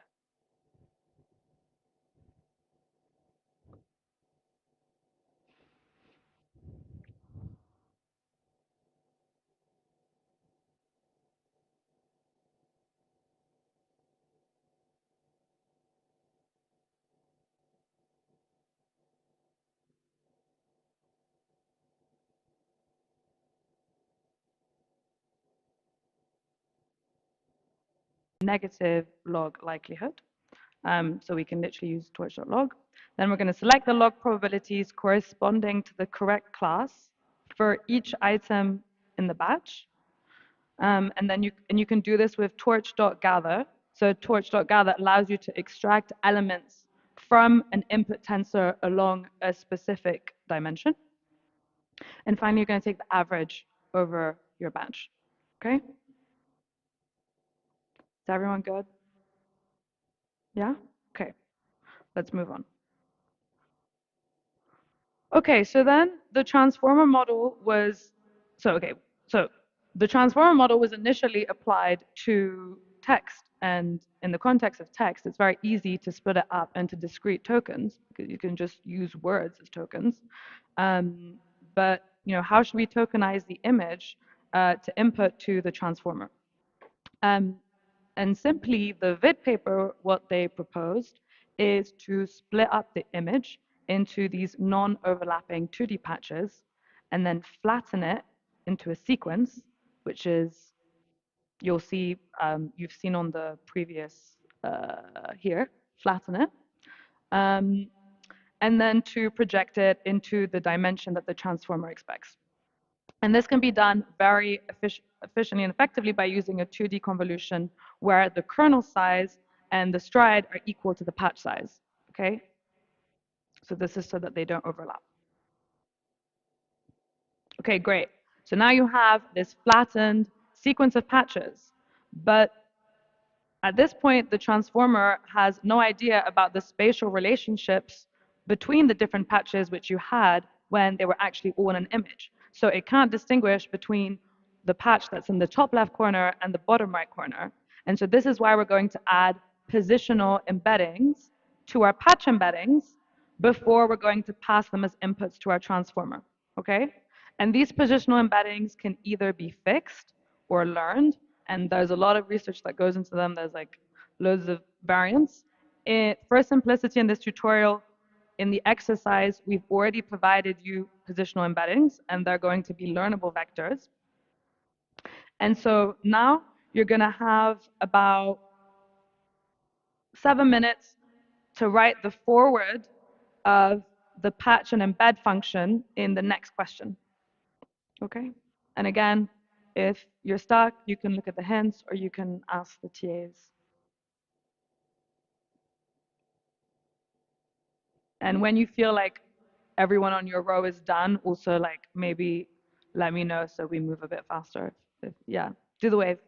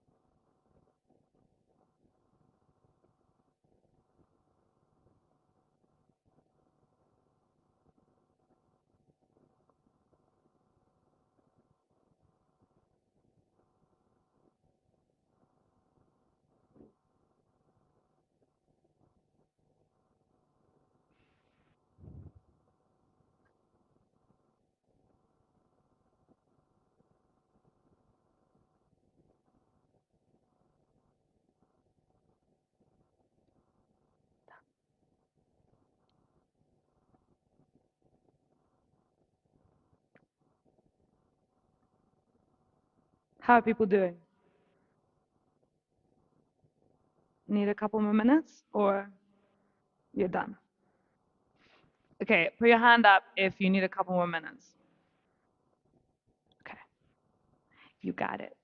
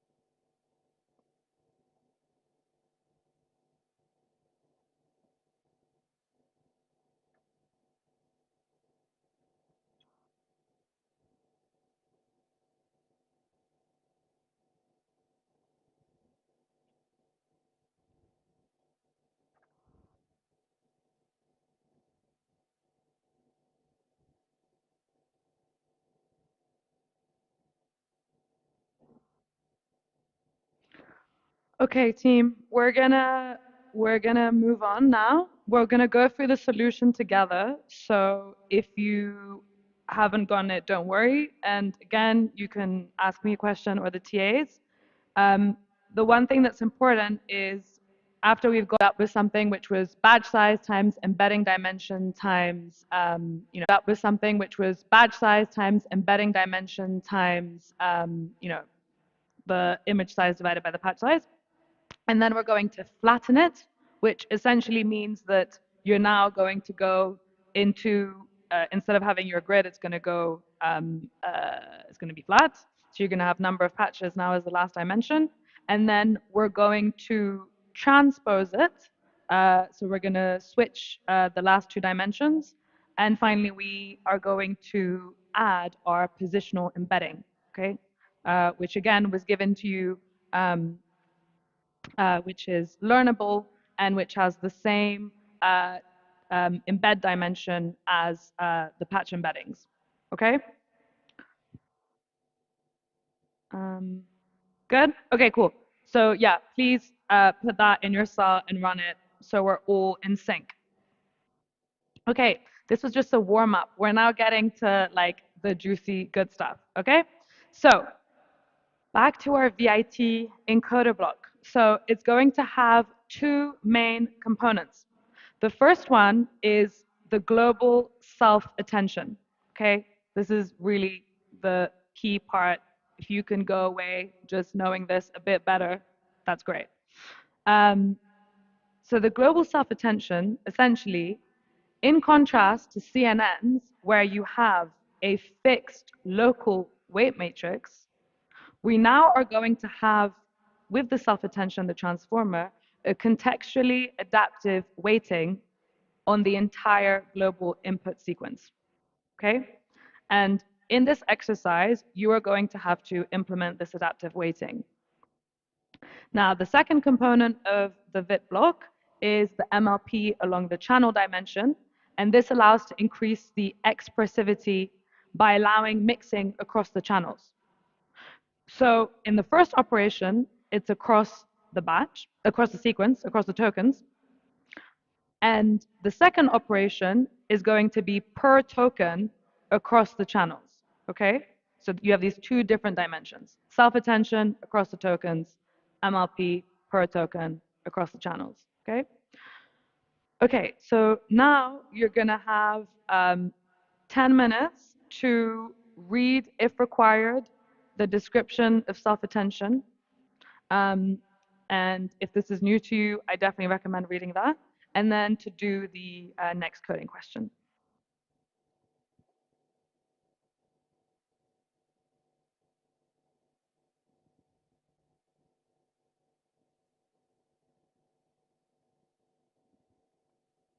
And again, don't be shy to ask for help if you don't know what's the next step for what you're doing.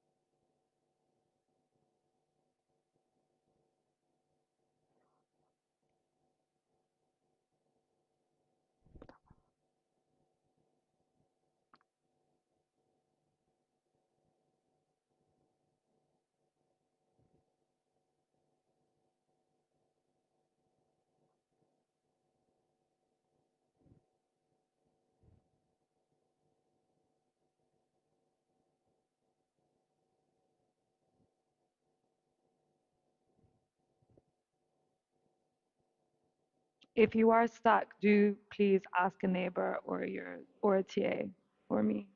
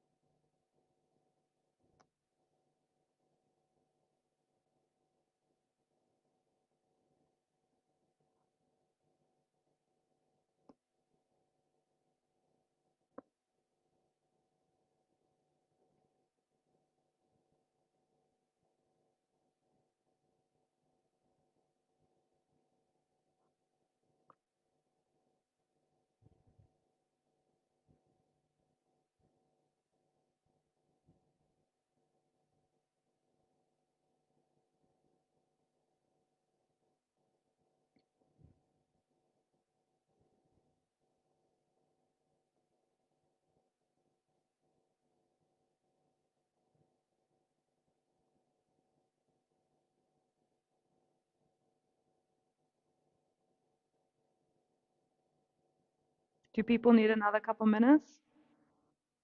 Show of hands, who needs a couple more minutes? Okay, cool. It's actually surprisingly hard to try to judge from your faces whether you're done or not, or like whether you're just checking your email. I can't tell.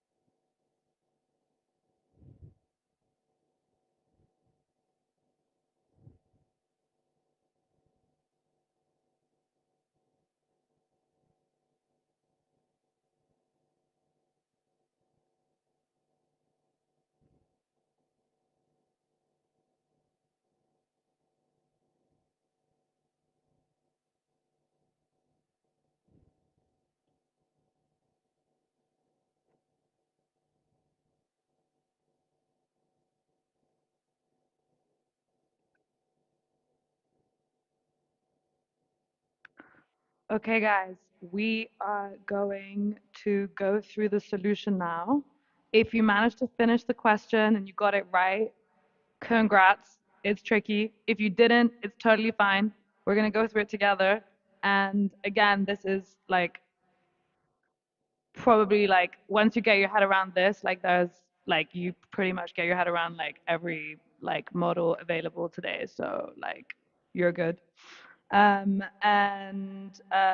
yeah, again, if you're stuck with these questions, please print the shapes of the tensors. Please ask the TAs because they're here just for you. Okay, so the first part of the question is to implement this dot product attention. Okay, this is the key thing. And if you follow that diagram that's in the tutorial, in the collab, that's pretty much exactly all the operations that we need to do. So we're first going to do this map mole between the queries and the keys. So that is literally this line here. And again, the tricky part is getting the tensors in the right in the shape that you want. Okay, that's the main thing. For some people, it's intuitive. For some people, they really need to like put it out and make sure there's no mistake. I'm in the second group of people. And then we're then going to apply a softmax again. So this is the green box. You can sort of forget that like pink box for now. We're going to apply softmax so that we obtain for each query a probability distribution over the keys to figure out like which key is most similar to it. Why? Because when you take the dot product between keys and queries, well, if they are similar, it's going to give you a higher value. And then this is for stability. You can kind of ignore it. It doesn't really matter. And then finally, we're going to take our attention weights and we're going to multiply the values by that to get our final updated sequence. Okay? So this operation is happening in each block. And the size of your, and what's important to remember is that at each block, what you're inputting to the block, you're going to get the same dimension as output. Okay? And the second part of the question, yeah, of course.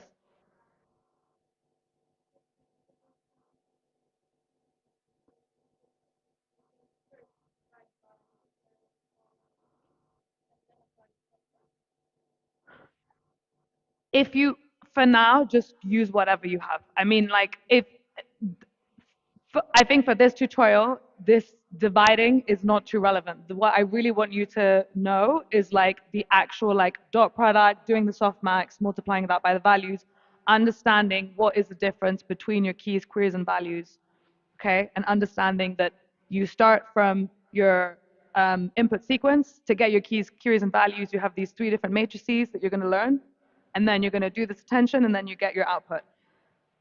This is like very minimal compared to the rest. So I'm not going to put too much attention on it for now because I don't want to add extra complexity for people. So I think whatever you have is fine. I don't know what's in the collab, but whatever the solutions in the collab, you can look at the hint, just have that. Either's fine for now. Okay, and then the second part of the bit block, as we said, is the MLP, which is going to be applied on each token. And an MLP is simply going to be linear layer, and then your activation, and then another linear layer. And so in this case, you had to implement both the init and the forward. Okay. Okay, again, this is, if you didn't reach the full solution, if you could please copy paste from the hints into the cell and make sure that, you know, it runs properly, you get the output shapes that you expect, because again, we're going to call this cell later on in the code. We're sort of building on top. Okay? We good?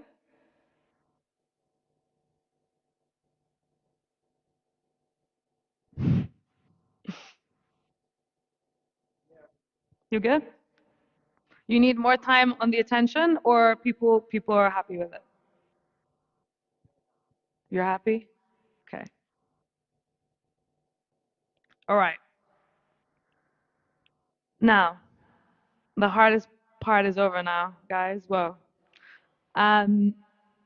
now we want to build our entire transformer, and so we're simply going to stack these blocks one on top of each other. Okay, that's it. But in order to perform classification at the end, we still need a single representative vector for the entire image. And so for that, we can just simply average across the sequence, okay? And then we'll get a single vector, and then we can pass this single vector to our classification head to get a prediction. Now, you'll see when you look at the implementation of the VIT block, which is given to you, in addition to the self-attention and the MLP, each block is also going to contain a normalization layers, and residual connections. And these are important for stable training, okay? Okay, I'm gonna give you like 5 minutes to implement the full forward pass now in the next question.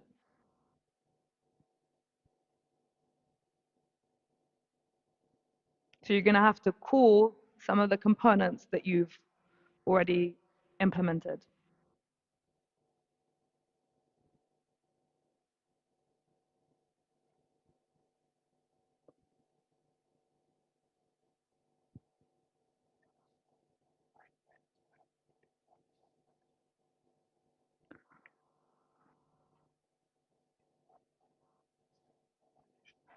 Yeah, sure. Okay.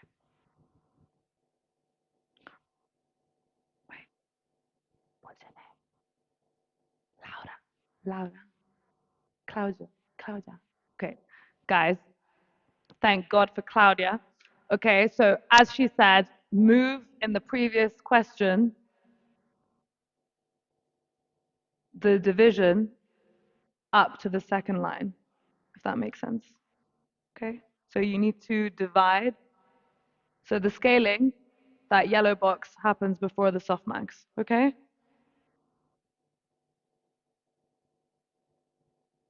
So you can just basically move this in here.